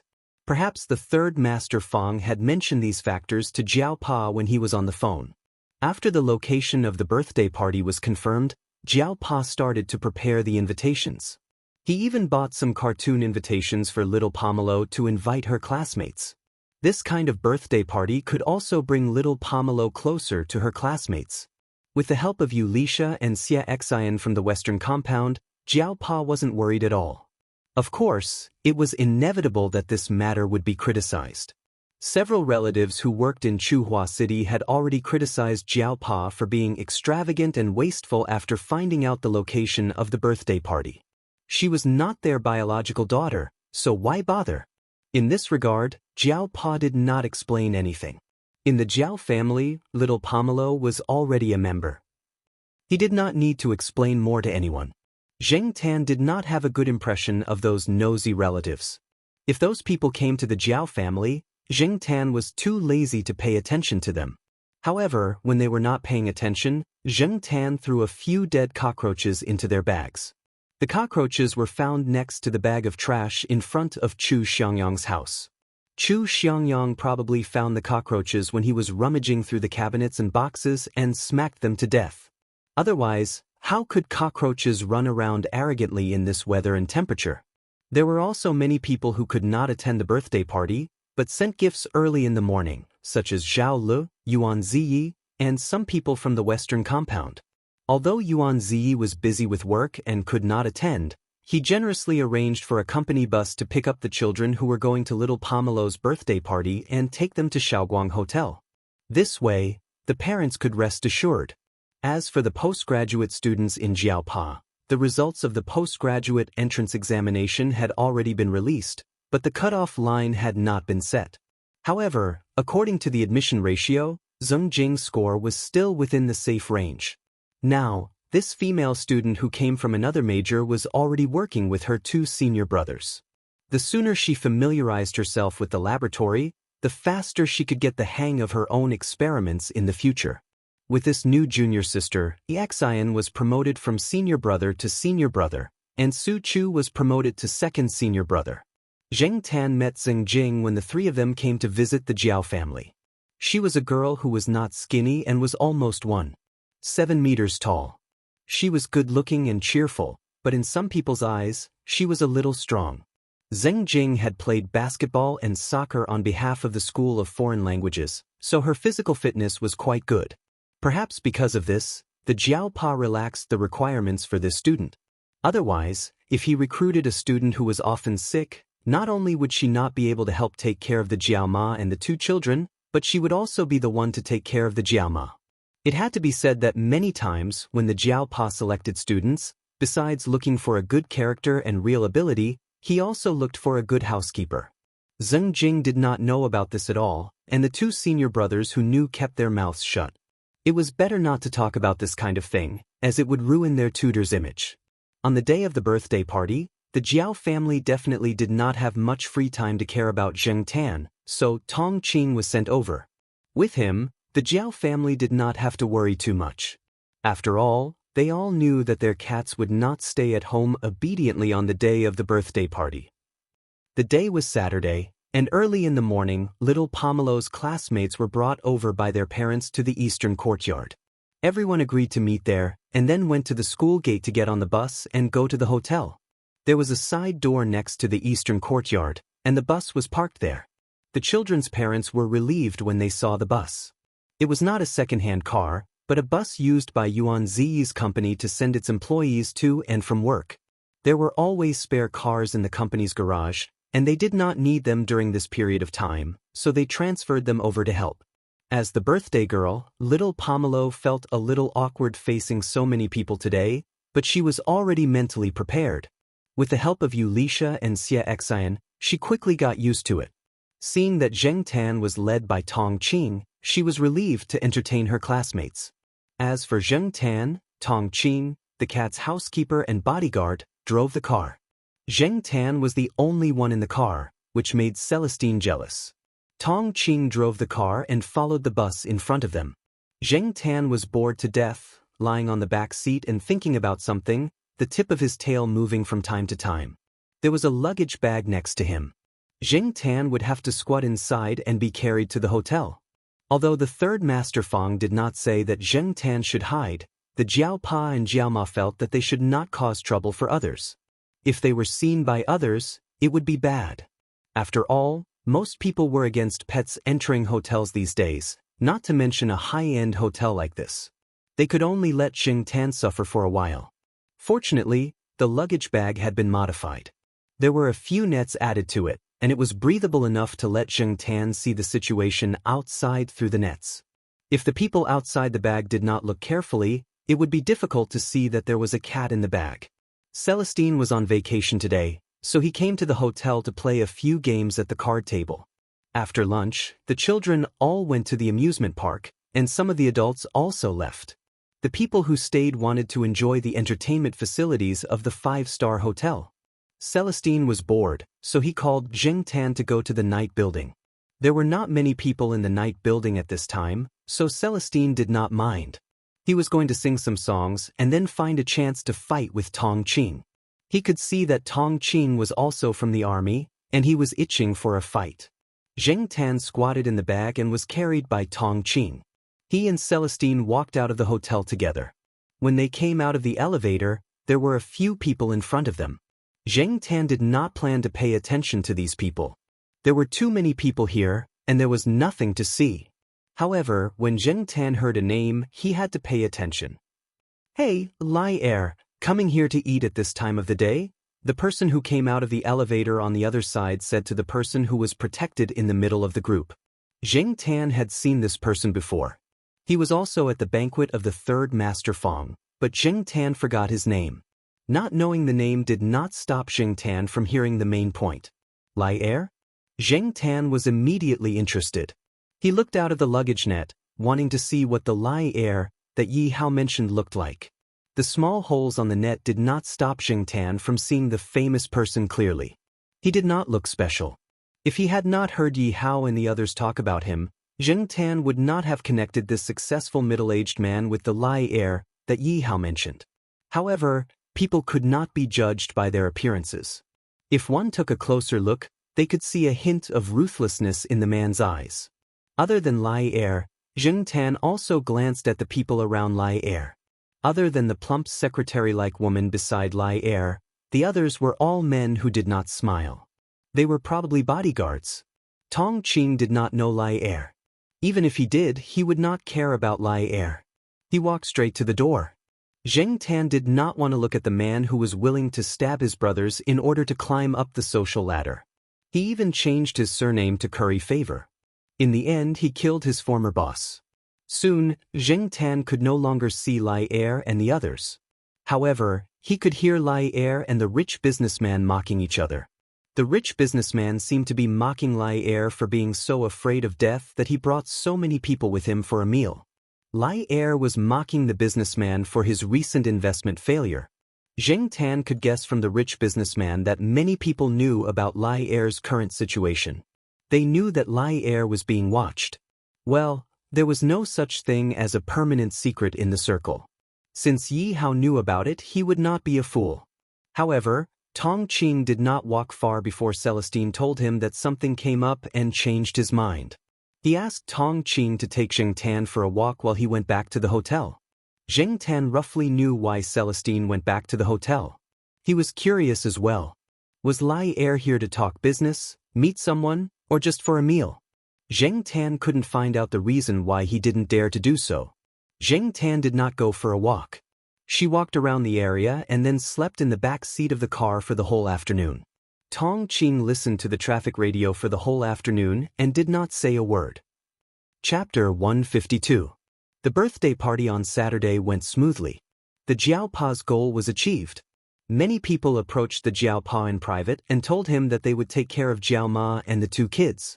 After a busy day, the 4 members of the Jiao family prepared to have a good rest on Sunday.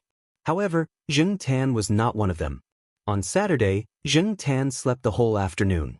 He did not help much at the birthday party. He was too lazy to interact with the naughty kids. He slept on his own, ate his fill, and waited for the party to end before going home to continue sleeping. Therefore, the next day, unlike the 4 members of the Jiao family, Zheng Tan was in good spirits early in the morning. The Jiao family only had their first meal at noon. After breakfast, they fell asleep immediately. Zheng Tan went out to play after lunch. On weekends, the people on campus were scattered. Some were sunbathing, some were on dates, and some were jogging. There were many places where people could be seen. Zheng Tan ignored the seventh student who said, "Hey," to him and decided to take a walk outside the campus. The afternoon sun was good. As Zheng Tan walked on the fence, he met a few cats who were sunbathing. As he had walked this path many times, Zheng Tan had seen most of the cats that liked to wander outside at this time. Of course, there were a few that showed hostility, but Zheng Tan ignored them. He did not have time to waste on these cats. Zheng Tan walked around the construction site. He was very satisfied with the progress of the construction site. Even though it was not the same every day, the changes were obvious. Zheng Tan had something to look forward to. Originally, Zheng Tan wanted to go to Uncle Lame's place to check on the situation. After seeing Celestine yesterday, Zheng Tan guessed that he must have heard something important. Otherwise, he would not be in such a hurry. Therefore, Zheng Tan wanted to see what Uncle Lame was up to. Even though there was no concrete evidence to prove that Uncle Lame was Chen La's son that Yi Hao had mentioned, Zheng Tan's intuition told him that it should be this person. The previous two murders were very likely this person's revenge. When he was about to reach Uncle Lame's neighborhood, Zheng Tan suddenly stopped. He saw a familiar person. After thinking about it carefully, Zheng Tan recognized that he was one of the people who were with Lai Er at the Shaoguang Hotel yesterday. But what were Lai Er's men doing here? The surrounding area was an old residential area, and one of them was a private house. Some people had built their own houses and rented them out. Although there weren't many students who came here to rent, it wasn't like there weren't any. In addition, there were office workers around, and the cheap rent here compared to the residential area, the houses here were still in high demand. Zheng Tan watched as the man said something to the two men standing at the intersection. The two men nodded and continued to stand at the intersection. The three men were dressed casually. If Zheng Tan hadn't recognized one of them, he wouldn't have paid attention to them. After the man finished talking to the two men at the intersection, he walked in through the intersection. Zheng Tan thought for a moment and followed him inside. As for the two men at the intersection, they just glanced at Zheng Tan and continued to observe the surroundings. It was just a cat, so they didn't pay much attention to it. There were many people who had cats in the neighborhood, and they had seen two just now. From the intersection, there were 5 or 6-story old residential buildings on both sides. The gray walls didn't have many colorful decorations, and many of the residents were drying clothes on the balconies. Because the two buildings were too close, the residents living on both sides of the street couldn't really enjoy the sunlight. The road was narrow, and if a family car drove in, the remaining width was barely enough for a bicycle to pass through. Zheng Tan kept a distance and followed the man in front of him. He also noticed that along the way, there were people standing at intervals. Like the two men at the intersection, they were dressed casually, but Zheng Tan could feel a bit of fierceness from them. When the people in front of them passed by, they would nod slightly at the people behind them. Perhaps they would even make eye contact. Zheng Tan stood at the back and could not see them clearly. He could only try his best to be as natural as possible, walking past them like a normal house cat. Fortunately, these people were like the two men standing at the intersection. They didn't take Zheng Tan seriously at all, which made Zheng Tan's tracking a lot easier. In the process of following, Zheng Tan was also wondering what these people were doing in broad daylight. After walking for a while, there were no longer old residential buildings on both sides, but private houses. The man didn't stop there, but kept walking. After walking for about 7 or 8 minutes, he stopped in front of a residential building. This residential building had a similar architectural style to the surrounding buildings. It was a small 2-story building with a small courtyard of 15 or 16 square meters. Perhaps because no one had lived here for a long time, there were a lot of weeds in the courtyard. Unlike the narrow feeling when he first entered the intersection, there was still some distance between each building. Many of the houses had their own small courtyards. Although they weren't big, they looked quite romantic. Zheng Tan looked around. The private houses around weren't as tall as the ones he saw before. Most of them were only 2 or 3 stories high, leaning towards the American style. The people who lived here should know how to enjoy themselves. A year ago, there were actually many private houses in front of this villa, just like this one. Now, they were all torn down and surrounded by buildings. He didn't know what they were going to build. Some of the people who originally lived here had already moved away. Only the empty houses were left here, waiting to be torn down. There were a few people standing in front of the house. Zheng Tan watched as the man walked over and said a few words to the people at the door, then took out his phone to make a call. 2 minutes later, a car came from the other side of the intersection. Different from the path Zheng Tan came from, the road led to a wide street. From the intersection, there were construction sites all along the way. It was likely that this place would be torn down soon, and some of the people who rented here were already thinking about looking for another place. It should be Lai Er in the car. Zheng Tan carefully approached the house while avoiding Lai Er's people. Although a cat was nothing to these people, Zheng Tan wasn't sure if they would kill a cat just to be safe. However, Zheng Tan was indeed curious. Since he had encountered such a thing, Zheng Tan wouldn't be satisfied if he just stood there and watched. Curiosity killed the cat. After becoming a cat, Zheng Tan's curiosity grew. Perhaps it was because of the boring life after becoming a cat. While the people at the door were paying attention to the car, Zheng Tan went around to the side and climbed up the wall to the window on the second floor. Zheng Tan was getting better at climbing walls. As long as it wasn't a particularly smooth wall, Zheng Tan could easily climb up as long as it was a certain height. Lai Er got out of the car, and the person Zheng Tan had been following walked over to report to Lai Er. I've arranged people around the intersections. The buildings on the left, right, and back have been cleaned. There are people guarding downstairs as well. I've checked the house 3 times myself and found a surveillance camera in a hidden place. It has been removed. There is indeed a computer in the room, but no one has turned it on. Don't worry. Lai Er raised his hand to show that he understood. He then gathered his coat and walked into the house. Zheng Tan planned to climb up and find a window to sneak into the house, but soon, Zheng Tan heard faint voices coming from inside. Zheng Tan was at the window on the side of the house, and the people should be in the room with the front window. Zheng Tan moved over carefully. It was daytime now, and she would be easily discovered if she was not careful. Fortunately, the guards below were standing at the door and could not see Zheng Tan above. After Lai Er went upstairs, he walked to a room. From the window, he could see the construction site in front of the house, but it was blocked by old blinds. The things in the room were simple and easy to see. There was a table with a laptop on it. One of the people beside Lai Er walked over and turned on the laptop. Zheng Tan moved to the front window on the second floor and peeked through the thin gap between the blinds. The others had left, and only Lai Er was inside. When it came to secrets, Lai Er didn't want anyone but himself to know. He didn't trust anyone. Lai Er was sitting in front of the table, video chatting with someone on the laptop. Zheng Tan's hearing was good. Although Lai Er lowered the volume, Zheng Tan could still vaguely hear something. On the screen, there was a person wearing a black coat and a mask. The mask was round and looked simple and crude, like a child's toy.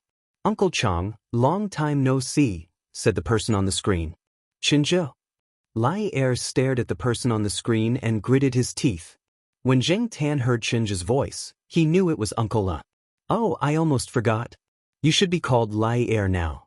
Do you think this place is familiar? I remember that when I was young, my father bought a house here when he had some money from his business. He said that he liked the kind of houses that he saw on TV, so he built an American-style house. Later, the neighbors all followed suit, so this area was jokingly called the high-end villa area. Chen just seemed to be immersed in his memories. I'm not here to listen to you reminisce. Where is the thing? Lai Er interrupted Chinzhe. Chinzhe didn't stop there. After my father became famous, we moved to the downtown business district. We only came here occasionally to rest, so we didn't have to order food from high-end restaurants. My mother cooked for us, and we had a normal weekend. Enough. My time is limited. Where is the thing? Lai Er asked sternly. You're guilty? Scared? Back then, when you ordered people to burn them to death here, how did you feel? They were watching you from the sky. Chen's voice was low, and there was a hint of absent-mindedness in his calm voice. You think you can scare me with this little trick? Lai Er snorted. You bought this land, rebuilt the burned house, and sent me an anonymous email asking me to come here. You mentioned your parents who died in the fire just to scare me? I wasn't scared when they were alive, so I'm even less scared now that they're dead. Lai Er suddenly thought of something and said darkly, You set up the surveillance camera? Unfortunately, I've already removed it. I admit that you've grown a lot since you killed 2 people without leaving a trace. That's an improvement, but you're still too young for me. I've already found the thing you're talking about. I can find it even if you don't tell me. As for you, you've been hiding for so many years. Now that you've come out, you can just wait for your death. Chen Zhi didn't care. He said to Lai Er, Do you believe in karma? Chapter 153. Zheng Tan was becoming more and more sensitive to his surroundings, and he trusted his intuition. Because of this, Zheng Tan regretted coming here to watch the show out of curiosity. No matter how curious he was, no matter how unwilling he was to miss the opportunity, he shouldn't gamble with his life. Even if it was just a cat's life, he had to cherish it. It was better to be alive than to die mysteriously, even if the threat was not aimed at Zheng Tan himself. At this moment, Zheng Tan didn't know that all the fur on his body, from his back to the tip of his tail, was standing on end due to an inexplicable fear. He didn't have the energy to feel the changes in his body caused by this inexplicable fear. To be safe, he had to leave this place. Zheng Tan, who was about to run away, saw something he had never seen before through the gap between the old blinds on the window before he moved his eyes away from the house. Flames suddenly burst out from Lai Er's body. He didn't see who poured the gasoline or lit the fire. It just burned. If Zheng Tan's sharp intuition was ignored, this situation could be said to have happened without any warning. From Zheng Tan's angle, he couldn't see Lai Er's expression. He could only see the masked man on the computer screen, who was still calm or indifferent, and the strange fire reflected from the screen. Lai Er always thought that Chinja was a hothead who would give himself away if he was scared. Lai Er could guess the method of the first 2 murders. Although there were no strong clues left at the scene, Lai Er knew that it must be Chinja, the fish that escaped the net years ago. He had even planned the follow-up action. As long as Chinja gave himself away, his subordinates would definitely find this person who had been hiding for years. Even if they didn't catch him now, they wouldn't be far away. But he didn't expect this to happen. Lai Er didn't know until the moment he lost consciousness that he had never known the person on the screen in front of him. It didn't matter if it was the fat boy who was overshadowed by his twin sister, or the masked man on the screen in front of him. Lai Er didn't make a sound when he was engulfed by the flames. He didn't call for help, nor did he wail in pain. He didn't even move. It wasn't because he didn't want to, but because he couldn't. Lai Er rested his hands on the armrest of the chair. There was a small machine on his right. If he pressed the button, the people guarding outside the room would rush in immediately. However, he didn't even have the chance to do so. Zheng Tan looked at the man sitting in the chair in the room. Strangely, the fire only burned above his knees. His calves and shoes were not covered by the fire. The fire looked very hot. Lai Er, who was sitting in the chair, was changing at a speed visible to the naked eye. What was strange was that the flames did not spread wildly. Since there was no fire source and Lai Er did not smoke, there was no way anything flammable or explosive could be in the room. Lai Er's men had already cleaned the room once and did not leave behind anything suspicious. Lai Er had been very cautious and even moved the table with the laptop. But even so, why did something like this happen all of a sudden? Zheng Tan couldn't figure it out no matter how hard he tried. Could it be that Chinja's trap was not discovered by Lai Er's men? Suddenly, Zheng Tan thought of something. Zheng Tan once overheard a few students talking about a similar phenomenon when he was strolling around Tsinghua University. They called that phenomenon spontaneous human combustion. Perhaps in the historical records, spontaneous human combustion was not caused by deliberate human factors, but what was happening in front of Zheng Tan's eyes told him that at the very least, it was caused by human factors. Zheng Tan would never believe that it was just a coincidence that number 2 was summoned to this room by someone who had been hiding for so many years before coming out for revenge. Furthermore, Number 2 was burned to such a state. Many people once thought that spontaneous combustion was God's punishment. But from a scientific point of view, what was spontaneous combustion? Fat, alcohol, static electricity, atomic reactions, and even the widely accepted Wick effect could not explain its nature. Otherwise, spontaneous human combustion wouldn't be listed as one of the top 10 unsolved mysteries in the world. Perhaps Chenja had solved the mystery, or perhaps Chenja had come into contact with the person who had solved the mystery. Or perhaps it was a possibility that no one could think of, or even a possibility that would be criticized as whimsical. But no matter what the situation was, what was happening at this moment was indeed inconceivable, and it gave Zheng Tan a great shock. Zheng Tan remembered that the students who talked about spontaneous human combustion said that in this phenomenon, the part of the human body that was on fire would be completely burned down in just 20 minutes. Regardless of whether this was the so-called spontaneous combustion of the human body, regardless of whether this was revenge or something else, regardless of what was happening inside the house, Zheng Tan only wanted to get as far away from this place as possible, this place that made his hair stand on end. Zheng Tan looked at the side of the room. No one was leaving from here, so he immediately jumped down. It was a bit high, and Zheng Tan didn't have much cushioning. Because of what he saw with his own eyes, Zheng Tan's body was still a little stiff, and his legs hurt when he landed. But Zheng Tan didn't care that much. His priority was to get out of here as soon as possible.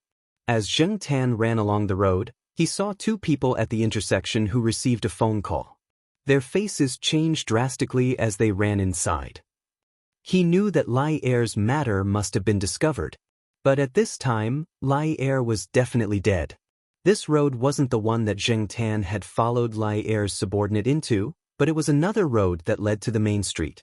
The cars and pedestrians coming and going on the main street also made the street warmer. There was sunlight, but the sky seemed to be covered by a layer of haze. The sunlight was not pure, or maybe it was mainly psychological factors. In short, Zheng Tan didn't feel the slightest bit of warmth brought by the sun. Instead, the feeling of trembling didn't disappear completely after leaving that place. Jumping onto a flower bed, Zheng Tan squatted down to rest, relieving the pressure caused by the sudden fear and uneasiness. He always thought that he had some guts, but now he doubted it. Before he could catch his breath, the fear had already faded. Zheng Tan took a deep breath, preparing to use the breathing method that Jiao Pa once taught him to relieve the pressure. But halfway through, Zheng Tan almost choked. He saw a few tall buildings. These buildings were relatively obvious in this area. Although they weren't very close, they weren't far either. That was the neighborhood where Uncle Chenj lived. I should have known. The streets were interconnected. Zheng Tan didn't notice it before, partly because there were old residential buildings between here and there. Zheng Tan also didn't see it from the right angle, so he didn't notice it. But Zheng Tan felt that it was mainly because he didn't know this area well. It turned out that Uncle Chenja lived so close to this place. Did that mean that Chenja had planned this long ago and was waiting for Lai Er to jump in? There was no doubt that Lai Er was dead, burned to death. But at the same time, Zheng Tan believed that even if the police came, they wouldn't be able to find any evidence to prove that the fire was man-made. Suspicion was one thing, but evidence was necessary. Without evidence, without clues, everything was just empty talk. Zheng Tan thought about what she had learned and what she had experienced and seen with her own eyes today. Chenja knew Lai Er very well. He knew that Lai Er would definitely come here and stay in the room alone. There were blinds on the window, and he knew that Lai Er would definitely close the blinds. That way, even if there was a fire in the room, the people outside wouldn't be able to find it immediately, and they wouldn't be able to save Lai Er in the shortest time possible. As long as they could buy some time, the chances of Lai Er dying here would be higher. As for the surveillance cameras and suspicious items that Lai Er's men found, they were probably just a smokescreen. As for the items they were talking about, Zheng Tan didn't know what they were, and he didn't want to find out. At a time like this, it was better to just be a normal cat. Looking around, Zheng Tan didn't want to run into Lai Er's men. It was impossible to go back through the small path now. So, he looked behind him, then looked at the tall buildings in front of him. He decided to walk around from the front and check on Uncle Lim. This time, he wouldn't go into Uncle Lame's house. He would just take a look outside the building to see if the Avenger was there. Then, he would leave and go back to the eastern courtyard of Tsinghua University to wait for dinner. Zheng Tan had a good plan. This way, he could satisfy his curiosity, which had shrunk because of the incident just now, and he could also stay in a safe area. Climbing over the wall into the residential area, Zheng Tan came to the building where Uncle Lame lived. Uncle Lame was at home, and the lights in the room were still on. Zheng Tan could see people moving around in the room from downstairs. Just as Zheng Tan was wondering if Uncle Lame was planning to escape after getting his revenge, or if he was thinking about something else, he saw Chenja open the door to the balcony. Zheng Tan almost jumped away like a kangaroo from the sudden shock like Huang. Suppressing the idea of running away, Zheng Tan tried to act dumb like the other cats and leave. Then, he heard the man standing on the balcony shout, "Hey, black cat!" Zheng Tan ignored him. Chenja shouted a few more times, and Zheng Tan had to look over there. At the same time, he thought to himself, if I go over, will I be burned until I'm only left with 4 paws and not even a tail? Chapter 154. Chenja didn't expect to see the black cat as soon as he opened the door. Originally, when he was boiling water to make tea, he also warmed a cup of milk to replace the one on the balcony from last night. Later on, he accidentally found out that not every cat could drink milk, but seeing that this black cat was so happy to drink milk every time it came, he decided to stick to this habit. Seeing Uncle Lame waving at him and waving the paper cup with milk in his hand, Zheng Tan hesitated. Should I go or not? Zheng Tan thought. Before this, he decided to just take a glance and leave as far away as possible. But now, looking at Uncle Lame's kind and expectant gaze, Zheng Tan's suppressed curiosity was reignited. What does Uncle Lame want to do? Zheng Tan slowly jumped up and went to the balcony. The balcony was still the same as before. Paper boxes, soft cushions, and paper cups with milk. Because Zheng Tan came over, Chenja didn't leave the paper cup with the warm milk outside. He turned around and went into the house and put the milk in front of Zheng Tan, who had already jumped up on the desk. Zheng Tan jumped up on the desk just to broaden his vision a little and see the changes in the house. Compared to what he saw the last few times he came here, today's room, no, it should be said that the whole house had changed a lot.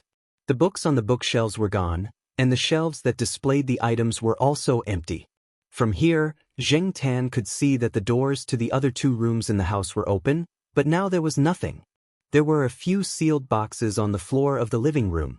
There was a cup of wintersweet tea on the desk. Looking at the steam rising from it, it should be freshly brewed tea. The jar of wintersweet was empty. This was the last of the wintersweet tea that was brewed. There weren't many wintersweet flowers left in the neighborhood now. With the arrival of spring, the temperature rose, and the wintersweet flowers disappeared from people's sight. Next to the teacup was an upside-down book in a foreign language. If it wasn't for his recent experience, Zheng Tan wouldn't have associated this seemingly pleasant scene with the previous one. Looking at the person in front of him again, Zheng Tan realized that compared to the last few times he saw Chenja, the current Chenja had changed a little. Although he used to look quite gentle, Zheng Tan always felt that this guy was shrouded in a heavy shadow. Even when he was smiling, the shadow didn't disappear. But now, it was as if the haze in the sky had been dispelled, becoming clear and pure. When faced with seemingly harmless animals, people tended to behave more naturally. Chenja returned to his seat at the table. He stared at Zheng Tan for 2 minutes.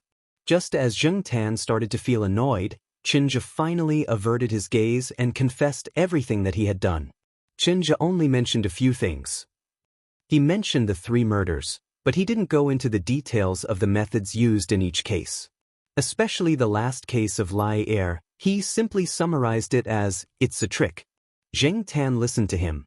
Just as he guessed, Chenja was the one who single-handedly caused Lai Er's death. But how did Chenja do it? Trick? Trick? Magic? And then there was no, and then. After Uncle Lame finished his sentence in English, he picked up the teacup on the table and took a sip before continuing with the rest of the story.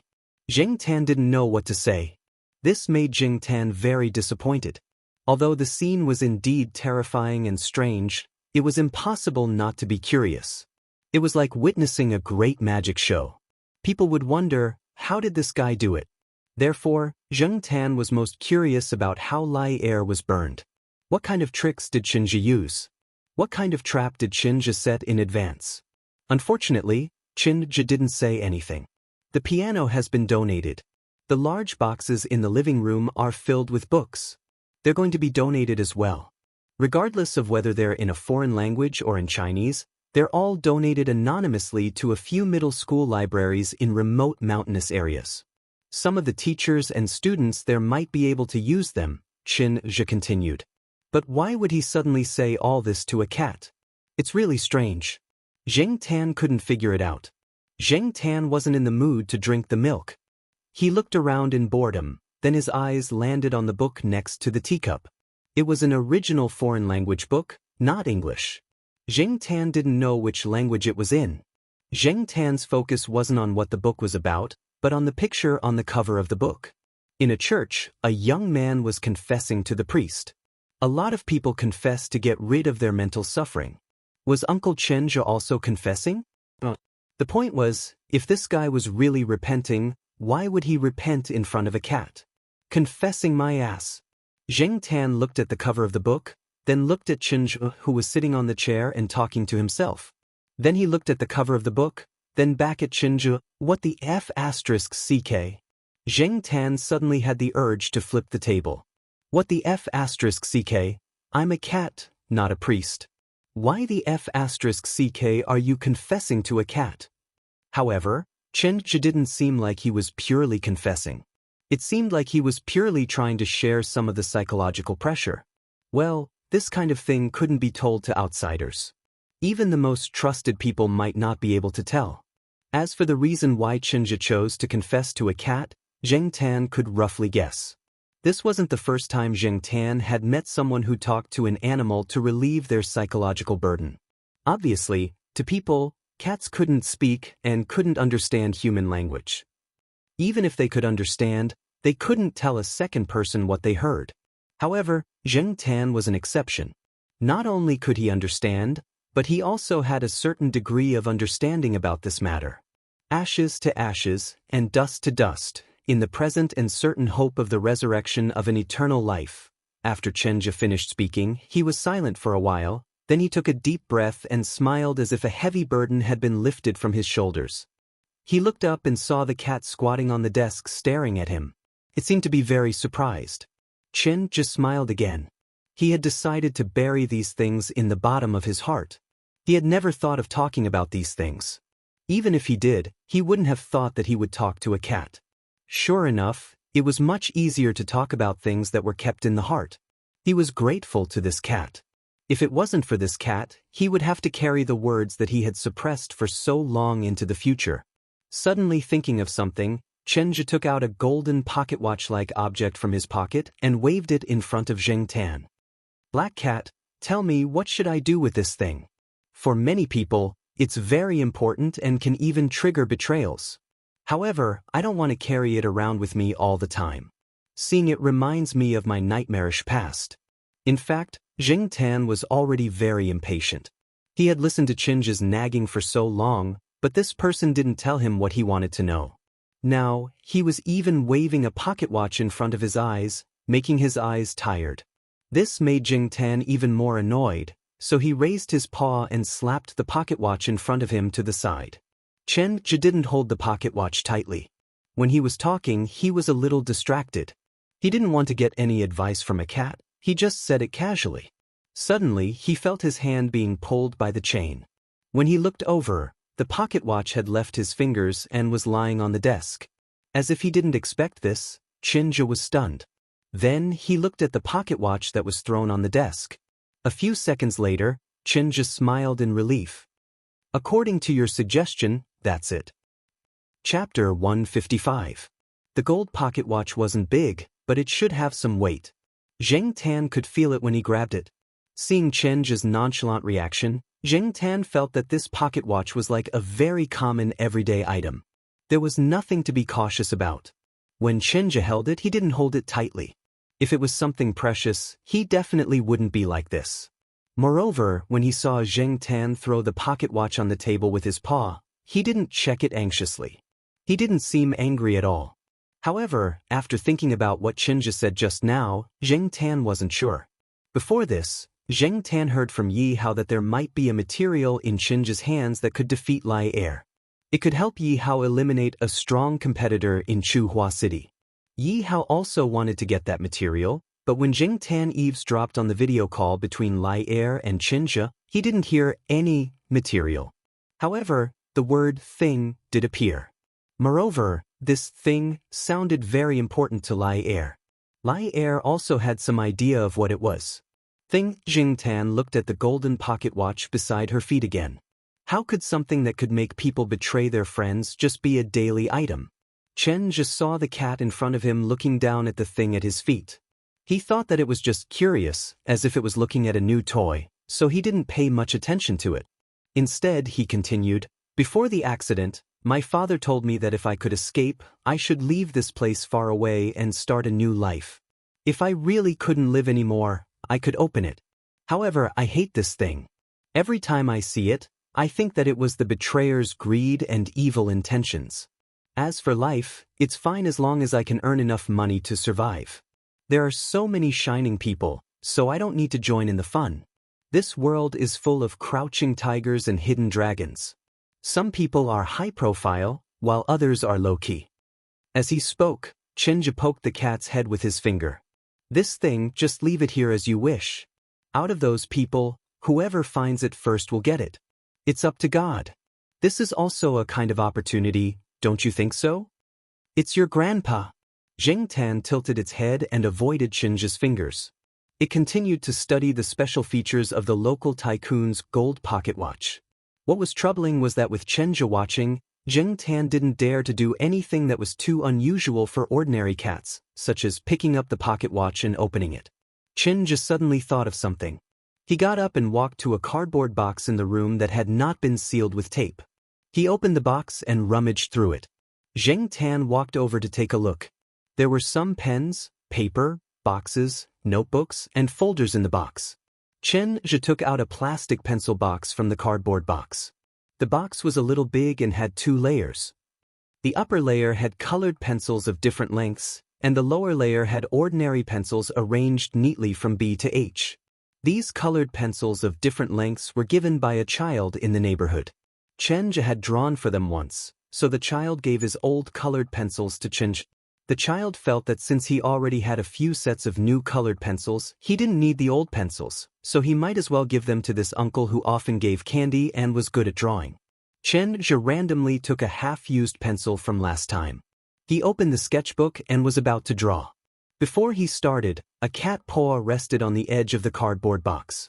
Chinja, whose attention was still on the cardboard box, stopped what he was doing. He followed the cat's gaze and found that the cat in front of him was looking at the colored pencils. Colored pencils? Chinja thought for a few seconds. He looked at the pen in his hand, put it back, and picked up another pencil. It was a cheap pen, and his drawing skills were far inferior to those who graduated from professional classes, but Zheng Tan felt that the drawing was still very good. At least he felt that Chinja didn't draw himself crookedly. This was also the first time in many years that Chinja had drawn colored pencils. Actually, colored pencils were not bad, right? After finishing the drawing, Chinja wrote down the date and other notes, and then looked at Zheng Tan. "Keep it as a memento. I don't like to take photos, so I drew you again. When I recall in the future, I will remember that I used to know a cat."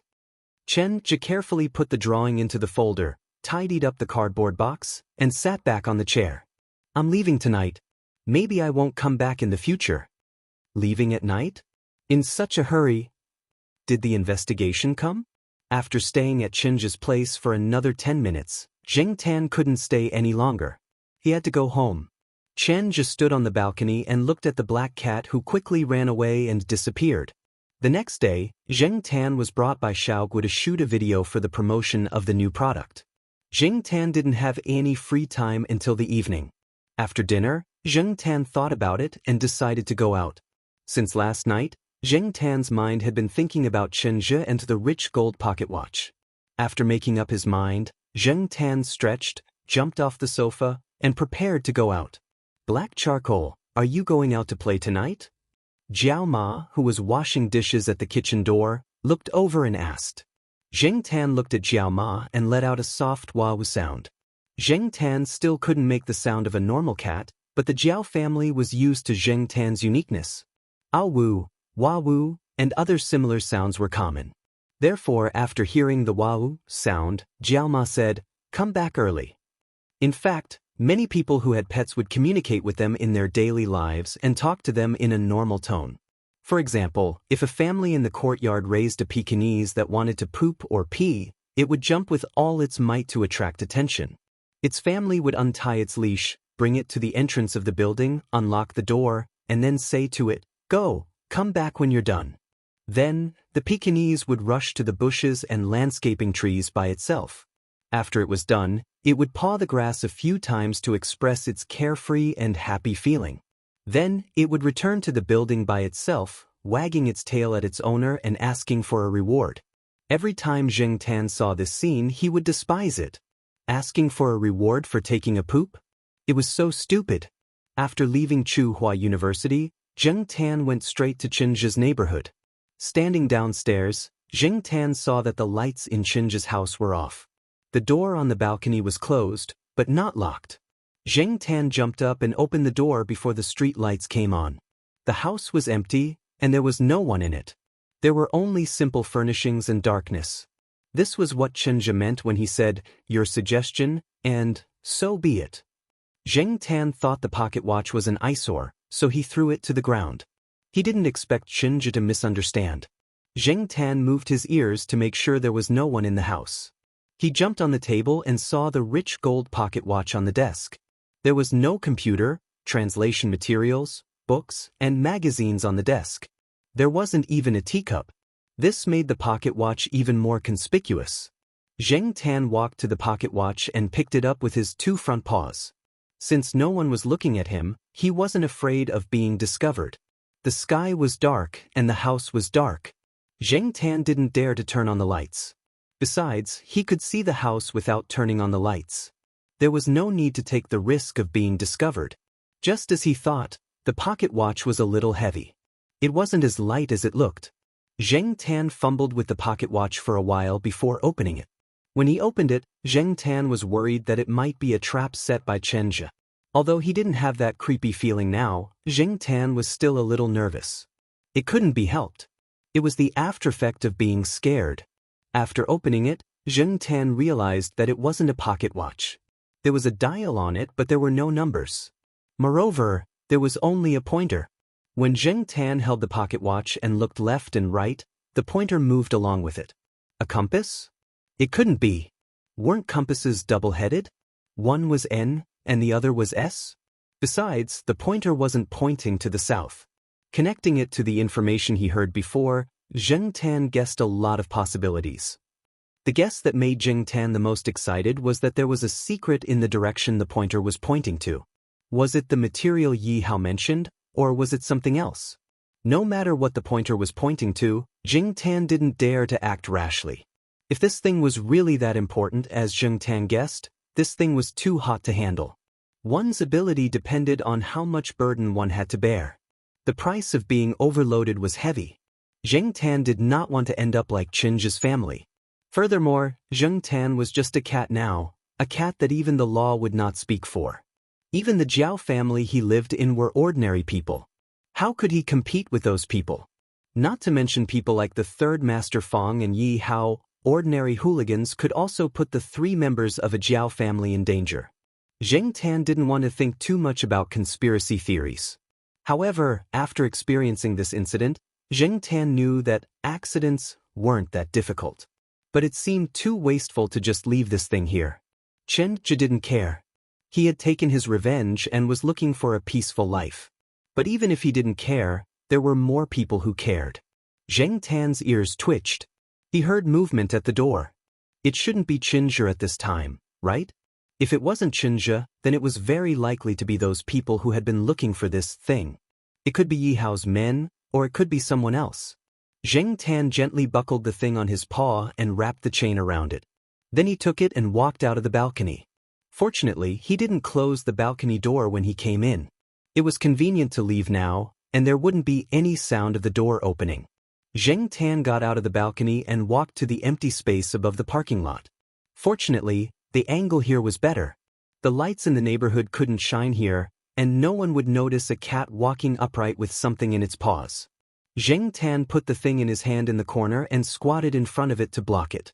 Then he pricked up his ears and listened to the movements in Chen's house. Someone must have entered the house. There was more than one person, and the person who came in didn't turn on the lights. After a while, Zheng Tan heard them cursing in a low voice. They were probably calling to report. Soon those people left. Zheng Tan walked to the edge of the empty space and looked down. 3 young people came out of the building. One of them cursed again in a low voice. This made Zheng Tan certain that they were the ones who entered Chen's house. After the 3 people drove away, Zheng Tan was about to turn around when he saw a person coming out of a car parked below. Because of the angle, he couldn't see the person's face, but Zheng Tan felt that this person was familiar. He should know him. When the person passed by here, he looked up at Chen's balcony. Then he seemed to feel something and looked at Zheng Tan, who was standing at the edge of the empty space near the balcony. Oh, it's someone I know. After seeing the person's face, Zheng Tan thought to himself. Chapter 156. There were many people in this world who were not afraid of snakes, but were afraid of frogs.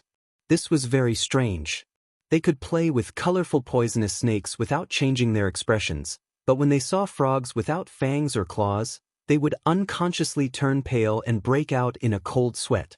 Ran Qi was similar to this kind of person. He could crush a person's head without blinking, and he could remain calm when facing a fierce dog, but when he saw a cat, he would unconsciously become stiff. In fact, Ran Qi's situation was not as serious as it was now. Ever since Zheng Tan and the Monseigneur appeared one after another, Ran Qi's situation became more and more obvious. Of course, if he met other cats, Ran Qi would at most be a little stiff. Only when he met Zheng Tan and the Monseigneur would this person, who was usually calm, wise, and brave, suddenly become a little listless. Ran Qi came over with the 3 people today. He was originally going to the construction site for a routine visit to supervise and prove that his position as the person in charge of the project was not just for show. After visiting the construction site, he was ready to drive to another place to meet up with Yi Hao and report the results of today's inspection of the construction site. He did not expect to see a familiar person when he was waiting for the green light at the intersection. Ran Qi had seen this person in the materials that Yi Hao had given him yesterday, but Yi Hao had let Leopard be in charge of the investigation there. Ran Qi did not take over, nor did he take the initiative to contact him. This person was not very conspicuous among the people that appeared in the materials. Although it was just a quick glance, Ran Qi was sure it was that person. Even Celestine had to acknowledge his observation skills in this area. It was also this observation skills that allowed Ran Qi to recognize Zheng Tan at a glance when he saw him, and not treat him as a cat raised by another resident in the community. Ran Qi was glad that he was driving a subordinate's car today. His car had been sent for maintenance, so he temporarily borrowed this very popular car for transportation. It was inconspicuous and easy to track. Before this, Ran Qi was secretly happy that his luck was not bad today. The investigation on Leopard's side had not been going well. If he could find something today, it would definitely push the investigation forward. And now, Ran Qi suddenly felt like vomiting blood. F***ck, didn't this cat live in Chuhua University? Why did he run so far away? How could a cat walk so far? Ran Qi didn't know about other cats, but he knew that this cat would always appear in unexpected places, no matter how close or far it was from its home. The man and the cat stared at each other for half a minute. In the end, it was Ran Qi who looked away. He didn't know whether he should continue his investigation or turn around and leave. If he continued his investigation with this cat around, there were too many variables. It would not be good if he was discovered by others instead of investigating. But to turn around and leave now, Ran Qi was quite unwilling. He had followed behind the 3 people. Although he didn't go upstairs, he knew that the 3 people should be moving around on the floor above the parking lot. And Ran Qi didn't hear any knocking on the door, nor did he hear the owner open the door to speak. Ran Qi didn't think that the 3 people lived here. So, the biggest possibility was that the 3 people had broken the door. There was no quarrel, no fighting, most likely because there was no one in the house. And looking from the outside at this time, there was only one house that didn't have the lights on. When the three people went downstairs, Ranchi quickly hid in the car. After the three people left, Ranchi planned to go to that house to take a look. But unfortunately, the cat he hated the most was squatting by that resident's balcony. Could it be guaranteed that when he was on the move, the cat would stay where it was and not disturb him? Could it be guaranteed that the cat wouldn't make any sounds to attract more attention and expose him? Could it be guaranteed that the cat wouldn't go into the house from the balcony and cause all kinds of trouble? Ranchi didn't have any guarantees at all. What the F***ck? Cats are the most annoying animals in the world, Ranchi thought. Ranchi scolded Jing Tan in his heart. Jing Tan was also hesitating. Before this, Jing Tan didn't decide who to give the hot potato in his hand to. He even wanted to hide this thing first and take it out later. But now that he saw Ranchi, he had to admit that it was just as Chinja said. When you can't make a decision, let them make the decision for you. The reason why Jing Tan hesitated was that he didn't know if Ranchi was reliable or if he would silence him. If the person in front of him was the third Master Fong or Celestine, Jing Tan definitely wouldn't hesitate for so long. But now it was Ranchi, a guy who had an inexplicable prejudice against cats. While Jing Tan was hesitating, Ranchi had already made a decision. He was going to leave first and walk around, or stay in the car to take a nap. He would stay here tonight and observe. After the black cat left, he would act freely. So, Ranchi looked at Jing Tan again and turned to leave. But before he could take 2 steps, a black shadow rushed over and stopped in front of him. When Jing Tan saw Ranchi like this, he thought that he was going to leave. He quickly jumped out of the car and stopped Ranchi. He hadn't made a decision yet, but he couldn't let Ranchi leave just like that. If he left, Jing Tan didn't know when he could get rid of the hot potato in his hand. Every second this thing stayed in his hand, Jing Tan felt a sense of crisis. He still had to go home tonight. Jing Tan wouldn't feel at ease if he couldn't give this thing away. Ranchi frowned. He moved his feet 45 degrees to the left and continued forward.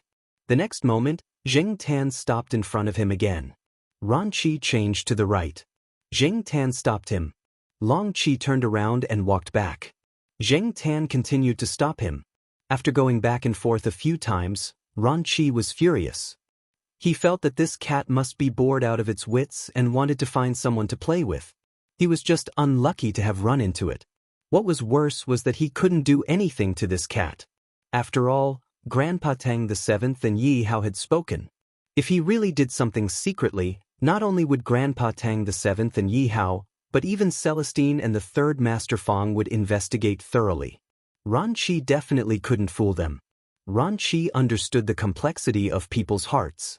So, he didn't want to and didn't dare to do anything to this cat. Once he did, it would cause a chain reaction that he couldn't control. 2 years ago, if someone had told Ranchi that he would be forced into this state by a cat, he wouldn't have believed it even if you beat Ranchi to death. So, Ranchi raised his hand and pointed at the black cat in front of him. Let me tell you, don't go too far. He was obviously trying to sound tough. Celestine had told them that this cat had to speak human language. If it sounded like an animal's voice, this cat would ignore it. Ranchi had said that he was waiting for the cat's reaction. Jing Tan's reaction was to look at it with even more disdain. Don't think that I can't see that look in your eyes. Ranchi wanted to vomit blood again. After a minute of confrontation, Ranchi walked into the car, took out his phone, and made a call. Brother Ling, I've run into a situation here. Ranchi briefly explained what had just happened. He didn't mention what he was investigating, and Celestine didn't ask. Jing Tan saw that Ranchi went straight into the car and didn't chase after him. He wasn't that familiar with Ranchi, and he wouldn't jump into the car. Besides, Ranchi closed the car window tightly. When he opened the door, he was afraid that he would follow him in. Jing Tan wouldn't rush to flirt with him. If Ranchi drove away directly, Jing Tan would take it that Yi Hao didn't have this opportunity. However, Jing Tan saw that Ranchi was making a call inside and didn't look like he was going to leave. He quickly got out of the car and walked towards him. Jing Tan was puzzled. He looked at the phone in Ranchi's hand again. It was indeed a phone, not a steel pipe. Because of the situation, Ran Qi didn't turn on the speaker, so he put the phone on the empty space by the roadside and took a few steps back. Jing Tan looked at Ran Qi's phone. It was still in the middle of a call, so he walked over. Black Charcoal, are you there? A familiar voice came from the phone. Ran Qi was calling Celestine. Was he complaining? Jing Tan raised his head and looked at Ran Qi with disdain. Tattletale. Ran Qi was so angry that his stomach hurt from Jing Tan's look. He knew that a lot of times, a cat's eyes could directly reflect their psychological activities, just like the situation in front of him. Cats were indeed evil creatures. Jing Tan didn't care what Ran Qi was thinking. He continued to listen to the phone. He felt that this was good. With Celestine there was more protection. At least Ran Qi wouldn't swallow him up and kill him. The swinging tail hit the phone, making a soft sound. This was the answer to Celestine's question. Celestine laughed on the phone. Hurry up and go home. It's so late. Don't wander around outside. Also, you ran too far. Listening to Celestine's nagging, Jing Tan became impatient again. He turned around and jumped onto the empty space above the parking space. When Ran Qi saw Jing Tan leave, he was happy. He thought that Celestine's persuasion was effective. He walked over and picked up the phone to thank Celestine. When he hung up the phone and looked up, Ran Qi saw the black cat standing on the edge of the empty space. There was a chain by the black cat's feet. As for what kind of chain it was dark and the light from the street lamps wasn't very good. It couldn't illuminate that angle, so he couldn't see clearly. Jing Tan threw the thing next to his paw down. Ran Qi hurried over and caught it. He quickly looked around to make sure that no one was paying attention. He looked at the thing in his hand. When Jing Tan threw the thing down, he had been paying attention to Ran Qi's reaction. Seeing Ran Qi's reaction, Jing Tan was now sure that Yi Hao didn't find this thing. However, Jing Tan didn't care whether he found it or not. He also didn't care when Jing Tan found it. The hot potato was finally thrown out. Jing Tan's heart was also relieved. He took a deep breath. His body and mind were at ease. It was better to throw it out. After giving the thing, Jing Tan didn't want to stay here any longer. He jumped off the empty space and ran out of the neighborhood to Chuhua University without looking at Ran Qi. It was time to go home. Jing Tan didn't care what Yi Hao would do next. If this thing was really as valuable as Chinja said, with Yi Hao's ability, he should be able to cope with the impact of this thing. Of course, if Yi Hao couldn't discover the value of this thing, then it could only be said that this was fate.